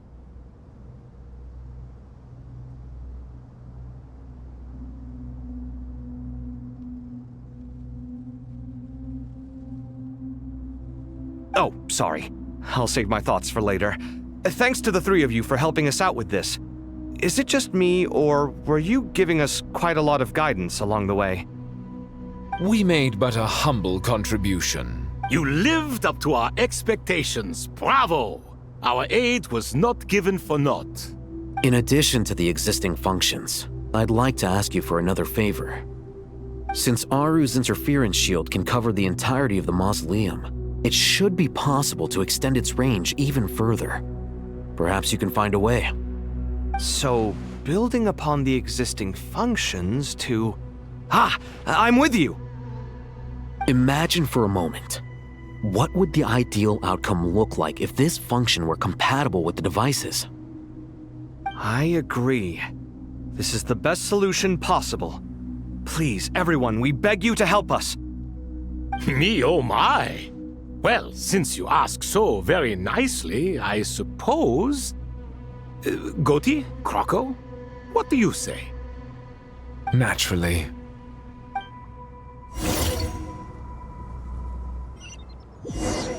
Time to go! Let's go find Nahida!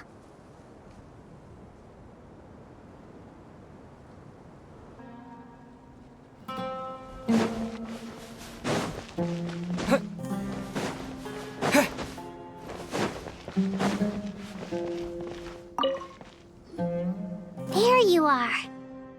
Miss Nicole truly is an angel.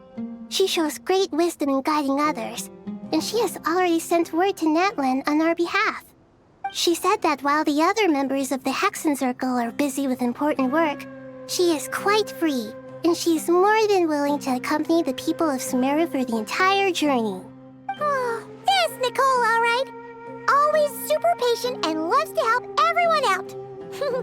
She's the best. She is. So kind and enthusiastic. Well, time for us to get going.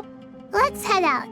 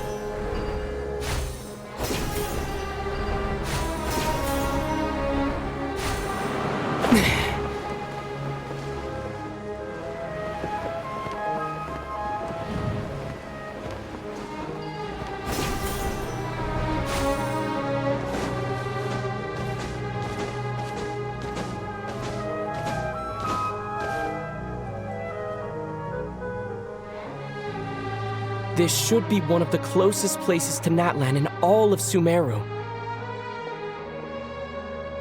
There's the barrier Nicole and Nefer mentioned. It completely cuts this nation off from the others. But why? Why separate you from the rest of the world now, specifically? And if I'm not mistaken, Irminsul was polluted once before, wasn't it?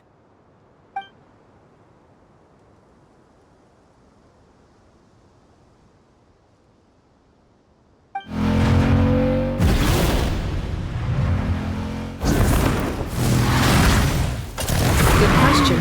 I'm wondering the same thing myself. That voice.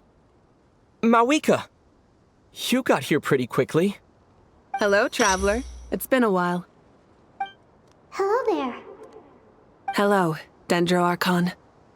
Mawika, I apologize for asking you to meet at the border on such short notice. I also apologize for not being able to greet you in person. The form in which you see me now is one carried by the Traveler. The real me is inside the mausoleum of King Deshret, and I am reaching out to you with my mind from here. Irminsul has been infiltrated by the Doctor. We must be on our guard, as he can spy on information in the world from within the tree. Fortunately, there is no record of the Traveler in Irminsul, and you are still within Natlan's borders. My records will be preserved in the Night Kingdom, rather than the ley lines. As long as the Night Kingdom remains disconnected from the ley line cycle, the Doctor has no way of knowing my movements. Exactly. So by meeting each other in this way, the meeting essentially never happened. No wonder Paimon didn't come. You were concerned that her activity would be recorded by Irminsul. The Natlanese have heard about the situation in Sumeru. With the borders sealed off, merchants have been forced to stop their shipments. It's pretty serious, and you're the ones bearing the brunt of it.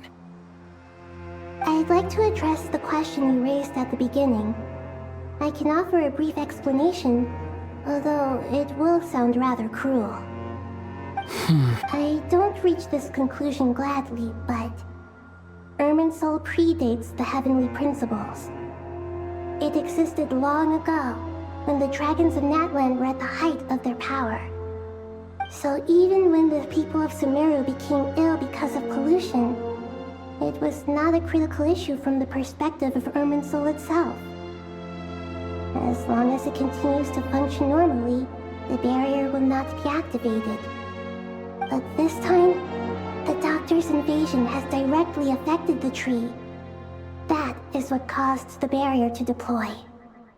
The heavenly principles established a rule that when Irminsul is plunged into grave danger, a portion of power will be reserved to isolate Sumeru. That way, even if Sumeru is destroyed, the outside world at least has some time to catch its breath. We'd certainly need it. The heavenly principles created almost everything that exists in Teyvat today. To them, preserving the existence of the world and its inhabitants takes priority over protecting Sumeru. Meaning, protecting Sumeru now falls to you. Yes. My own power may be limited, especially compared to yours. But that doesn't mean that we're just gonna sit around and wait for the end. If necessary, I will utilize any and every means at my disposal. Nicole of the Hexen Circle didn't say exactly what this meeting was about. But after hearing everything you've said so far, I think I can guess where this is going. That's right. Nahida and I discussed it at length. We both know how presumptuous this is, but... You need the pyronosis, don't you? Yes, you guessed correctly. Originally, I only intended to borrow it, but the situation is far graver than I foresaw.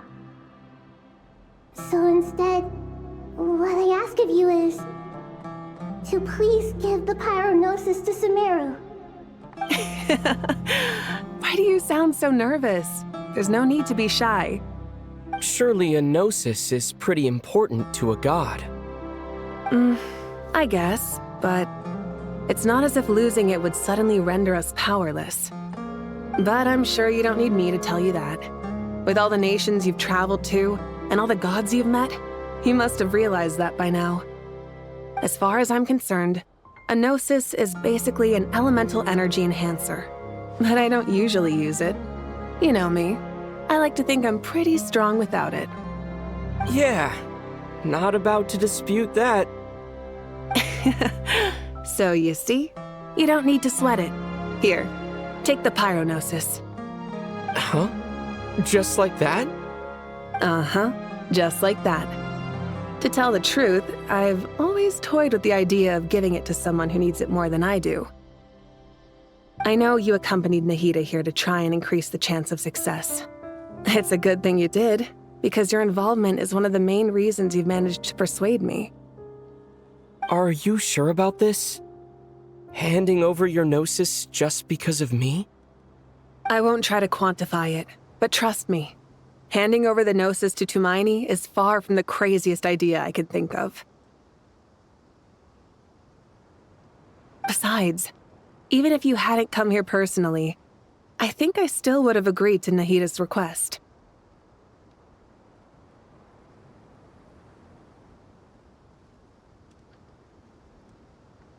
Irminsul doesn't just affect Sumeru. It impacts all of Teyvat. I know all too well how difficult it can be to protect the things you care about. So logically, morally, or however you want to cut it, helping you is the right thing to do. You don't need to tell me the specifics of your plan. Where the gnosis is involved, the tighter the secrecy, the higher your chances of success. Marika, my heartfelt thanks go to you and the people of Natlan. Don't mention it.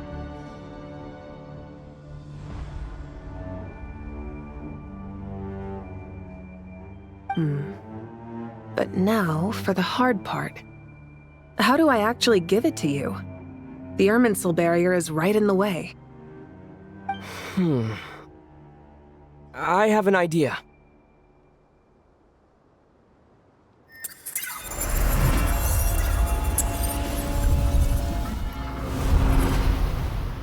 Just as I thought.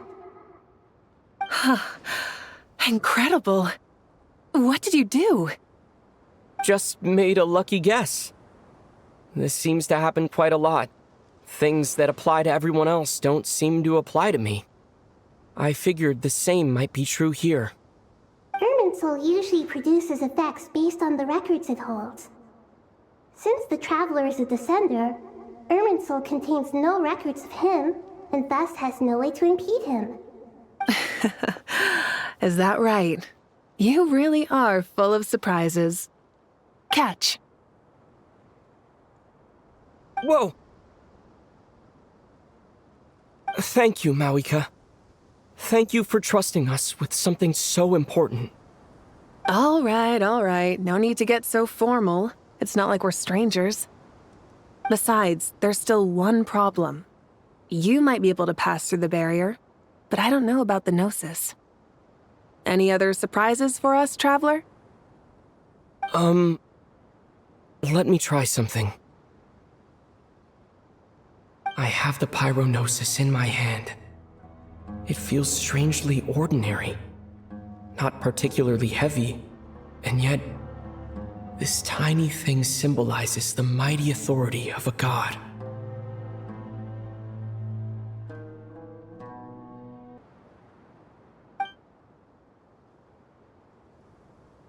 I need to think hard about my memories of Pyro, my memories of journeying through Natlan, all those important experiences I've had.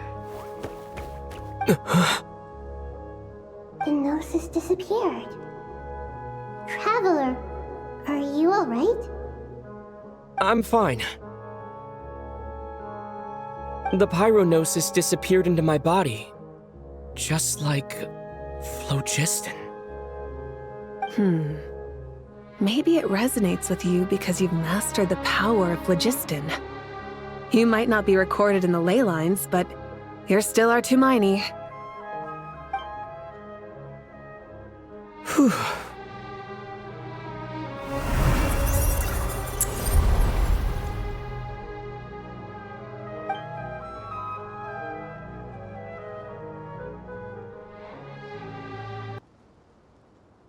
Please allow me to express my gratitude once again, Malika. Pleasure. Well, I've given you all the help I can. The rest is up to you. Good luck. We won't let you down. Yeah. We aren't about to lose.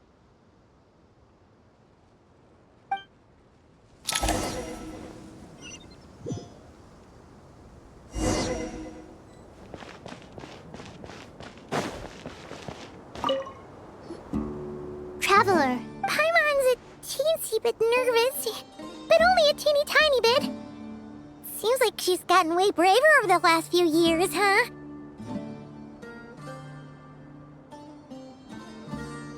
Of course.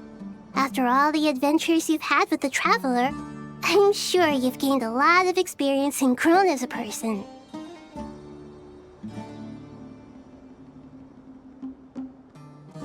I'm doing all right. What about you, Nahida? How are you holding up? With the negative effects of Irminsul, I'm a bit like a piece of fruit that's been burrowed into by hungry insects and left to rot. I'd be lying if I said it was nothing. But please don't worry. We all know what we're getting into, and we've prepared as well as we can. I believe in everyone. I believe in you. And I believe in myself. Stoking the fire inside oneself is certainly one way to live, but knowing when to rely on one's companions is also a form of great wisdom. I've been quietly learning little things from everyone, like plucking tufts of fur from a sumpter beast. Me too. With the constant traveling, I'm always learning and growing. That's the journey of life. I think there's someone else here who would share that sentiment. Don't worry about what I think. I was just passing by and happened to overhear your conversation. What are you talking about, Hat Guy? This is the top floor. No one passes by the top floor. Says who? You can fly just like I can. I would have thought it makes sense to you of all people. I don't know why, but I feel a little more relaxed now. It shows that you feel comfortable laying down your burdens in our presence. It means that Sumeru is a place you can trust, where you know we have your back. And we feel exactly the same way around you. That's what it means to be friends.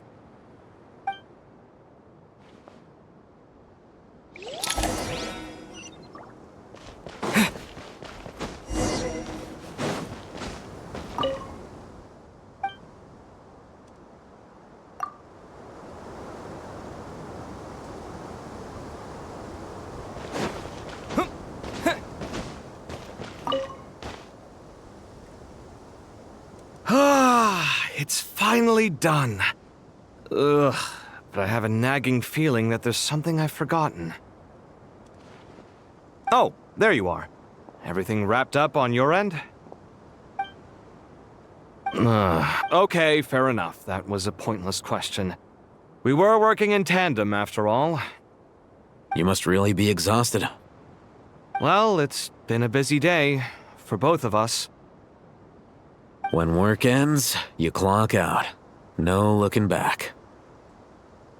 Yeah, we're definitely due a break. Probably a little late to start drinking now, though. I'll stick with water. Here, this one's for you. Thanks. You want a bite to eat? I can grab us something. Or wait, I think there's a stove nearby. Let me take a look. Are you nervous? A little, yeah. Unlike you, it seems. How are you not feeling at all nervous? Because everything that happens next is beyond my individual control. I don't worry about things I cannot influence. What do you mean, cannot influence? You're the one who came up with half of the strategies we ended up using. There's only so much I can do. I was only doing my duty. Was it like this last time, too? You mean with Azar and his accomplices? Yes and no. The situation back then was easier to control, but we weren't as prepared as we are this time. So the enemy is stronger, but so are we. I still vividly remember the way you interrogated me in the library after the fact. Where were you when Sumeru needed you most? If your memory is so vivid, you might also recall that it was you who came looking for an argument. You're often the one who initiates these things, you know. I came for a conversation! I didn't know it was gonna turn into an argument! Anyway, at least I showed up this time. So, what do you think? What do I think? I think we're certainly better off for it. It's good having me around to help out, huh?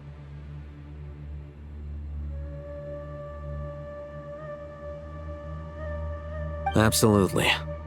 As a citizen of Sumeru, you displayed a remarkable sense of responsibility in the face of disaster. Certainly feels that way. I just shudder to think how the world would have ended up if we hadn't gotten control of the situation. So, do you think this is what impending disaster looks like? The sky is so clear, and there isn't a whiff of decay or destruction in the air. It's hard to imagine that the fall of humanity could happen on an ordinary day like this. Awful things happen all the time. Sometimes people can stop them, and sometimes they can't. What you and I have done is increase our chances of stopping this one.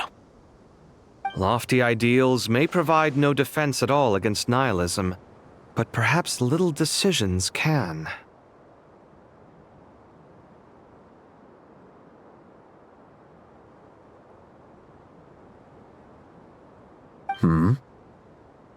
Oh, nothing. It's nothing. I hope everything works out tomorrow. It will. As long as we stick to the plan, our chances of success are good. It's really strange. You're my junior, yet you always seem to act more like an upperclassman than I do. I think it's mostly a matter of temperament. Ugh. Walked right into that one, didn't I?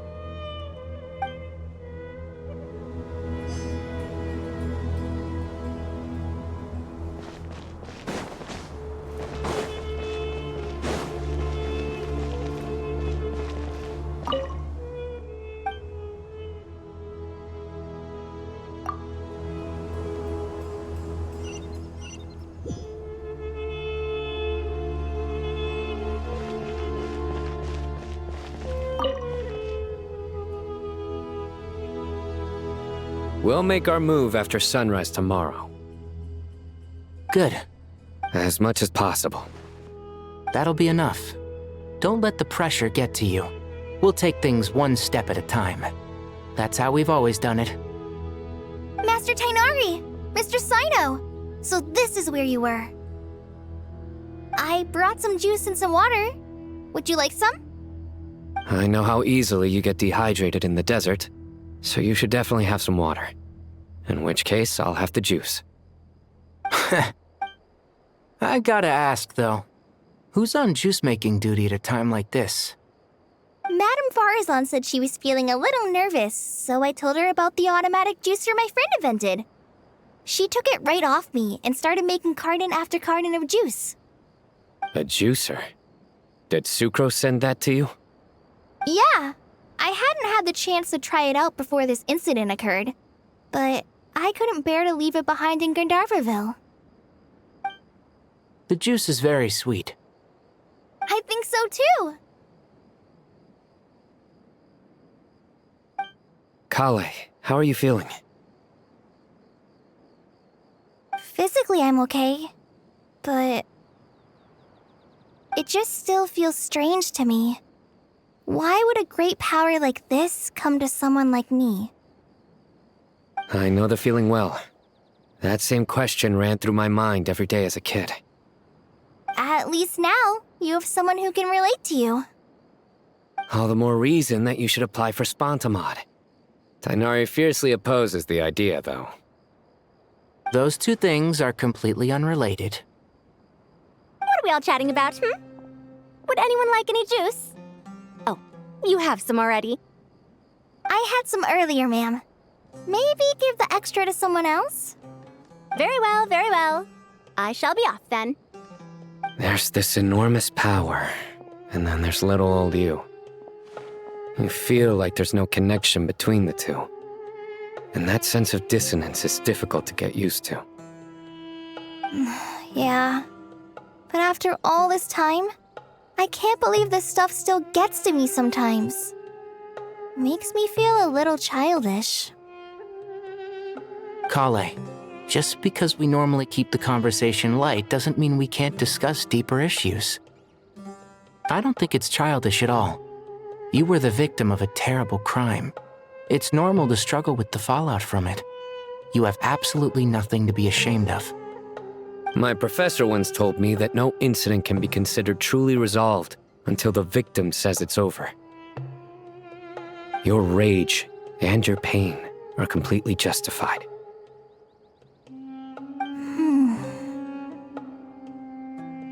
Thanks. Miss Nicole said that the same god remains which were once used to inflict so much pain upon me have now become a weapon with which I can protect everyone. It's like my own personal kind of evolution. Every innocent person who's been hurt needs time to realize that it wasn't their fault. I was the same. But it's all about to be over. Tomorrow, it ends for good. I don't know if you've noticed, but you rarely stumble over your words anymore, and your outlook has become much more positive. It's a big change from how you used to be. And since this isn't over, you can settle the matter on your own terms. It's time you seized back control. I believe in you. Yeah. Sumeru is my home. And it's so important to me. I have to protect it. No, I will protect it. And once you're done, how about you come back and apply for Spontamod? Stop it with the sales pitch, would you? Hey, excuse me. There are still 3 unclaimed cups of juice here. Why don't you take one each? Ugh, my arms are getting sore from carrying them around everywhere. Madame Farazan, why are you... Here, let me take them off your hands. Thank you, Madame Farazan. Drink up and enjoy my handiwork. I think I'm going to make something else now instead. Please, try to relax, Madame Farazan. Your nerves are starting to get the better of you. I know, I know.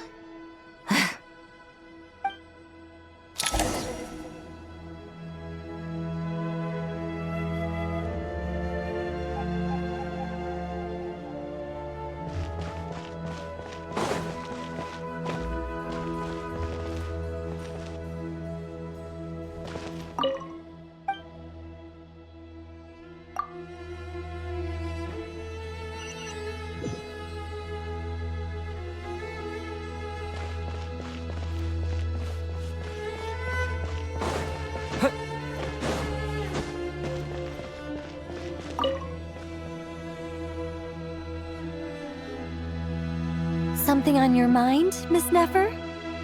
Nothing in particular. It's just... right now, the future feels strange and unfamiliar. But the future has not yet arrived. How can you say how it feels?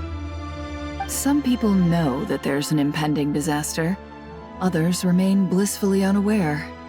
Each group is imagining an entirely different future while walking towards the same one. But when they get there, they'll still find they feel differently about it. People are shaped by their circumstances. Different circumstances create people with different perspectives.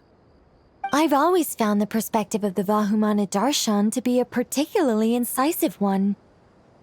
Even at the height of the crisis in Nodcry, people held diverging opinions. But things are different this time. Indeed, regardless of faith, gender, wealth, skin color, or eye color, everyone in Sumeru knows what will happen tomorrow. The world has never been an especially fair place. Yet now, against all odds, a moment of unprecedented unity and equality is about to take place. It's fascinating. If only my father could have lived to see this era. Era. To me, that term represents a much greater span of time. It can be an unsettling word. I would even say I'm afraid of it. Do angels even feel fear? Yes, at least I do. I fear the gap that grows wider with each passing day and the never-ending flow of time. Time renders all memories insignificant and reduces all splendor to nothing. But those memories are the one thing I do not want to lose. You're very human in that regard. If angels draw too close to humanity, our wings burn away in the bright flame of awareness, and we fall to the earth. After spending so long among humans, I have lost much of my former glory. Maybe that's a good thing. You're more human than some humans are.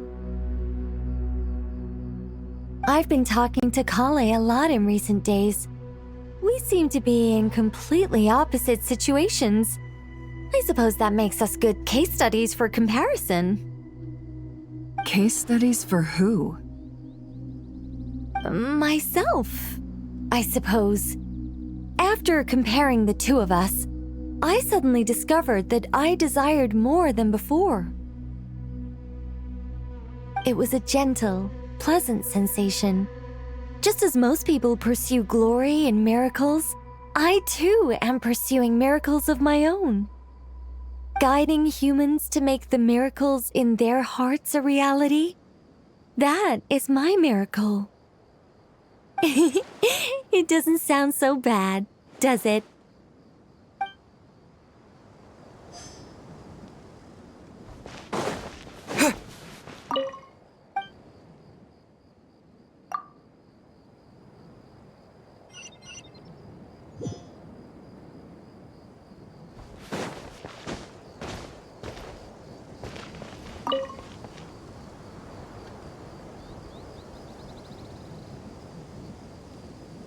Look at the time. I should head back. I'm so sorry. I was in a hurry and didn't look where I was going. Are you all right? I'm fine. Wait, you're... Have we met? Not exactly. I think we may have crossed paths by the house of Dana before. Oh. You're Hat Guy! From Vahumana, right? You recognize... The clue's in the name, Mr. Hat Guy.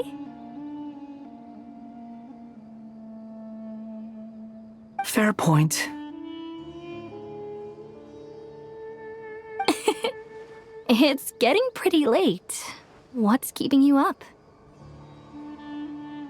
I could ask you the same question. If I'm not mistaken, all the workload for the Ratawa Darshan wrapped up a good while ago. Well, I have something of a background in Satyavada life, so I was helping the Dendro Archon make some preparations. But I must have lost track of time. Did you find the experience enlightening at all?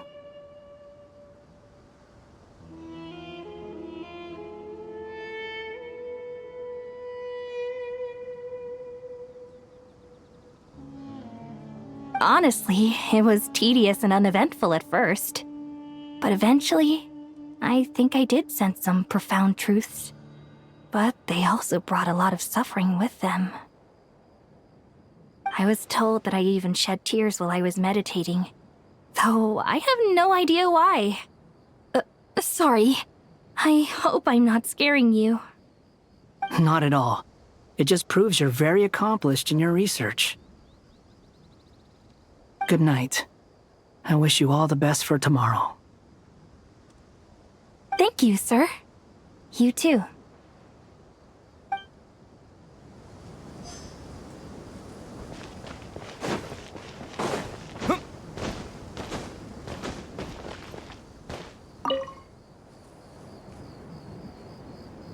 Too bad we've got a fight tomorrow. I could really do with a stiff drink. Let us pray instead. Prayer. How nostalgic. Lord Sangama Bay. Came to get some fresh air too, did ya? That's right. Actually, I was hoping I might run into you, Dia. I wanted to let you know that I've stocked up on that perfume you said you were so fond of. No, really? I'll take 2. Any chance of a friends and family discount? I knew you'd ask that. And I'm afraid to say that... Surprise! It's free of charge. That's very generous of you, Lord Sangama Bay. Does this mean you've made a fortune in Nodcry? Nope. Turns out it's not that easy to turn a profit there. I even ran some assorted losses. But anyway, that has nothing to do with why I wanted to give you and Dia a small gift. Remember that merchant caravan you two rescued in the desert last month? That was transporting my goods! No way! I had no idea that was your shipment. Explains the, eclectic mix of goods, though.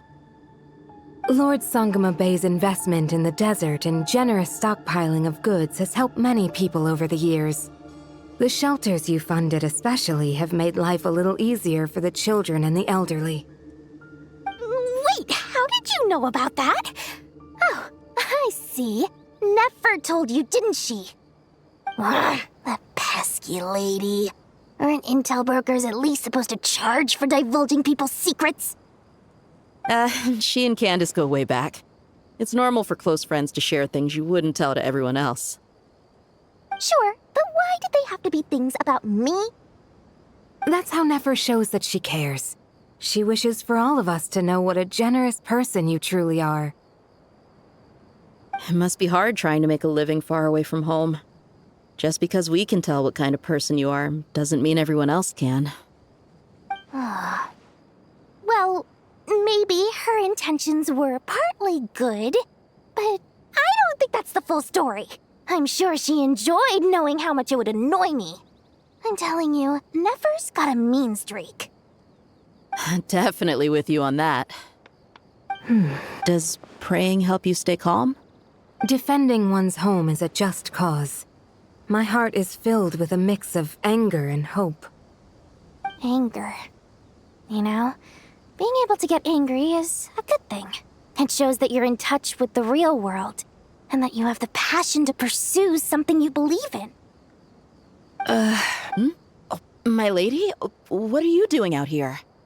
Just taking a walk to clear my head. And look where I ended up. Were you praying just now? Yes, Miss Dunyarzad. Would you like to join us? Come on, it's fine. She won't mind who you pray to. Oh, then sure. I remember you, Miss Dunyarzad. You visited my shop before. If I recall correctly, the god you worship is the Dendro Archon, correct? That's right. She is such a gentle and kind god. But to me, she's more than just a god I worship. I see her more as a friend. And so do many others. She's not some almighty god who reigns on high, but a genuine friend. Agreed. She's a wise teacher and a good friend. I spoke with several people during the evacuation. everyone's aware that tomorrow's battle is one that ordinary people can join too. A battle to fight for our friends and our homeland. Oh, it makes me glad. I can finally do something for those who protected me. You've grown so much since we first met. Oh, a compliment? Ooh, more please. Thank you. My lady, you've always been a remarkably strong and ambitious person. It's indisputable. And that's not just a compliment. It's a statement of fact. What are you praying for? Our beliefs may not be entirely the same, but we both wish for the same thing. I pray that everyone will rise to the challenges ahead and return safe and sound. I pray for the safe return of all my companions.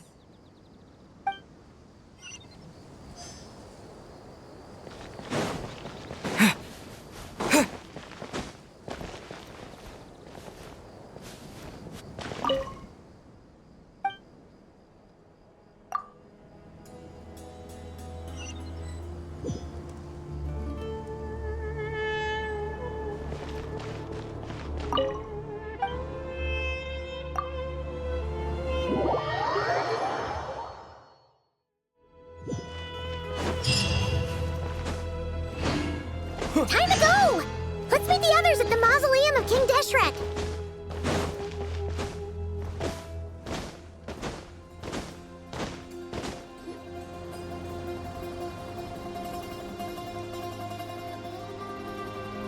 I have not felt this way in a long time. Standing up high, gazing out at the rolling dunes. One cannot know what freedom truly means without first losing it. The golden slumber truly lives up to its name as a dreamland. Though desert sands exist there too, no mirage, no matter how glorious, can compare to true beauty. Dendro Archon, what is on your mind? I was wondering whose counsel I should seek on the questions in my heart. What kind of questions? So many. More than can be put into words. As I once said to a friend, we look, we see, and we comprehend. But the question still troubles us. What are the many disasters that this world faces, but the sum of all irresolvable questions? The biggest question you should be asking is how to seize victory. Yes. Although, I would express it differently. I must not fail. And so the question I am most curious about now is whether the path to victory will be an arduous one. What we declare to be a young sapling, we may, in fact, find to be a towering tree, if we would only cast aside our ignorance and look beyond the veil of time to see her true form. Nahida! We're here! Just in time. My preparations are almost complete. Ready when you are. We're here too. Miss Nicole! Miss Nicole! You run so fast! I thought I'd get a lot of exercise as a forest ranger, but I can barely keep up with you. Sorry, I got a little carried away. Lesser Lord Kusanali, the equipment is ready, and the modifications to Aru are all complete. As discussed during our meeting, Accessing Irminsul via the Akasha is no longer feasible at this stage. There are other options, it's just they're a little more extreme and more technologically demanding to implement. Maybe you should take it from here. The architecture and functionality of the Akasha terminals overlap considerably with Aru. There is reasonable evidence to suggest that one was developed based on the other, or that they both utilize technology of the same origin. As long as the transplant and merge operation succeeds, Aru should theoretically work on a scale greater than the Akasha and approximately equal to Irminsul. It will become the largest active computing device in all of Teyvat. A system this powerful is capable of a lot of different things. In the past, The Akasha was primarily used for one-way information transmission, but I suspect it could also serve as a central bridging hub. In the pursuit of greater knowledge, some scholars have attempted to connect their consciousness to Irminsul through the use of terminals, incense, and meditation. Correct. In academic language, scholars who reach that stage are said to have entered Satyavada life. Hypatia has performed this practice many times in the past, and she was once under my care for a period of time. Right. And this at least proves that there is a zone within Irminsul that can be connected to. That's right. Providing wisdom to the people is one of the very reasons for Irminsul's existence. I think I understand where you're going. Please, continue. In that case, I'll skip to the conclusion then. We need to further modify Aru, merge it with the Akasha, manufacture terminals, and distribute them to every single person we can reach. Every person? Even the desert folk? Yes, everyone. I've already calculated the amount of raw materials we need. So you mean we're going to get new Akasha terminals? Yes, but this time the people of Sumeru won't be using them to acquire knowledge, just to connect to Irminsul. That's the key. When we evacuated the city, we brought all the important assets from the House of Dana, in case we ended up needing them. Fortunately, this included the Akasha system's main terminal. We've checked all the relevant records, and one thing is certain. Nothing like this has ever been done on this scale before, so... Everyone in Sumeru is part of the plan. Whoever controls the people controls the situation. Since this function of Irminsul was introduced, it has only ever been made available to scholars, who don't constitute a particularly large group of people. But by expanding the scale to include all the people of Sumeru, all the individual connections will stack up to create a significant load on the system. Under normal circumstances, Irminsul would be able to cope with the additional load. But with it already being under strain from other activities, its remaining capacity is limited. Thus, it might be possible to shut it down completely by overloading it.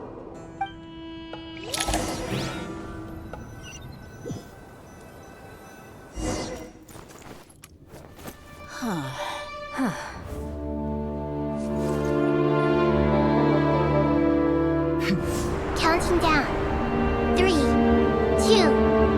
1. Are you ready? Ready!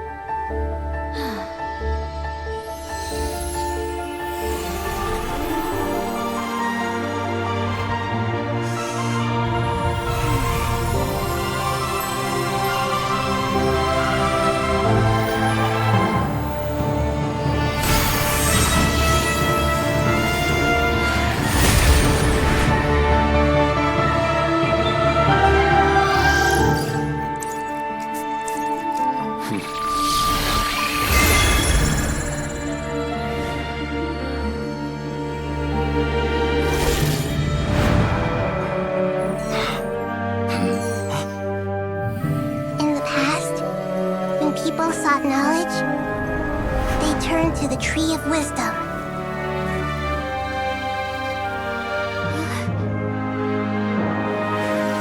Today, we use it to save Sumeru and the whole world.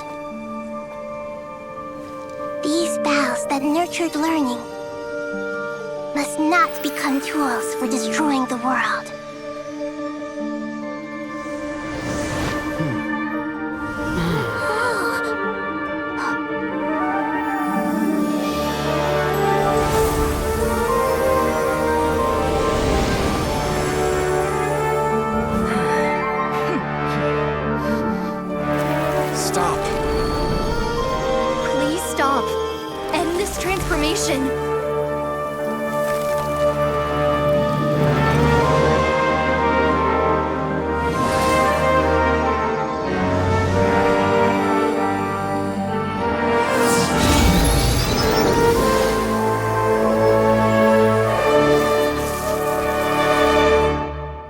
Shut down Irminsul just to stop me? You fools. I have all the time in the world.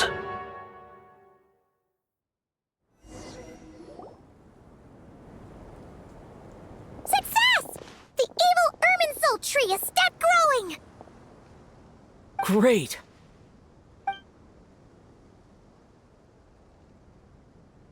What a display of true courage! The courage to think and the courage to act! I never thought I would witness the shutdown of Irminsul with my own eyes. Perhaps this is human wisdom in action?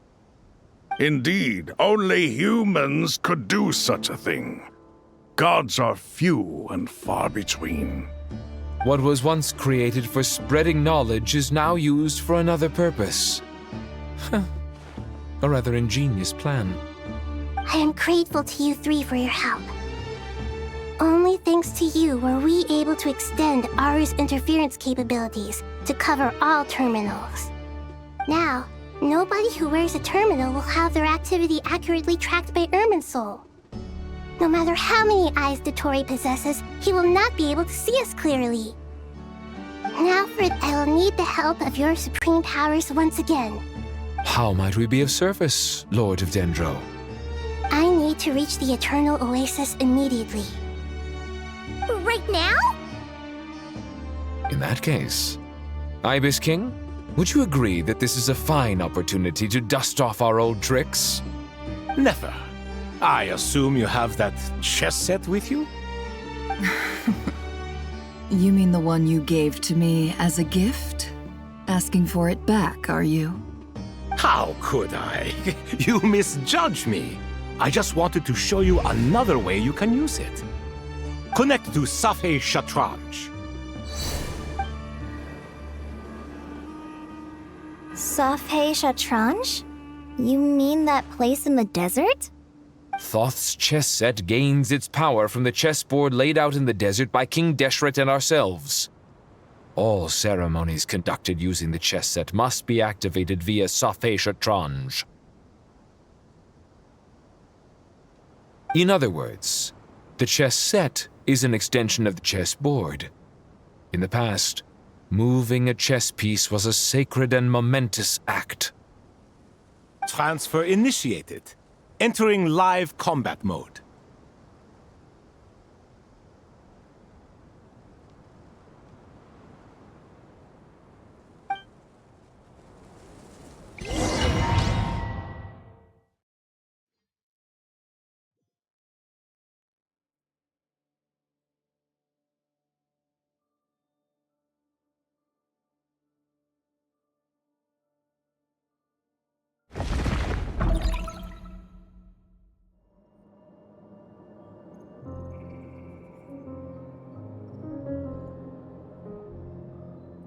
We haven't heard a single word from our spy in the desert. I'm afraid he might have been captured. Never mind. But we spent years turning him. And a lot of Mora. Nothing comes for free in this world, but the loss is not without its purpose. For a small price, we have wasted a precious amount of the limited time they have. Quite a bargain, if you ask me.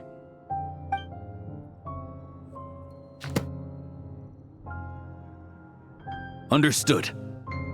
Weighing profit against loss is a necessary part of life. But to tell the truth, I have been operating at a loss since this all began. Since many centuries ago, in fact. For instance, why would a banker act as the executor of a will? If you hadn't deposited your personal belongings at Northland Bank, I would have no reason to be here right now.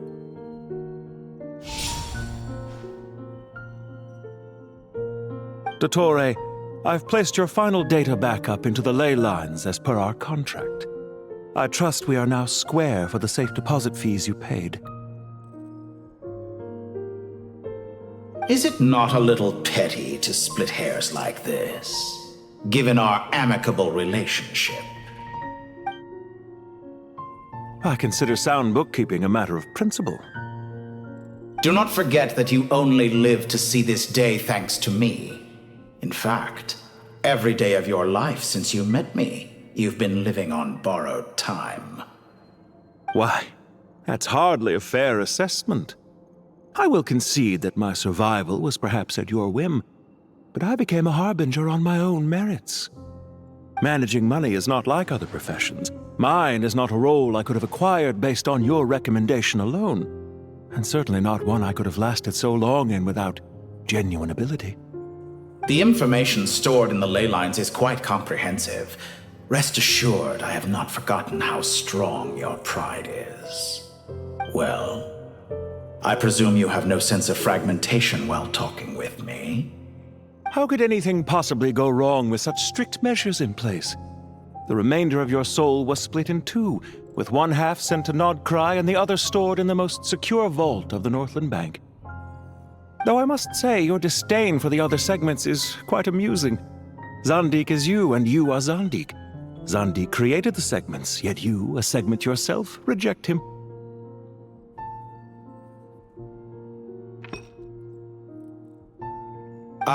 That is, Zandik, created segments of various ages in his later years. To achieve this, he had to freeze time and part with a portion of his soul.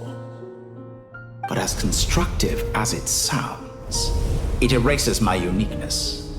If each segment is equally me, then by the same token, none of them are truly me. A soul living forever in the past inevitably holds different views than he did in his later years. The same thing that completes me also restricts me. You too might ask yourself which stage of your life you want to be preserved at. The day your business failed?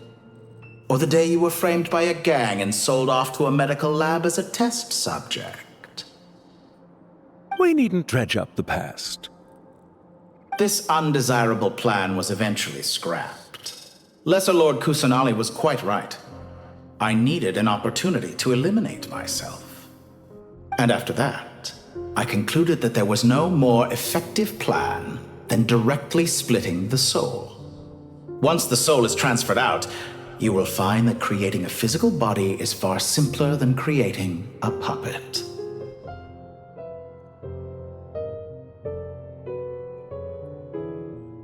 The other half of your soul suffered a crushing defeat in Nodcry, you know.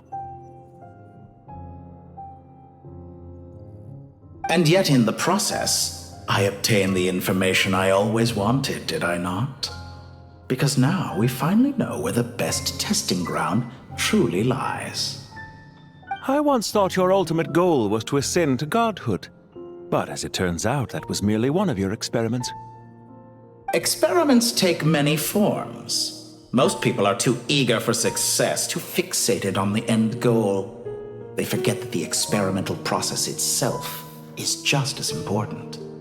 A suspiciously vacant seat, a new face. I trust you can put two and two together. The reason it doesn't exist is because someone tampered with the record. What can I say? After all your efforts, you really did uncover the world's secrets. So, is the new world you promised a lie? No, it never was. I am glad to be able to control Irmin's soul from within. Now I shall attempt to create a new world inside the existing one. Almost everyone faces the prospect of death, but not a single person has ever been able to experiment unrestrained in the afterlife through sheer force of will. I am the only one to have overcome this enormous challenge.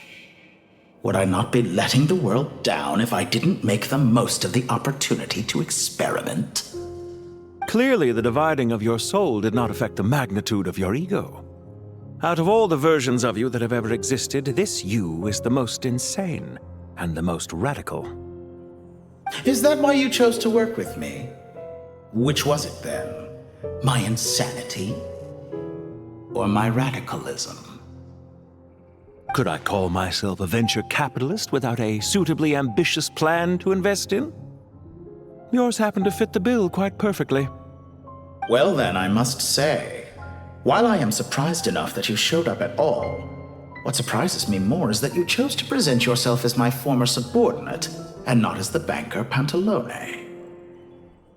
Why make things harder than they need to be? Exposing my true identity in a situation like this would only serve to destroy diplomatic relations between Snezhnaya and Sumeru. I daren't imagine the consequences. Showing up in the name of the original antagonist gives you the recognition you rightly deserve, while also being sensitive to Snezhnaya's predicament.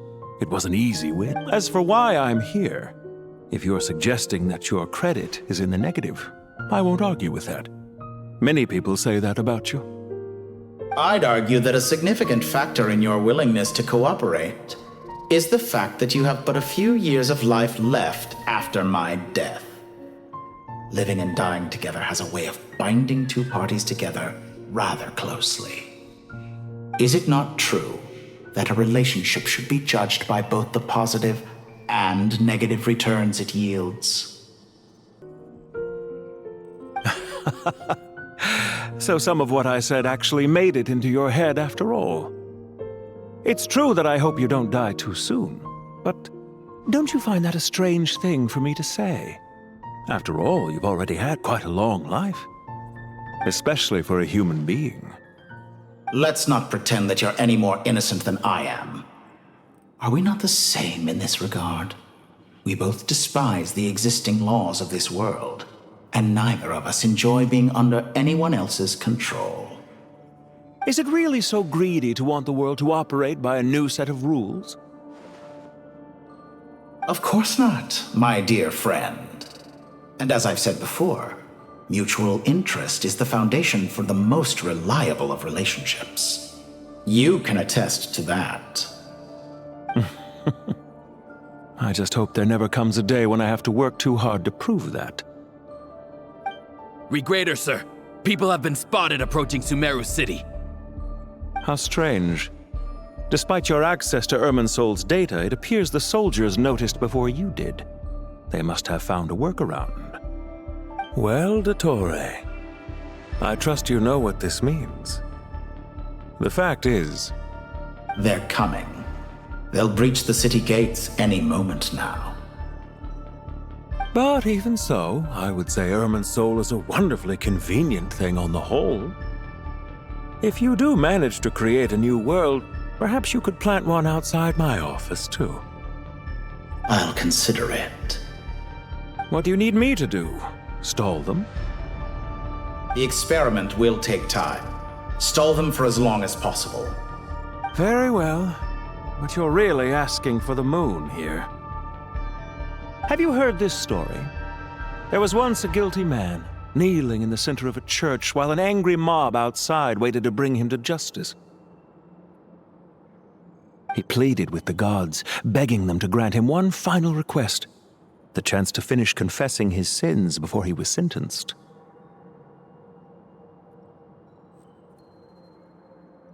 Many suns and moons passed, seasons changed, and still his confession continued, as if he intended to speak until the end of time. Are you suggesting I worship you as a god? Or were you hoping that I might confess my sins to you? Certainly not the latter.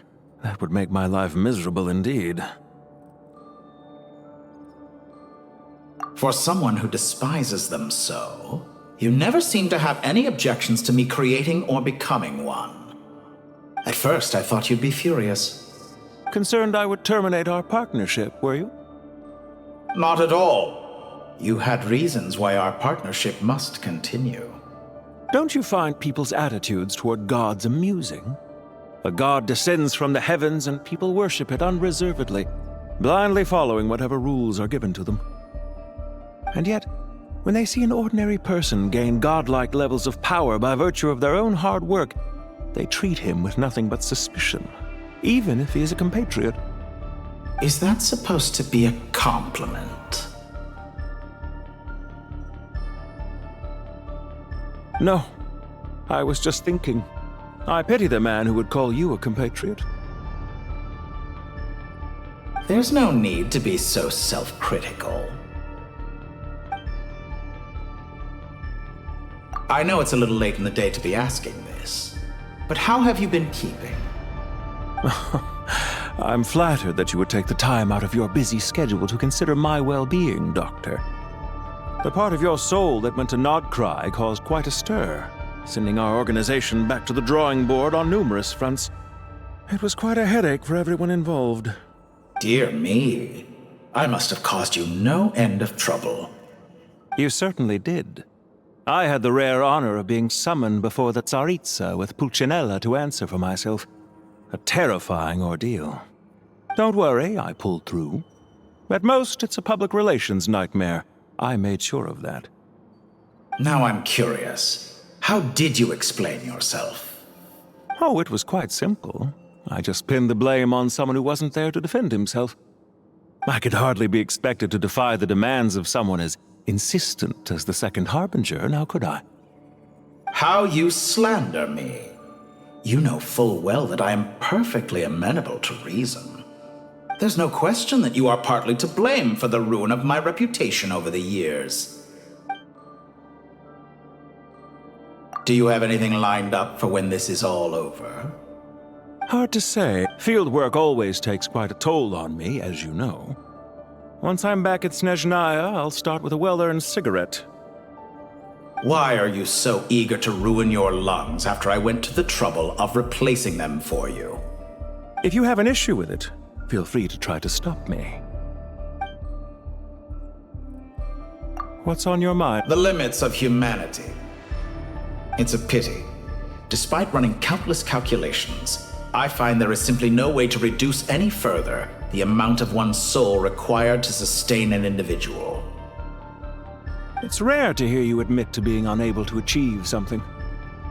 I beg to differ. For instance, as I've told you before, the original me was prone to motion sickness and couldn't make long train rides. Ah, yes, of course. One of the reasons you often sent yourself out on errands.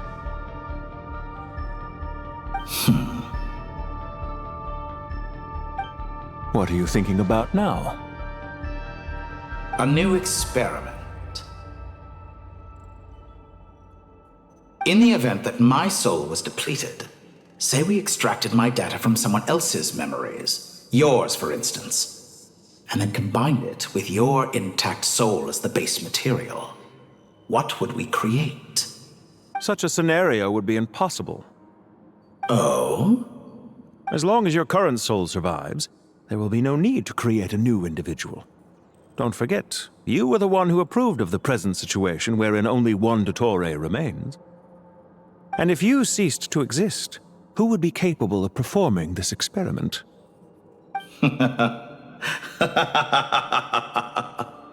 Since the day I met you, you've always excelled at talking your way out of a quandary. Isn't it a little too early to be saying goodbye? Not that I wish to keep you from your business, of course. Very well. Let's leave the conversation there for now.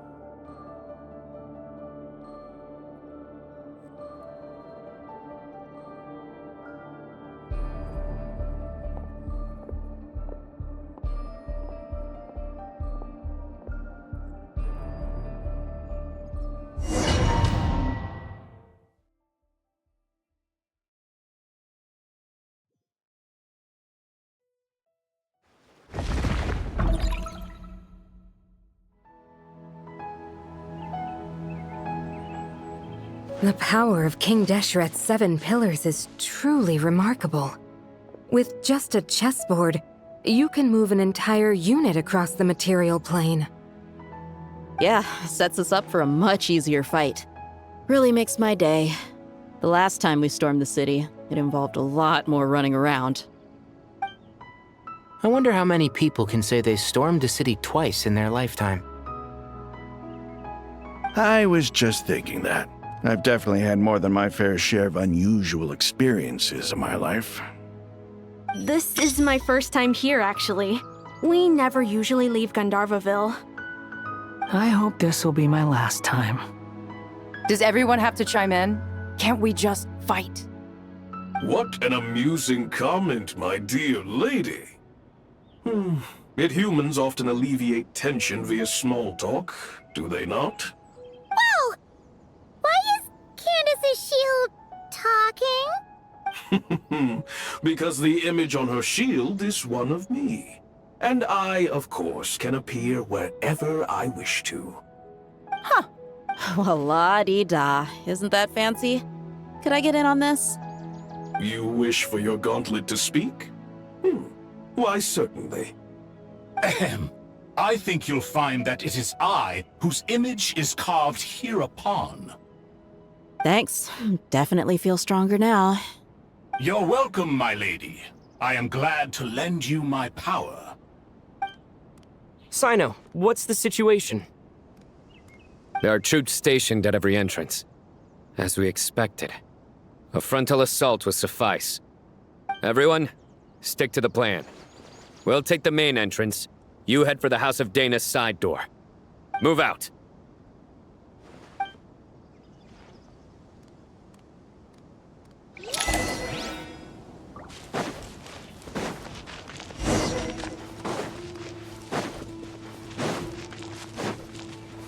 Out of my way! Now it's your turn. Take this! Watch out! Ah! Get lost. Whew. Thank you, Jet. You gotta be more careful. If you're not ready to put your life on the line, you can't be certain of defeating your opponent. She's right. Keep your wits about you, Rana.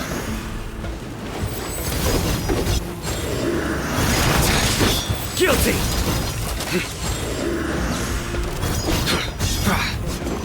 Your penance is due!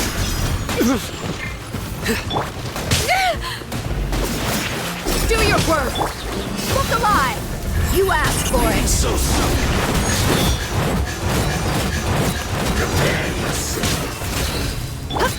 Futile! Yield!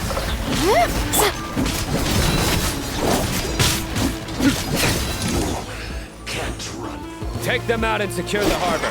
Reinforcements will arrive by water. Consider it done. Show no mercy!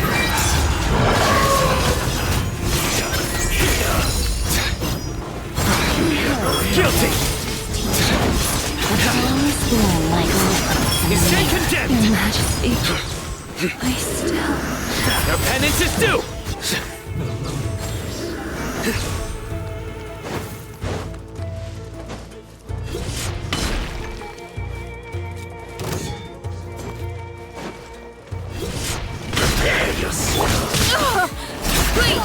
We shall prevail!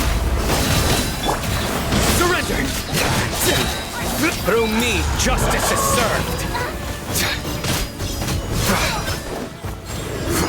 Guilty! Can't run from death. Use your force this time.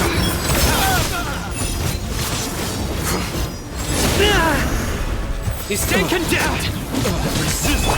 Yield! Buckle up! You're dead meat!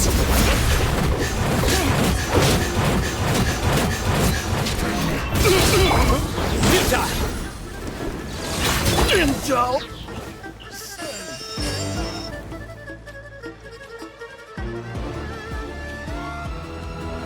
Waterway secured. Brothers! Sisters! Perfect. Just in time. Welcome. Once we've linked up, we'll continue the advance. The team has arrived at the north entrance, as planned. Good. Press on.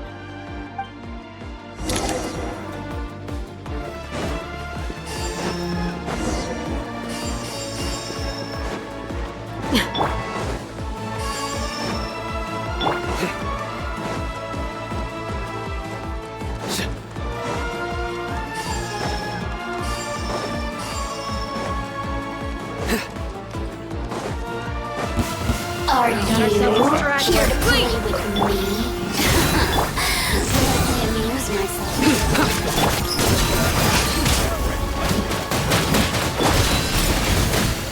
The more, the merrier. Surrender! Your sins weigh upon your soul! Your penance is due! You stand condemned! Guilty! yours. Stay condemned! Do your work!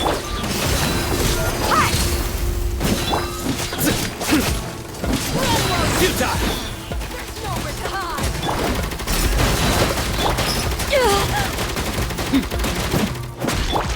Surrender! Judgment is upon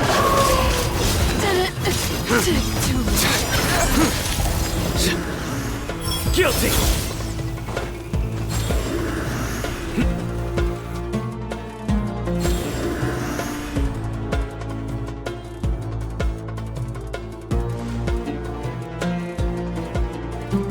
Look out! It's an ambush! Finally. We need to hurry. Take the middle road now. Mahamacha Sino, area clear. Don't relax just yet. More Fatui approaching from the right.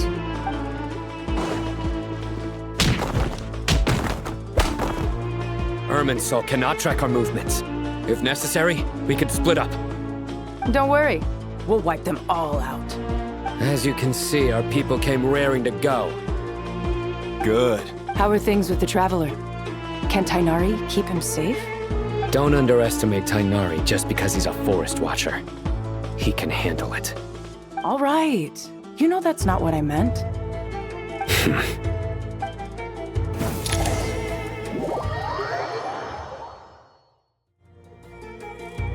Sino and the reinforcements have drawn the Fatui's fire away. It's our turn. By using a cluster leaf of cultivation, we can pass through certain terrain silently. Good luck with that. We'll just fly up there. Huh? Oh, yeah. I forgot she could fly.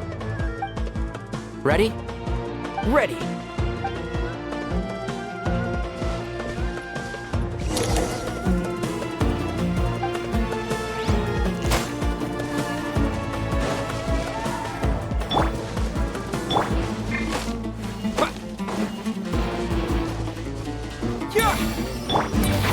Can't see?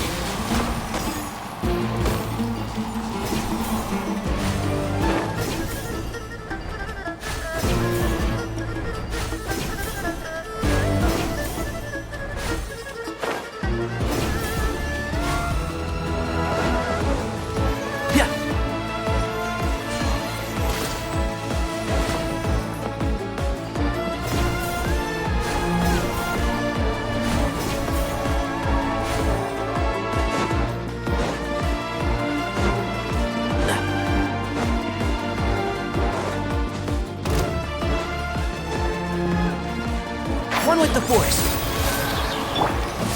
Scorching! Time for the big one! Squall and Fury! That's far enough!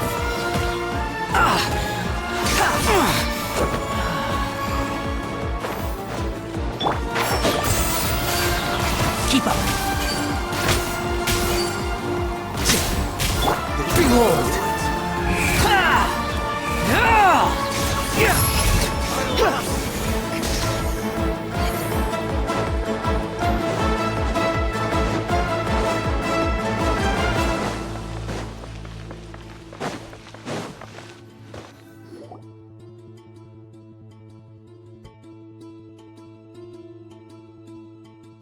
Fatui soldiers up ahead.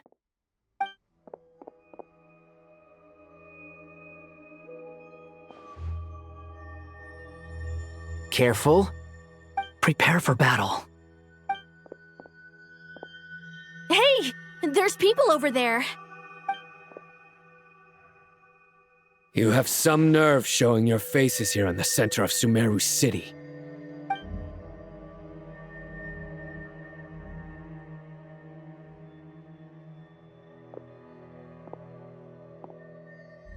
You're right on schedule. Well, this guy sure as heck isn't your average Fatui sergeant. They've stationed quite a few people nearby. It definitely looks like they were waiting for us. But something feels off. Everything about this guy feels too deliberate.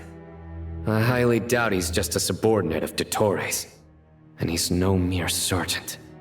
Whatever his rank is, it's high. Much higher than we thought. So you've been waiting for us. But it looks like you're geared up for a conversation, rather than a battle. Very clever, General Mahamatra Sino. I know you're the one in charge of this siege, and I look forward to making a deal with you. A siege? Sumeru City belongs to us! Historically, yes. But things can always change. We have quite a sizable force with us, you know. For instance... There's a Fatui ambush at the north gate. Can you handle him? We can for now. Yes, I'm quite sure both sides can hold their ground for the time being. The battle has not yet reached its climax. But what happens next? Do you enjoy watching bloodshed? Surely some of those here are people you count as friends. Once a war begins, some people must die. I doubt you wish that fate upon anyone you know. Wait a second. It's a trick. He's not even there. Silence! He disappeared. What was that? A ghost? Curses! He was never there to begin with. That was just a shadow projected there to lure us in. Enough talk! Attack! I apologize for being unable to accompany you at this crucial moment, but I am compelled to leave for reasons beyond my control. Please excuse me. Sumeru's General Mahamatra is quite ruthless. It's a good thing I wasn't there in person. Your illusion held them up for a time just fine. But now that they have seen through it, they will realize you were just a decoy. Decoy or not, what matters now is that they will be heading your way imminently. Not imminently. They are already here.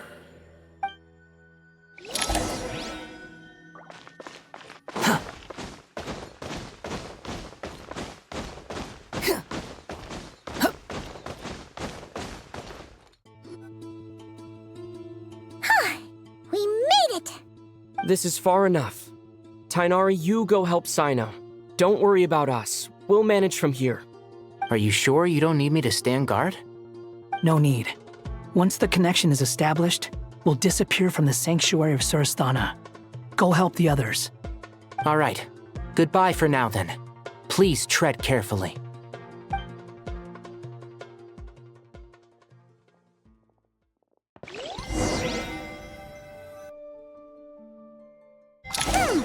Now where's the interface Nikita mentioned?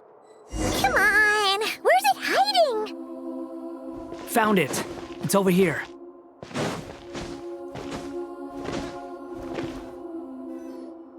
We can connect to the inside of Irminsul through the Sanctuary of Surasthana's built-in security system. You should be pretty familiar with the process. Is it the same route as last time? For the most part. We don't need to adjust any of the parameters. Then I should be fine. And Paimon? Once you're both ready, we'll set off. Wait! The stakes are way higher this time, right? Maybe Paimon should stay outside and help the others. Then, you can focus on the fight without having to worry about Paimon! Huh? Why are you staring at me like that? It's nothing. I just suddenly realized how much you've grown. Hey, you've grown quite a lot yourself. Don't you two start getting into it again.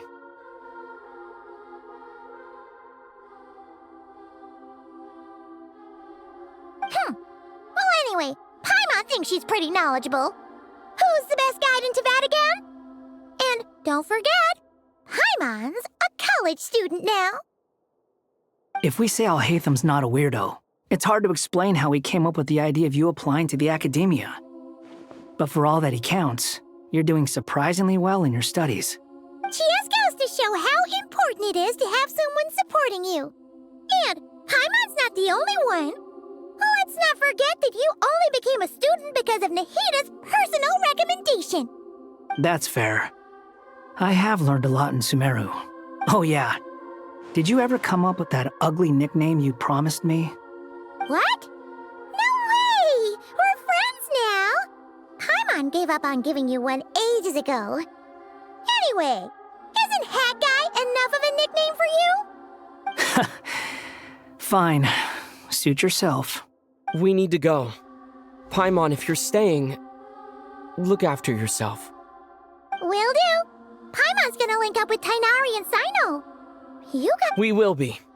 Bye for now.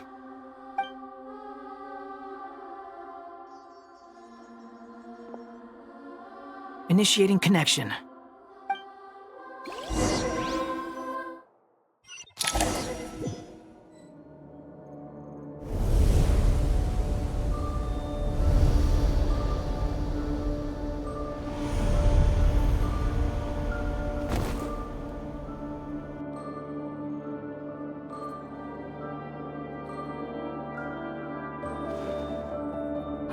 Well, here we are again. Come to think of it, I still don't even know where we're going. Thanks to our terminals, it should be impossible for Irminsul to read. Don't tell me. Only you need to know. That way, whatever happens to me next, it won't affect your progress. Listen to me. Your safety is just as important as mine. Don't even think about sacrificing yourself for the greater good. We came here together, and we're leaving together.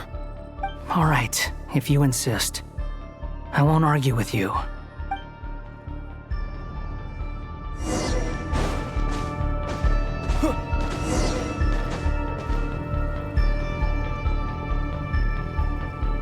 This place looks so different from how I remember. It's unrecognizable. It's a complete mess. Like someone's turned the place upside down. Must be Dottoro's doing. Either he's searching for some information he needs, or... It's still changing. He has to know we've entered Irminsul. But luckily for us, he can't pinpoint our location. Be on your guard. Don't let him find us. The red parts have probably been corrupted by Dottoro's power. Don't touch them, or you might alert him.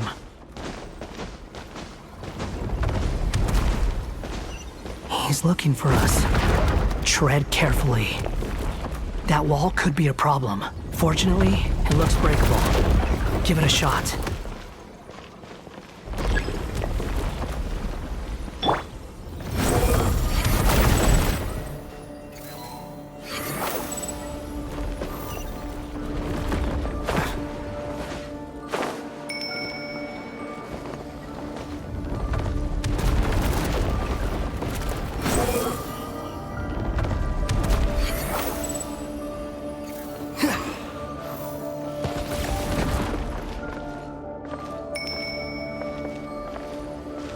Rises.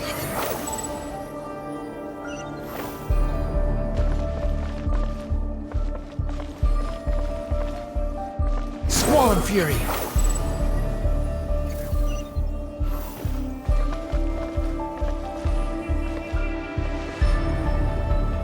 The wind rises.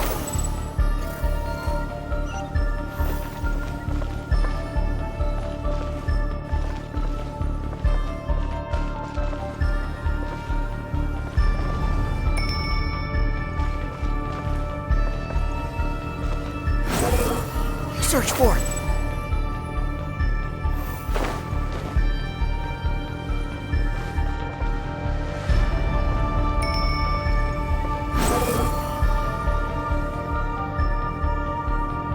Upon the gale.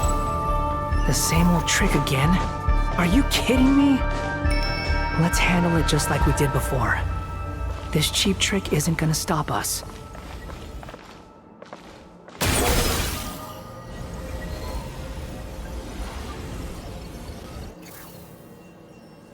Oh no, it's a trap!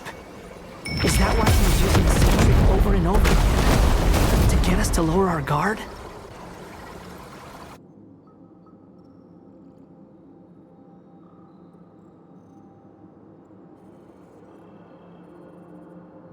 I'm trapped!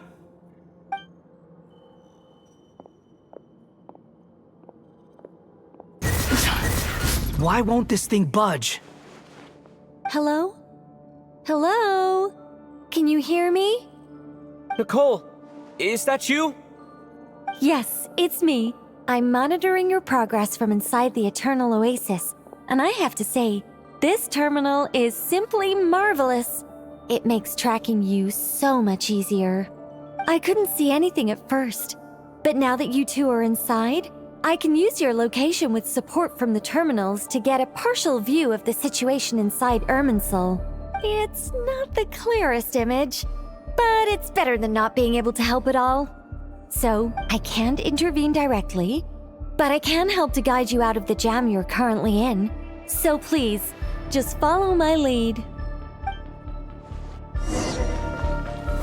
Dottore in his current form is a blight upon both Irminsul and the ley lines. Pay attention to your surroundings. There must be sources of his contempt. Is that one of them? Precisely. Take it out. Good work. But we're not done yet. Stay close, and let's see if we can find any others like it nearby.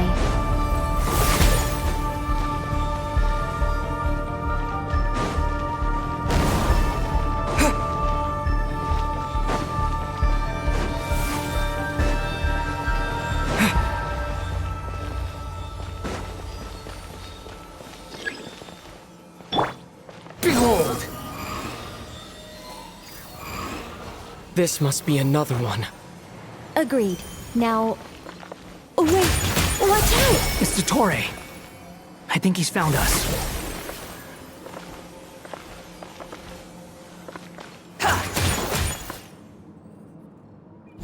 The seal is broken. Quick! Get out of there!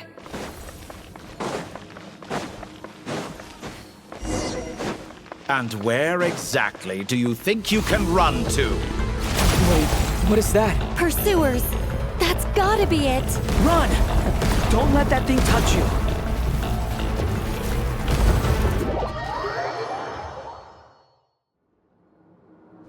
And where exactly do you think you can run to? Wait, what is that? Pursuers! That's gotta be it! Run! Don't let that thing touch you. Dodge that attack!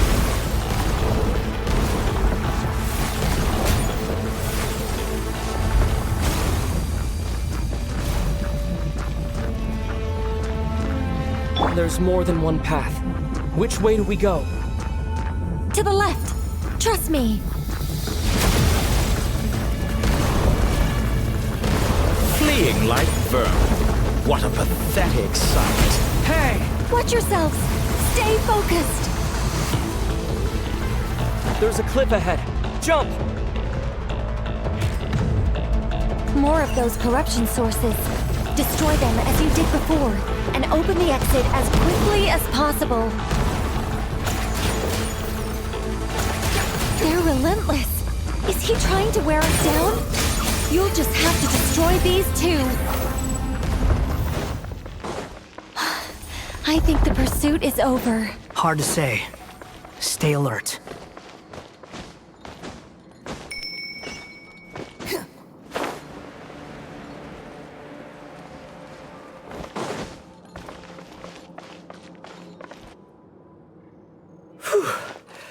I think we've made it to relative safety. Goodness. That was tough. You doing okay? I'll be fine. Don't worry. Take a short rest, and then... Nicole? Nicole! The connection's been cut. But that means... Look at you supporting one another. How very touching.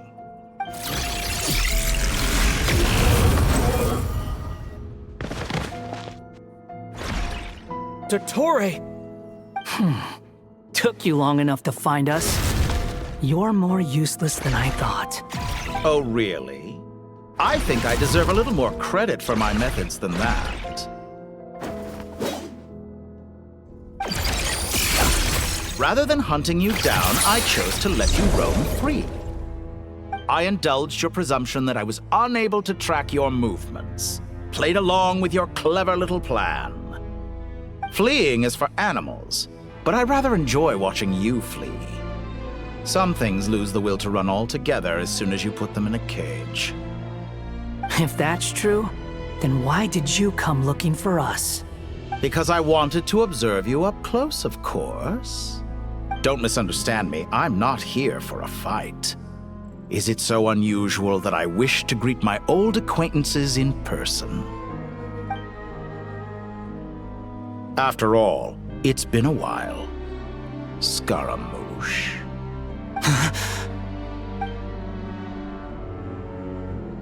Why are you so afraid? I have done nothing unprecedented in discovering the truth. Nor did I go to any great lengths to uncover your story. You made a bold series of moves in deciding to erase yourself, and with the power of this great chronicling device called Irmin's Soul, you were able to achieve something quite remarkable. Once most people form an opinion about someone, it tends to imprison their mind. Yet you managed to erase every trace of your existence. A novel take on death indeed. However, this meant that you stood out to me all the more when I saw you in Nodcry. I didn't even have to go looking for you. Just the sight of you was enough for me to intuit the truth. For someone in my position, connecting the dots was a trivial affair. It would have been more surprising if I hadn't managed to piece it together. You seem very pleased with yourself for figuring it out. I'm sure you'd even be more delighted to learn the full extent of your crimes. That would hardly be necessary. Besides, isn't there something that concerns you more right now? Something that fills you with dread? Let me put your mind at ease. I have no intention whatsoever of restoring any of the records you deleted. For one thing, it would be exceptionally difficult. But more to the point, I doubt that the prospect of losing your current life is all that frightening to you. Because in your case, the cruelest twist of fate is that you'll never again have the chance to make up for any of your mistakes. Dottore?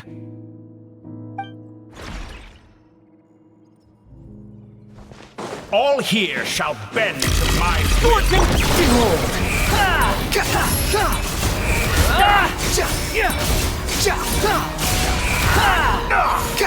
I'm afraid you'll need to do better than that to take me down. I expected you to have grown stronger. Ah, how foolish of me. I forgot that you lack any means to increase your power. You will pay for everything you've done! Oh, will I now? Time to ignite! The wind rises.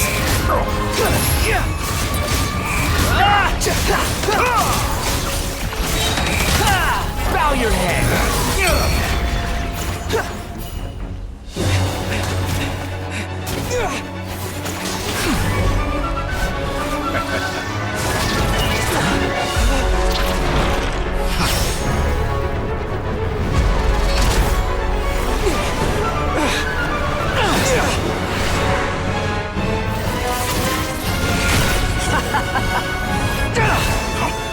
Does the prospect of death amuse you? I could ask you the same question! I'll distract Dottore. You focus on the mission. Got it!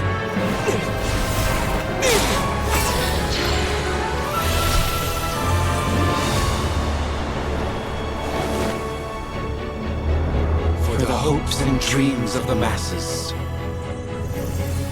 Open the secret door on this enchanting night.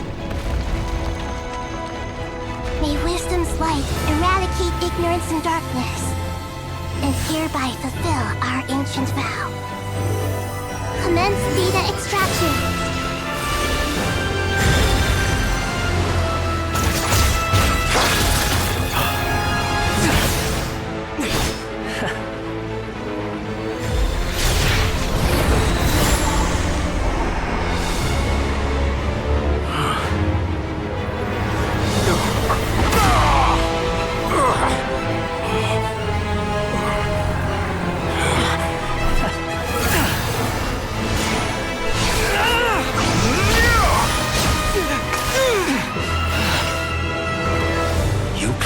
outdated ideals and stand in the way of progress. You will pay for interfering with the grandest experiment of all time.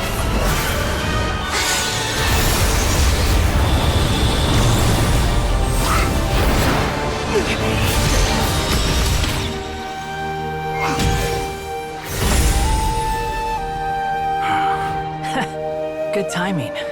Dottore, as clever as you are, you fail to understand wisdom. Wisdom takes many forms, but the path you have chosen eschews them all. Huh.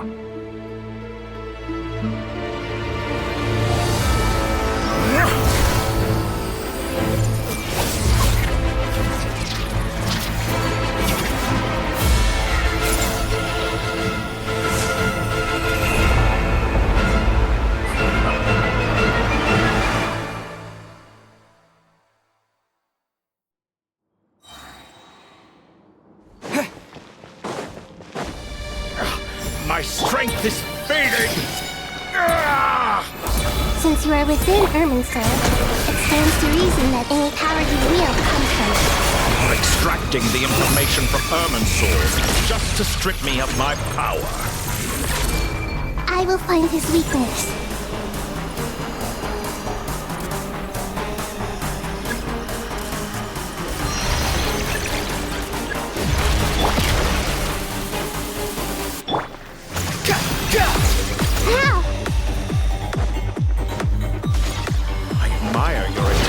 Introduce a new variant, but it's nowhere near enough!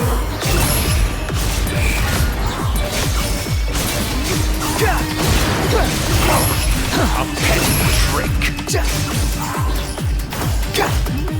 A new dawn! Squall and Fury!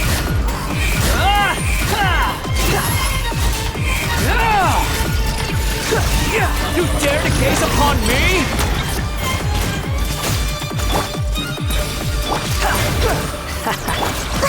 This way through. Burn all before you! Blade of the primal flame! You're dead!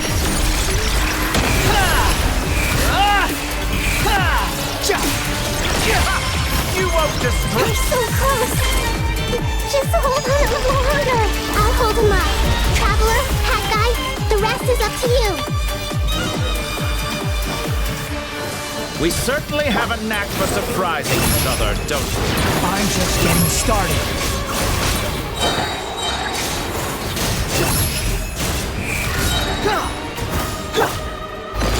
It's time. Say your prayers. The enemy is innocent, but watch your back.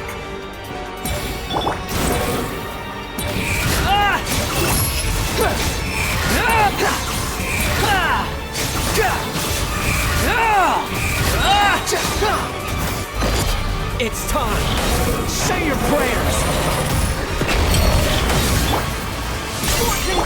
The wind rises upon the gale.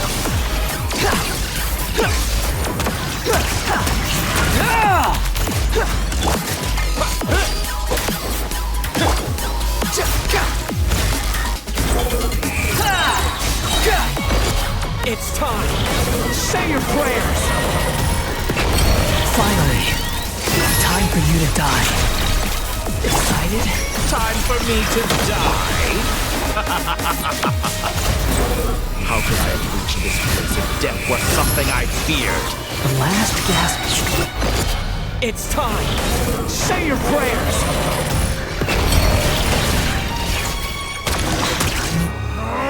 That's enough!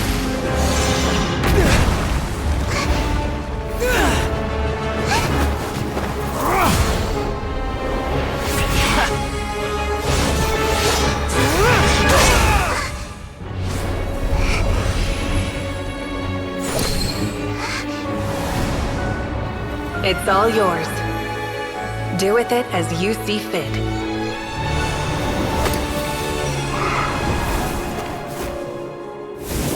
Just as you say, this world is home to some archaic things.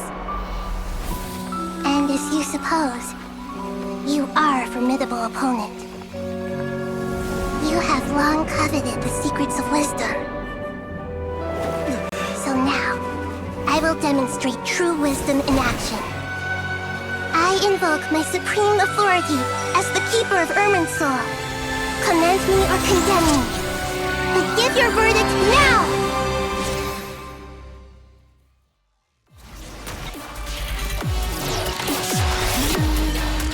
Blessed One of Wisdom, Mahakusaladhama, are you certain that you wish to exercise your authority to destroy Irminsul? It represents both your roots and your finest accomplishments. You truly intend to abandon the very thing you have always fought for? This is my decision. Irminsul has been corrupted beyond redemption. Irminsul is the original tree of Tevat. It is the means by which the heavenly principles maintains fate itself. The 7 Archons should honor and revere it, for their authority was bestowed upon them by the heavenly principles. It is precisely because I honor and revere it that I fight for the humanity it exists to protect. Wisdom is knowing how to weigh the options and make the right decision. If you truly care about the fortunes of this world, then it is me you should seek to preserve.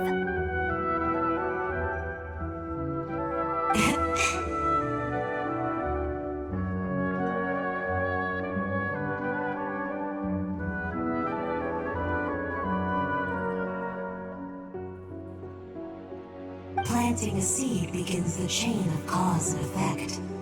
Since you have become a great tree yourself, why should the loss of another tree be anything to fear? Till we meet again, Lord of Dendro.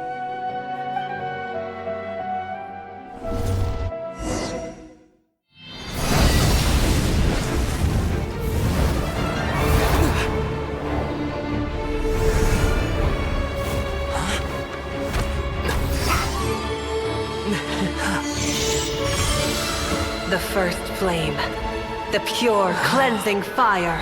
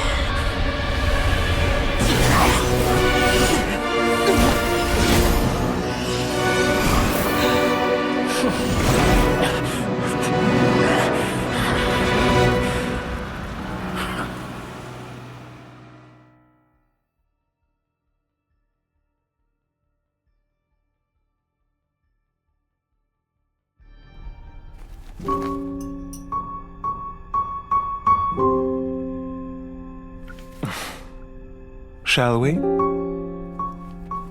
Where were we? I was suggesting that you needn't perform when signing a contract. You're only sitting here because your bank demanded an evaluation of the trustee. So you told a story about a young scholar from a merchant family in Sumeru? I told a compelling tale, didn't I? The post-expulsion story is far more captivating. The human experiments or the elixir of immortality? The part where you die. Ah, yes. My favorite part. The 35-year-old Segment thought of himself as Dottore, reserving the name Zondique for the original specimen. Of all the Segments, he was the most selfish. After his expulsion, Dottore searched for a new direction. He joined the Fatui, studied Elazar in great depth, secured resources. He was rather fortunate in his career. Zondique turned to Conrian technology and successfully created his segments. But this was not immortality. Even with backup segments, his body would still age. Still, thanks to Snezhnaya, Zandik found the ideal base for his experiments. Then a perfect partnership materialized at a crucial moment. The year that both parties realized they needed more time. Fortunately, Zandik succeeded. In a miraculous turn of events, he gained the extra time he needed. I seem to recall it differently. All right, it's true. No matter how much elixir he took, Zandik remained human and continued to age. Then, on the morning he turned 85... Help me up! Call for help!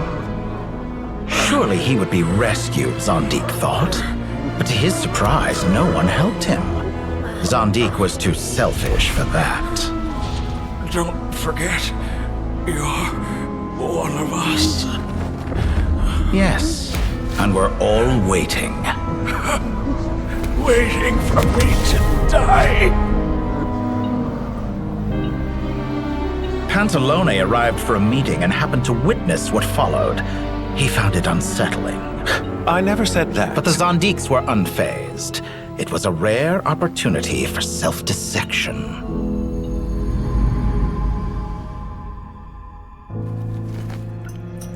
What does all that have to do with you depositing your data at Northland Bank? It has made me cherish my time in this world all the more. Fair enough. So you do have a sense of self-preservation.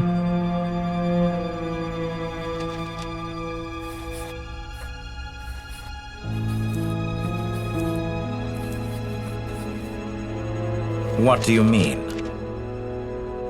You're hardly normal, and you don't cherish life.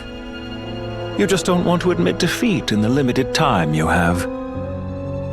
Even so, don't I deserve an interesting ending? I'm counting on it.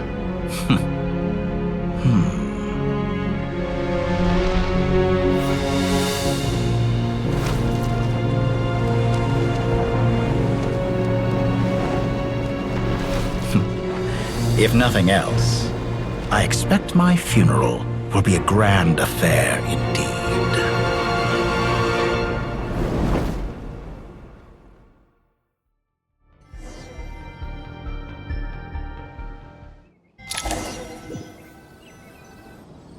What a magnificent fire.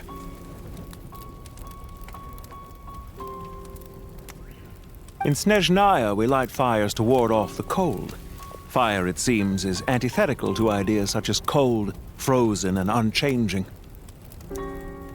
Perhaps it has always been that way.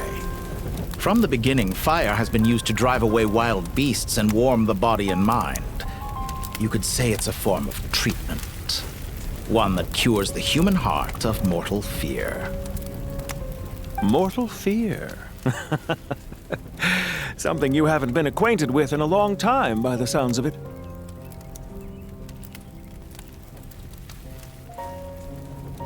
Whereas you, I'm sure, must know the feeling quite well indeed. I remember when we first discussed the elixir of immortality. You claimed that extending your lifespan was about buying more time.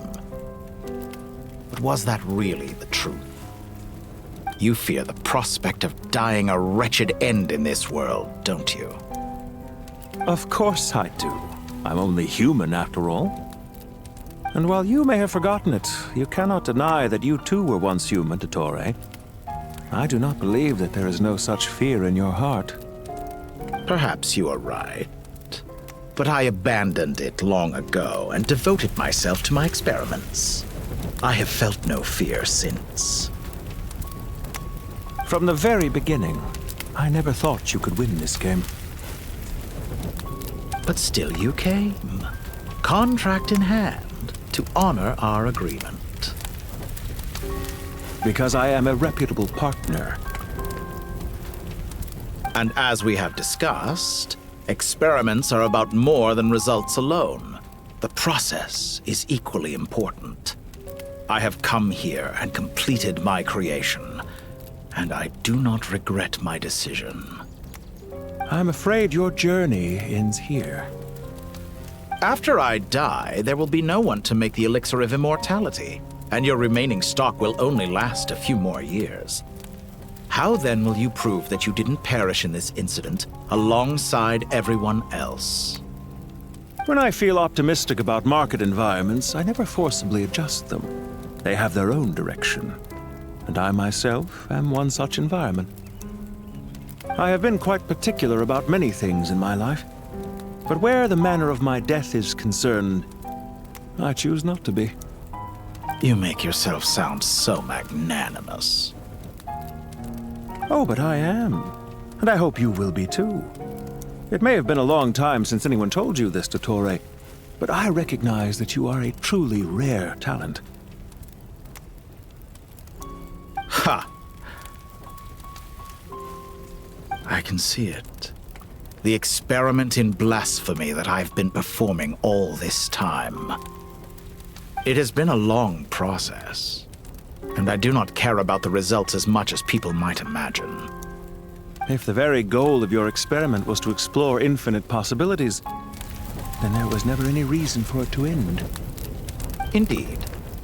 Yet now, the experiment has officially drawn to a close. What should I call you? Zandik? Or do you prefer Dottore? Suit yourself. Goodbye, Feofan. This time, that's what it truly is. And don't I know it? Goodbye, Zandik.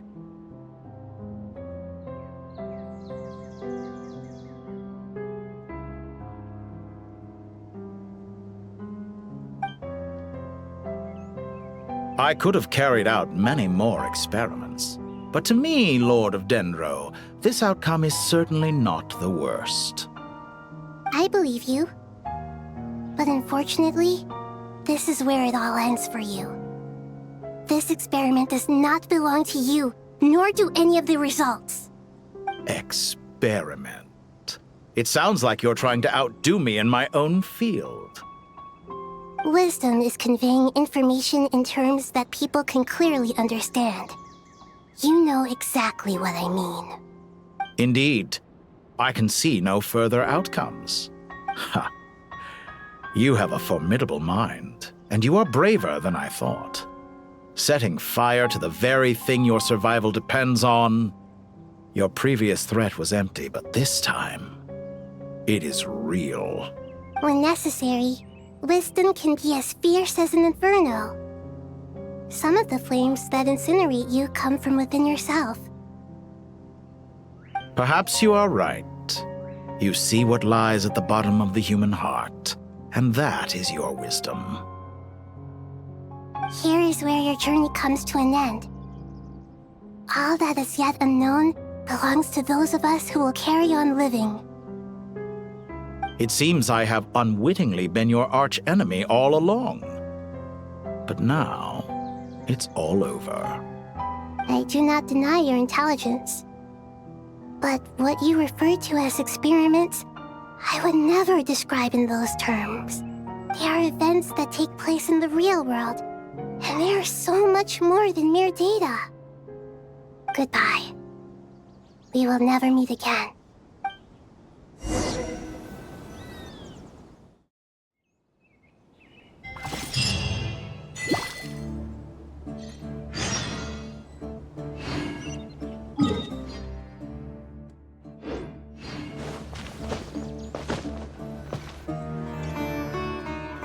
Well, that's the last of them.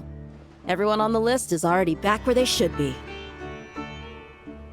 It was a long, hard road, but we finally finished escorting everyone back. I just pray that we'll never need to leave again. I hope we can stay here forever in this peaceful paradise of our own choosing. Paradise. In the annals of the Temple of Silence, that word carries great significance. It represents the hopes and desires of the gods. Their longing for a place to rest. I wouldn't think gods need such a place.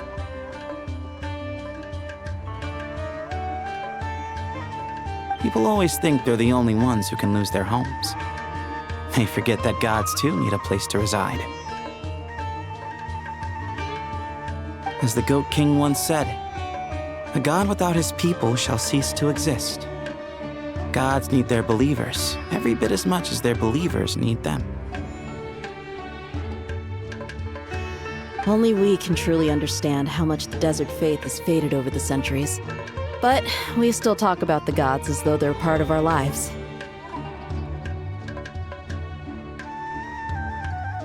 Given the myriad ways in which gods and humans interact, I'd say they really are. How else could Dunyarzad consider the Dendro Archon a friend? Well, that sounds about right to me. Describing them as friends sure makes us feel a whole lot closer. If you told me a few years back that I'd have this many friends, I'd have called you a liar. Belief is a choice, just like friendship. We've made our choices through battle. The right ones, wouldn't you say? I'll be heading back to the Temple of Silence. I heard the Goat King and the Ibis King decided to pay us a visit. How about you? It's back to Aru Village for us. Still plenty of supplies to distribute and people to help. Until next time, old friend. As long as you can find the time, you're always welcome to visit us in Aru Village. Right back at you. Make sure to drop by the Temple of Silence the next time you're free. Where it is that 2 of the other 7 pillars, Shezapang and Bennu, might also be dropping by. Since you're wearing the symbols of their power, it'd only be fitting if you came to see them for yourselves. Dropping by? That makes it sound like they're visiting a neighbor's home. Well, the temple was founded by Hermanubis, so I guess to them, that's exactly what it is. Guess that's true. All right. We'll make sure to find time to stop by. Stay safe on your journey home. I will.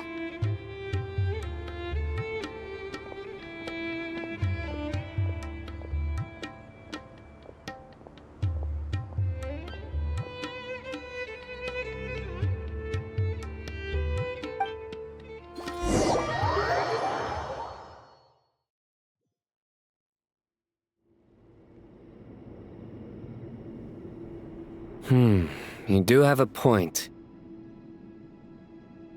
See? Retirement has always been a problem, especially for old-timers like us who've been locked away all these years. You finally step out into the light, and bam! You're face to face with a whole different world. Naturally. What do you think, Layla? Huh? Why would you think to ask me? How could I possibly be qualified to decide where the servants of King Deshret should live? Sorry if my question was unclear. Do you think their statues will stand out too much if we place them here? Hey, I never agreed to this. How could we possibly allow our statues to be left in Hermanubis' home? That would be like breaking into someone's house, then pretending it belonged to you in the first place. Different beliefs can coexist. We still need to respect one another. By which you mean, you two plan to stay at the Temple of Silence, for a while at least, but you have no intention of relocating your statues here. So, you see this as sort of a family visit? Is that correct? Family. Huh. You could say that. In a sense, Hermanubis would view this as his home. Just look at this place. Magnificent, is it not? The sad truth is, in the past, all 3 of us invested so much into misguided ventures. We failed to build what we should have, and wasted so much time instead. And what do you mean by that? I mean that for the most part, time spent associating with the likes of Sobek, and, let's say, Thoth, might reasonably be considered wasted. Why does that not surprise me? Go on. Anyway, given how much time we'll all be spending together, I'd say that the bonds we built will end up proving to have been a sound investment. Once Sethos, the current leader of the Temple of Silence, returns, you can discuss the matter of staying here with him. But judging by the expressions of everyone here, I imagine you'll receive a very warm welcome. This sacred ground houses untold knowledge, after all. What better place for the servants of King Deshret to appear in the mortal world? How about we share a meal together first? I imagine it's been many years since you last tasted fresh food. Oh, that sounds wonderful! After so many hundreds of years, I can only surmise that desert cuisine has become a lot more varied. Are we having a get-together? If you'd like, I can help prepare some food. After all, Lord Thoth, you helped me so much in the desert, and I still haven't properly thanked you. Oh, my, that would be wonderful. I'm touched that you still remember. How the times have changed! To the people of today, it seems the Ibis King has become a kind and passionate god. And you, Mr. Herreshoff? What kind of god do you wish to be? To be honest, I haven't given it much thought. How about you, Dendro Archon? Do you have any hopes for your future? Me? I'm very happy with my current life. Forgive my bluntness, but you do not seem to derive your authority from majesty and might, like Lord Al-Akhmar. Clearly your approach has its advantages, but also its dangers, don't you think? I do, but projecting a majestic front doesn't really suit me. Besides, my relationship with others isn't simply one of a god and her people. Not putting on airs might earn you more adoration. Exactly. Besides, I really like parties where everyone brings their own food, and we all come together to share. You should join us. I'm sure you'll find it fun. Last time when we got together for a picnic near the Avidia Forest, it was quite the occasion. Seeing as you're already here, how about we hold the next one in the desert? Can we do that? Wouldn't Tainari have to transport a ton of drinking water? Don't worry, I can help out. Layla, would you like to join us next time? Me? Sure. The more the merrier. That way we... Don't take this the wrong way. I just think you should know. When it comes to passing the time, chess is more our thing. In that case, Dendro Archon, what do you say? If I were to compete against you, I can't say with certainty I'd win, but I certainly wouldn't mind giving it a shot. Where's Sobek? I'm sure he'd be good for a few rounds. Cards, cards, cards! I'll always prefer chess. I wonder what variant of chess we're talking here. Mr. Thoth, is there some sort of astrological significance to this game? Oh, I'm glad you brought that up. As long as the leader of the Temple of Silence agrees, we can search Hermanubis' place for books to teach you how to play.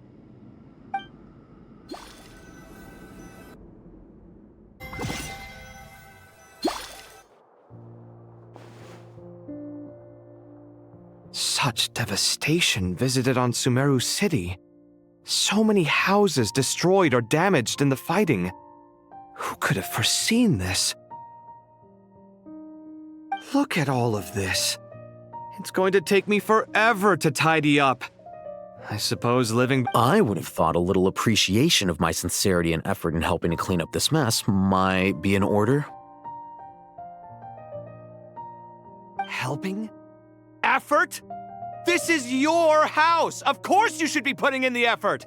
If anything, I'm the one who's helping! So you see yourself as just a helper in this situation. I must admit, I'm rather shocked. If you're trying to say that since I live here too, I have an obligation to tidy up, fine. I suppose I do. Wait a second, stop changing the subject! Nevertheless... In the wake of a great storm, a missing roof is a predictable inconvenience. Can you stop making it seem like I care more about this house than you do? Doesn't it upset you at all to see your home in this state? I won't pretend it's ideal, but that's no reason to be upset. This is the roof over your head, your shelter from the cold. The furniture is scattered, the paintings have fallen off the walls, the windows are shattered. Don't you feel even a little disheartened? The way I see it, these problems are easily solved. Ugh, this is precisely why I hate talking to you about sentimental things. It's like banging my head against a wall. You simply don't understand just how much work goes into making a proper home. It sounds like this is causing you a lot of anguish.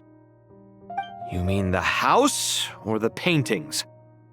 I mean your sentimentality. Oh, well, yes.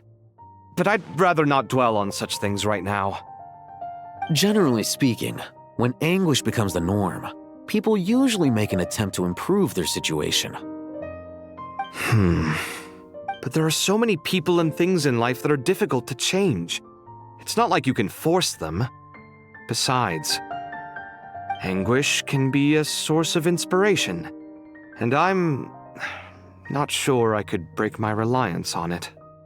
I'm glad you're able to make yourself think like that. What kind of a response is that? I was stating a profound truth about the very nature of art.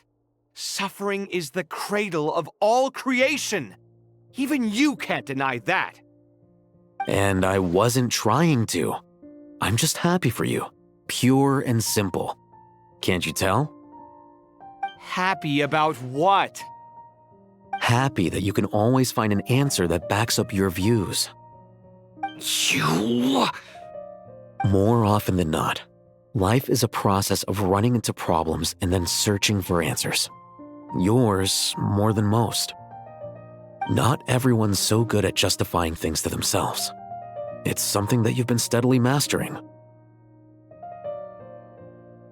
Huh. What about you, then? What skills have you been mastering lately? Pass me that box.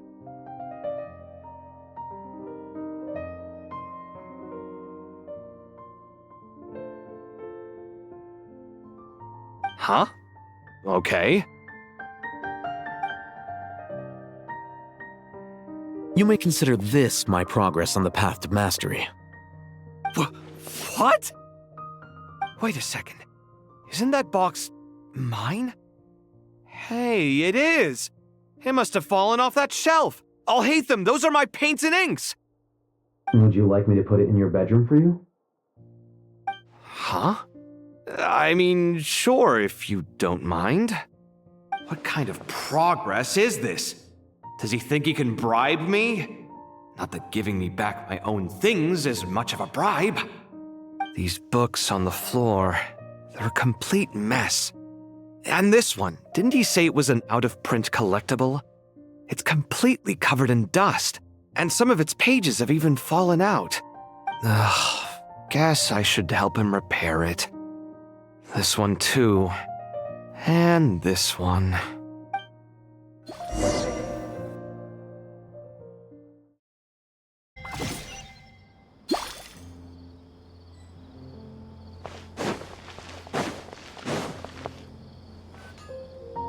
Local subter beasts, imported goods, such a bright future ahead. I can picture the Mora just rolling in.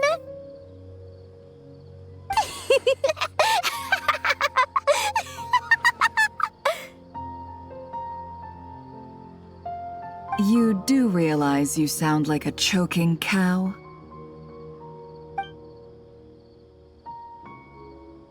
It's called being imposing. Can't you feel it? Are you not intimidated? Oh, I'm positively shaking in my sandals. What commands do you have for me, oh mighty Lord Sangamabe? You've got a lot of nerve, Nefer. You went and told Candace and the others everything, didn't you? Seriously, do you have any idea how differently they see me now? Surely that's a good thing. I presume they're more disposed to actually like you now, maybe even view you as a friend. You traded my secret for sympathy! Thanks to you, I've lost every last shred of my mercantile majesty. How am I supposed to make anyone think I'm a big, scary investor now? The dark days of Lord Sangama Bay are behind you. Why not take this chance to make a few honest friends? Speaking of friends, since when did the notorious Lady Nefer gain such an admiration for holier-than-thou types? A moon chanter here, an angel there? Who'd have thought it? A coming together of fates, nothing more. No need to throw around accusations of admiration. Forget it. You're right about one thing at least. Making friends is never a bad thing for a merchant. So, I really took a loss this time.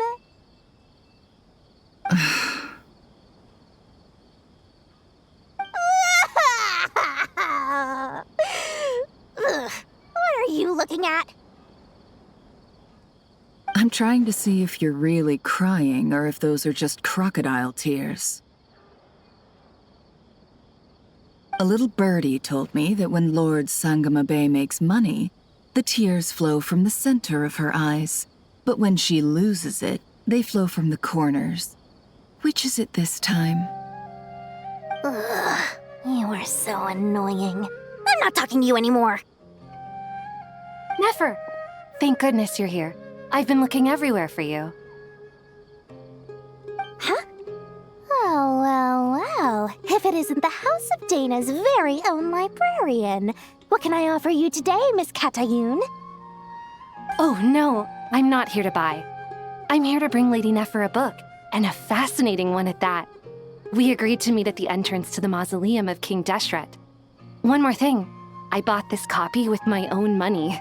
It's not borrowed. Reasoning knows not time of day, but suspense always follows a blizzard. That's quite the mouthful. Huh? Isn't that the one that... It was all the rage for a while. People throughout the city were clamoring to get their hands on a copy. The names inside were all circled. Everyone thought it was a riddle. Don't bring up that book in my presence. I don't even want to hear its name. That thing was nothing but a scam. Surprisingly enough, I've actually heard of this book, though it doesn't seem of much consequence. So, what truth lies behind it? You're from the Vahumana and you're asking me what the truth is? I'd say the actual truth was about the least important part of the whole episode. I brought you this book because it probably has the most interesting backstory of any in the House of Dana's collection, at least in recent years. As for its quality, well, you can judge that for yourself. Don't tell me it's actually any good. You may not know this, Lord Sangama Bay, but Lady Nefer has a fondness for books with... how should I put this? Mixed reviews? No eye for good literature, huh? Perhaps she feels that bad books hide interesting secrets? But I shouldn't put words in her mouth. It's probably fair to say she prefers the conversations that books can spark over the substance of the books themselves.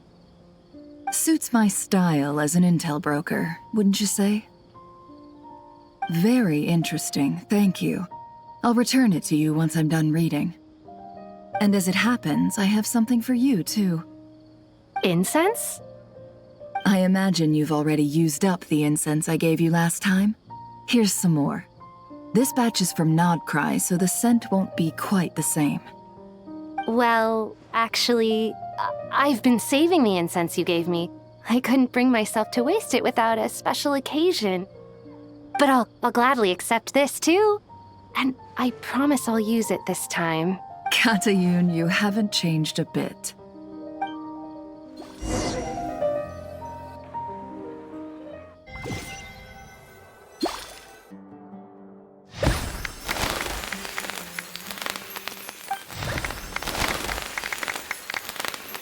Congratulations, Kale. Well done, Kale. After studying for so long, you've finally become a full-fledged ranger. Sure hasn't been easy for you, huh? This really is fantastic news. All grown up. No longer a trainee, but an official forest ranger. Oh, the next step is to secure tenure in the academia. Thanks, everyone. It's true. I'm an official forest ranger now. Master Tainari, thank you for your guidance and support. I wish Mr. Sino were here so I could thank him too. Sino had a matter to attend to at the Temple of Silence. I don't imagine he'll be back for some time. But don't worry, we can celebrate together once he's finished. I'm afraid the party will have to wait. Kale still has some matters to attend to first. Kale? Is everything all right? No, it's not what you think. There's nothing wrong with my health. I just have a few things I need to deal with. I've made plans with the Traveler and Paimon to visit Mondstadt. Master Tainari and Mr. Sino will be accompanying us too. Well, that's a relief. Let's get together when everyone's back. I'm sure you'll be doing even better by then. Of course. I have a feeling you're right.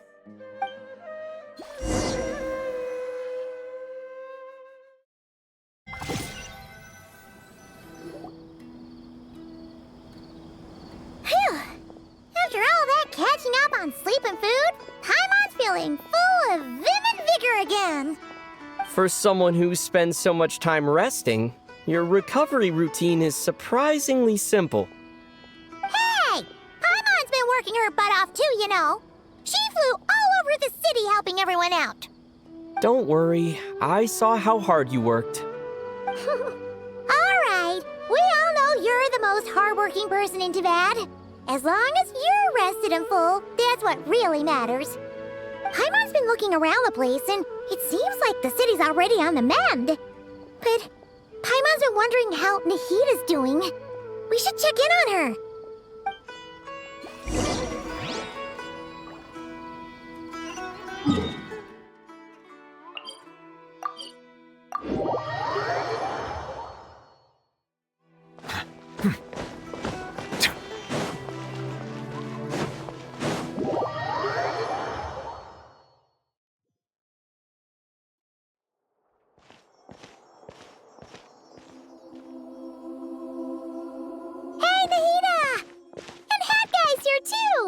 Traveler, Paimon! What's going on here? Nothing much. Nahita was just expressing concern for my physical and mental well-being. Oh, the Traveler told Paimon all about that. We've both been very worried about you. Are you feeling alright? You make it sound like I'm on the brink of some kind of breakdown. Truth is, I'm doing much better than you might imagine. If we can just get to the bottom of Dotori's intentions, we can minimize his negative influence. That's the sort of thing I excel at. Just listen to that newfound optimism. It seems like having you enroll in the Vahumana was a truly inspired move. I can really see the positive influence. Observe, a classic Sumeru specialty. Chalking everything up to education and learning. To be honest, even I can sense the change in you. Everything Dottori said to you was a way to manipulate your mind. Fortunately, you're no longer under his sway. Can someone as old as me really continue to grow? If it helps, just think of yourself as a late bloomer. It's all a matter of phrasing, and it comes down to what standards you measure yourself by. For a puppet, developing at such an age is perfectly normal. But if you choose to call yourself a late bloomer, it sounds more like you consider yourself human. However you see yourself, well done. All right, I see what you mean. Anyway, what's your next step? What else can I do but complete my current courses? Everything else can wait. Anyway, that's enough chit-chat. There are still things in the city I need to help out with. I'll be heading there now.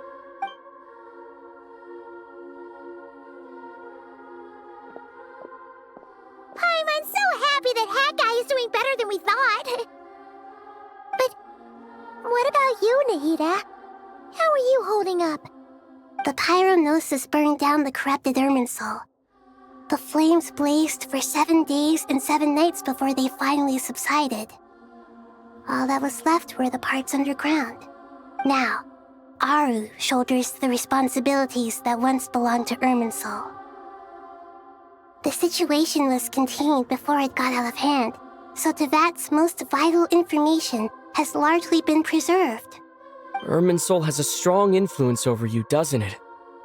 How will you cope now that it's gone? There is no need to worry. Thanks to Nicole's extraordinary talents, my connection to Irminsul has been severed and transposed onto Aru. Angels can do things like that? They can. Such abilities are precisely what makes them so powerful. The goddess of flowers, Nabu Malikata, once claimed that she too could perform feats beyond the reach of mere mortals. In my eyes, much of what she went on to achieve reached such transcendent levels. Her and Nicole really are both fascinating and magnificent. So, does that mean your situation is stable now? Correct.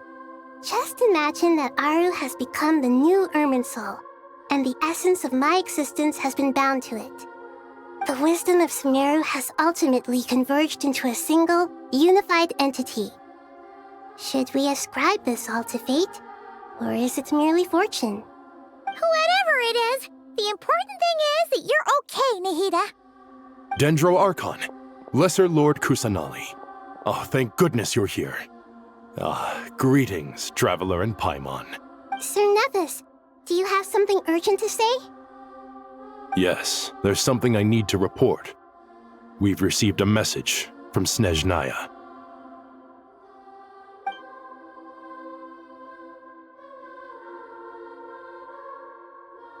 The Fatui Harbinger, the Rooster, sends us his sympathies, along with all the usual pleasantries. His stance is that, following the unrest in Nodcry, Dottore was subjected to internal censure. This madness was the act of a rogue element, one who cannot be seen to represent the Zapoliarni Palace. No less than can be expected. Snezhnaya paid a heavy price working to stop him. They even lost one of their own harbingers. The letter goes on to say that even so, Snezhnaya cannot claim to be blameless. Apparently, they will deal with Dottore's subordinates in accordance with Snezhnayan law, holding all those involved in his crimes accountable. Additionally, they are supplying relief funds and supplies, which are already en route.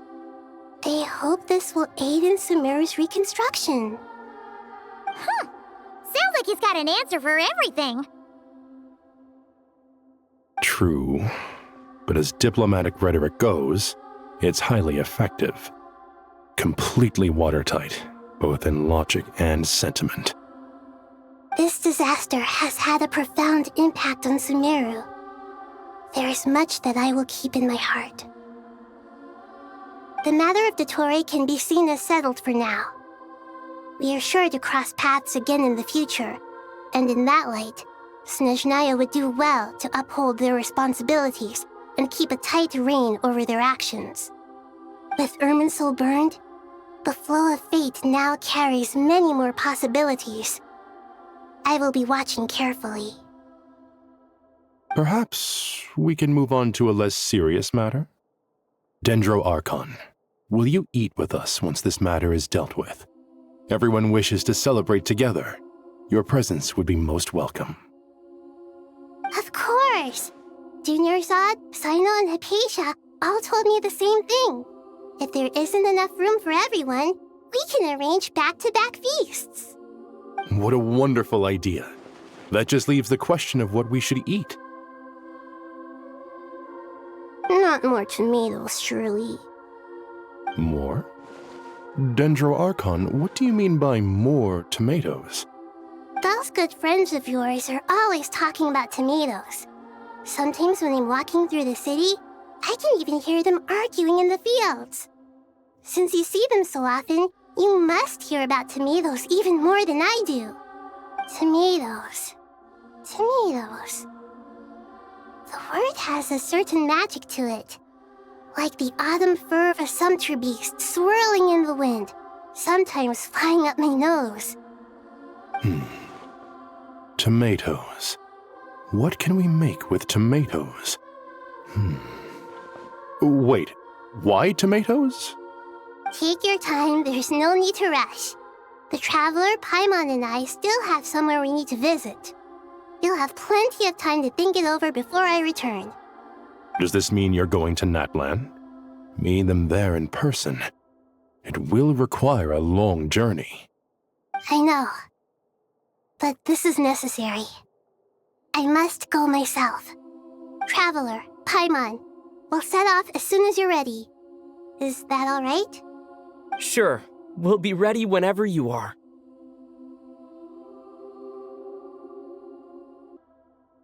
You'll hear no objections from Paimon. We should grab some snacks along the way, though. It'll be just like going on a long holiday. Wonderful. I'm looking forward to this so much.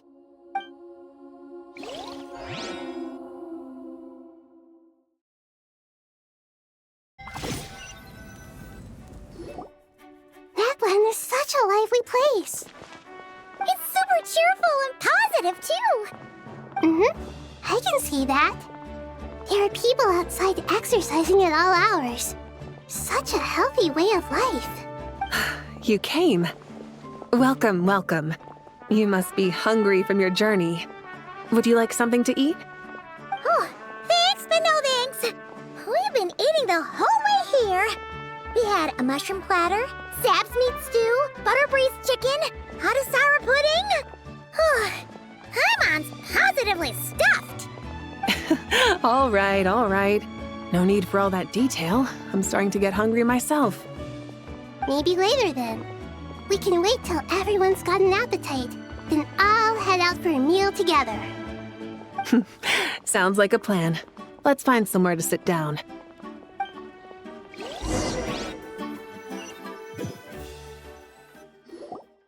I should tell you, I already have some sense of why you've come. Why's that, Malika? To say thank you. Your senses are spot on. But on top of that, we also feel guilty. Because the pyronosis has vanished? I sensed its loss. Despite scouring through the remnants of Irminsul, we couldn't find any sign of the pyronosis. Not even any trace of it burning to ash. That's certainly unusual. Still, the potential fallout from Irminsul's loss is significant, to say the least. Perhaps the pyronosis's disappearance is simply a knock-on effect of the impact it's had on a certain strand of fate. There's no need to feel guilty. We were clear that this time, there was to be no returning, only giving. Pure and simple. Thank you really is a fascinating phrase. We use it to express gratitude for the smallest of things. Yet, when faced with a kindness too immense to describe, we use exactly the same words. It's not that we lack other means of expression. It's that when we truly need to express our feelings, the simplest and purest words are always the most powerful. You're right. In Natlan, we prefer simple expressions too. Companionship, friendship, support. They might not sound fancy, but the sentiment behind them is sincere. That's wonderful to hear. Sincere feelings are often a vehicle for the deepest wisdom of all. Irminsul's destruction doesn't seem to have done you much harm. I'm glad to see you're doing well.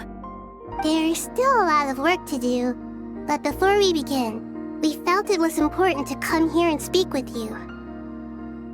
Partly to express our gratitude, but also because we felt that seeing you, in a sense, is like basking in warm sunlight. That's a nice way of putting it. I like that. To tell you the truth, though, I'm not a fan of somber meetings. So, since there's nothing more to say, why don't we go bask in some actual sunlight? The weather's beautiful today. What a great idea! Paimon's gonna lie back and soak up some rays.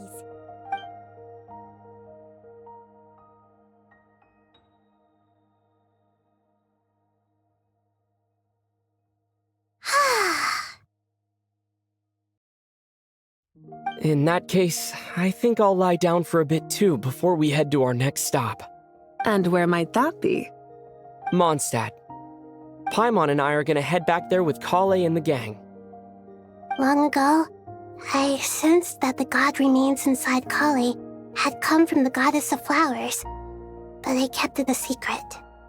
Those remains weren't hurting Kali, not as she is now. They simply exist.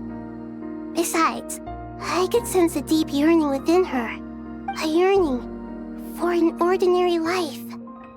A yearning to hold on to the hard-won happiness she now enjoys. With someone like her, I have a responsibility to keep her secret. She should be ready to face the truth by now.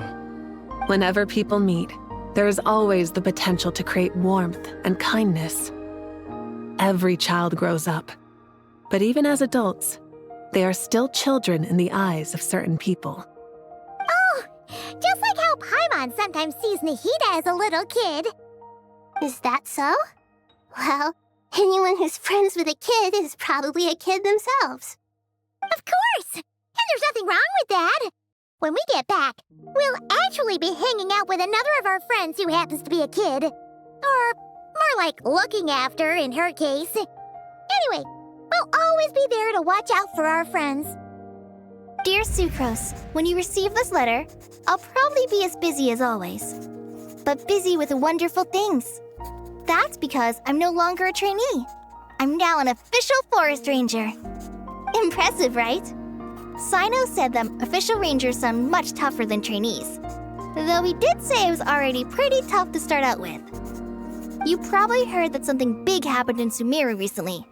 Don't worry, it's all been taken care of.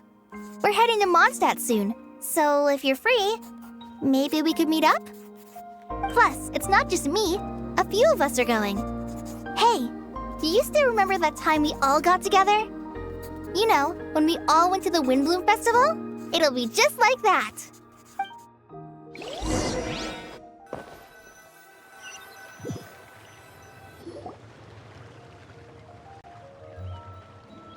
Dainari, is that...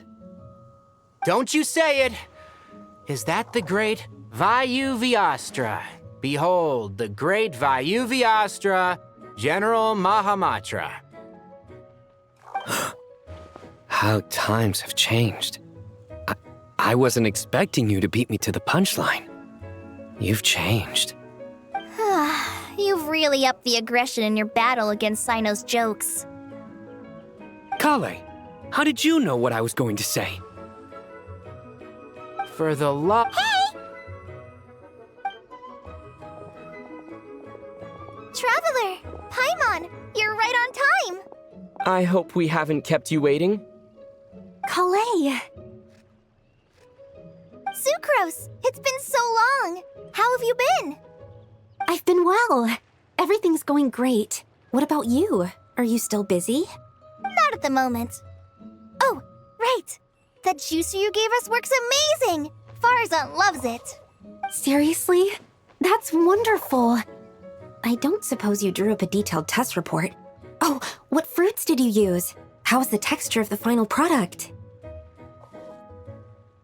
Sucrose, you might want to try asking your questions one at a time.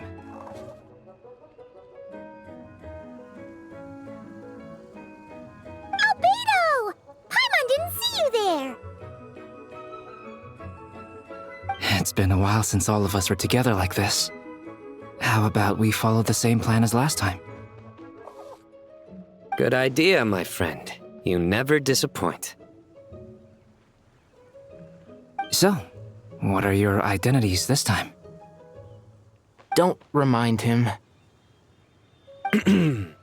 First things first. Allow me to introduce our very own official Forest Ranger Kale. The rest of us are simply her humble travel companions. This sounds like one of those mushy stories that gets people hooked on some corny, heartwarming premise. Oh, is our story not heartwarming?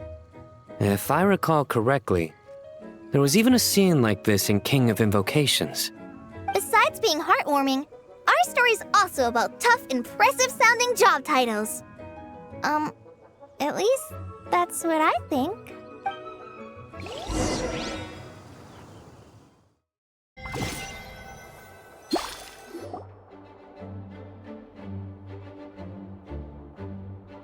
Oh, you're here already? I'm still giving Dodeko a little trim. I won't be a moment. A trim? Does Dodeko need haircuts too? Of course. It's important to know how to take loving care of the apples of your eye. All of these trivial matters get left to me. It's because I'm an angel, and angels are, in a way, the guardians of all Teyvat. Oh, right! Well, that's definitely an impressive-sounding job title. What are you writing? I'm just brainstorming some cool-sounding lines. Oh, write them on these card backs.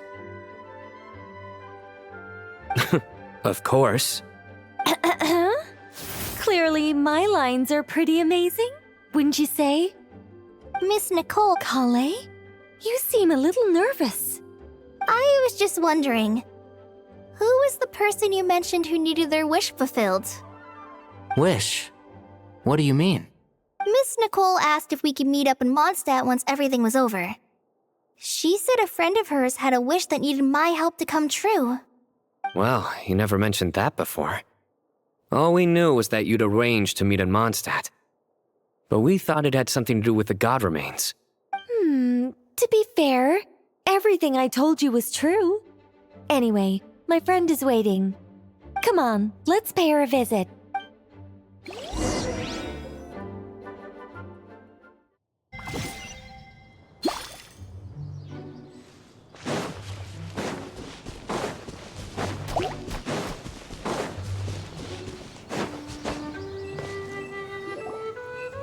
Huh? You're... Surprised?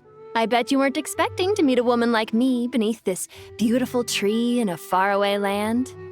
An oasis will spring from the place where a djinn resides. That saying falls somewhat flat here in Mondstadt, given that everywhere is already so lush and green. Lilupar, what are you doing here? I made friends with Miss Nicole. I asked her to bring me here and then invite Kale to come. The prologue to this story is that I have a wish. It has stirred within my heart for centuries, millennia even. Originally, it was merely Al Ahmar's lie, but now it has become reality. Could this be... related to the goddess of flowers? My dear young lady, my mistress left her final trace in this world upon you. I can't tell you how glad I am to see you here. And now I have seen you, and peered into your heart. You have experienced hardships and suffered setbacks. The torment an ordinary person might expect to face has befallen you threefold. This is the source of your resilience. But, beneath all this, I have witnessed the seeds of desire. You yearn to return to the simple life you once knew, do you not? I do. I want to throw away everything that isn't mine. But how do you decide what is yours? The scars that others carve into your flesh? The kindness and love they inscribe? Are these things not yours as well? They are. This is something I've talked about with Miss Nicole. Miss Nicole said I should learn how to adjust my standards. I just want to live as an ordinary human. Anything beyond that isn't mine. Don't you want anything from the remains of the goddess of flowers? She gave me a revelation once. I think that's already more than enough. In the past, you would not have possessed such a rich heart. Your brief life has taught you to hold on to everything good, to home in on kindness. How fascinating. You're nothing like Nabu Malikata, and you're certainly not her. Of course not. I'm not some great and powerful being, Miss Lilopar. Yet I am a Djinn. We exist because of the Lord of Flowers. We revere and love her. My wish is to see her one last time, to give everything for her. Kale. But her remains won't be easy to remove.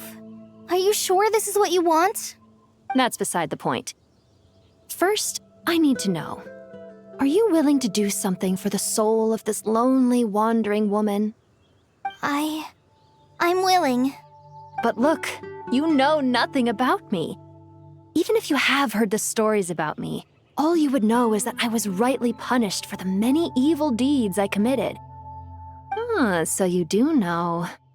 Your lips are quivering, your eyes trembling, and still you're willing to do something for me.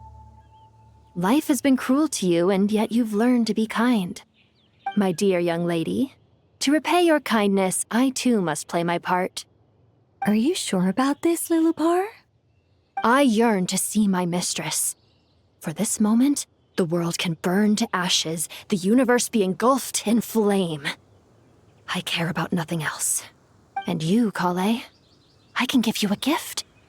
You'll become just another ordinary human. But Miss Lilopar, what will happen to you? My wish will be fulfilled, and I can die happy. Why would you wish for that? A long, unending life might seem desirable for one who has never possessed it, yet it brings torment to one who has. My remains are scattered across the yellow sands, but my soul can find no peace. Since you've promised to grant my wish, give me that release. Allow the dying to die, and let the dead rest in peace. You have my thanks. Kale, there's no pressure on you. What she said, it's all true. A wish is a genuine desire, after all. It's as if you want to use the last of your life to give me a better future. Nothing's so selfless. We'll be using our futures to fulfill each other's wishes. This is a noble act, a beautiful and secret transaction between two women. I understand. Miss Lilopar, I'm ready. Close your eyes, Kale. Then open your soul. From there, I will embrace my mistress. The downpour of flowers is your touch, like returning to the very beginning, like surrendering to your grace, my mistress. People say that devotion is beautiful, yet filled with pain. How foolish of them. For me, devotion is beautiful, pure and painless. Devotion is my love. Thank you.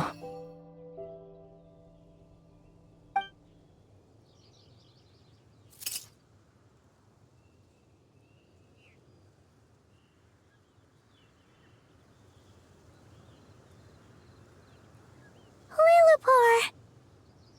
She disappeared? She left, carrying the blessing of flowers. Kale, are you alright? I'm fine. Now that the remains are gone, I don't actually feel any different at all. Those remains weren't hurting Kale. Not as she is now. They simply exist. Besides, I could sense a deep yearning within her. Kale must have already received what she was yearning for. I'm doing fine. I feel relaxed. There's really no need to worry. Then my wish has come true, too. To become ordinary? That's just one of my wishes. Actually, I have a few more. For instance, I want to protect the people I meet and help them find happiness. That sort of thing. So between Miss Lilopar and me, you've fulfilled 2 wishes already, and protected 2 people. Wonderful, isn't it? I feel so fantastically happy. I guess that settles things here. So what's next? What do you want to do when we get back to town?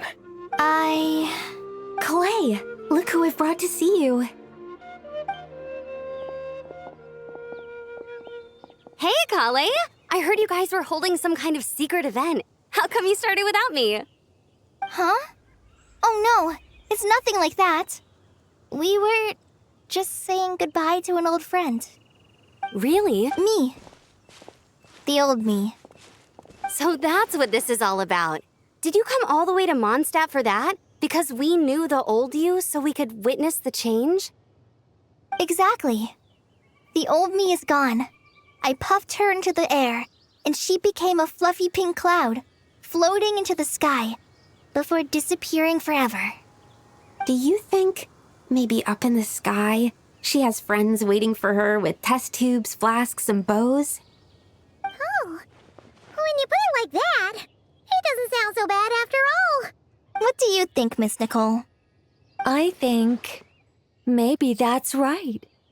At least, if it were up to me, I'd consider that a happy ending.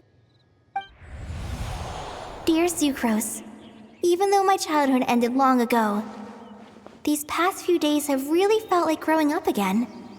I've become stronger, and I feel like I can finally accomplish things by myself.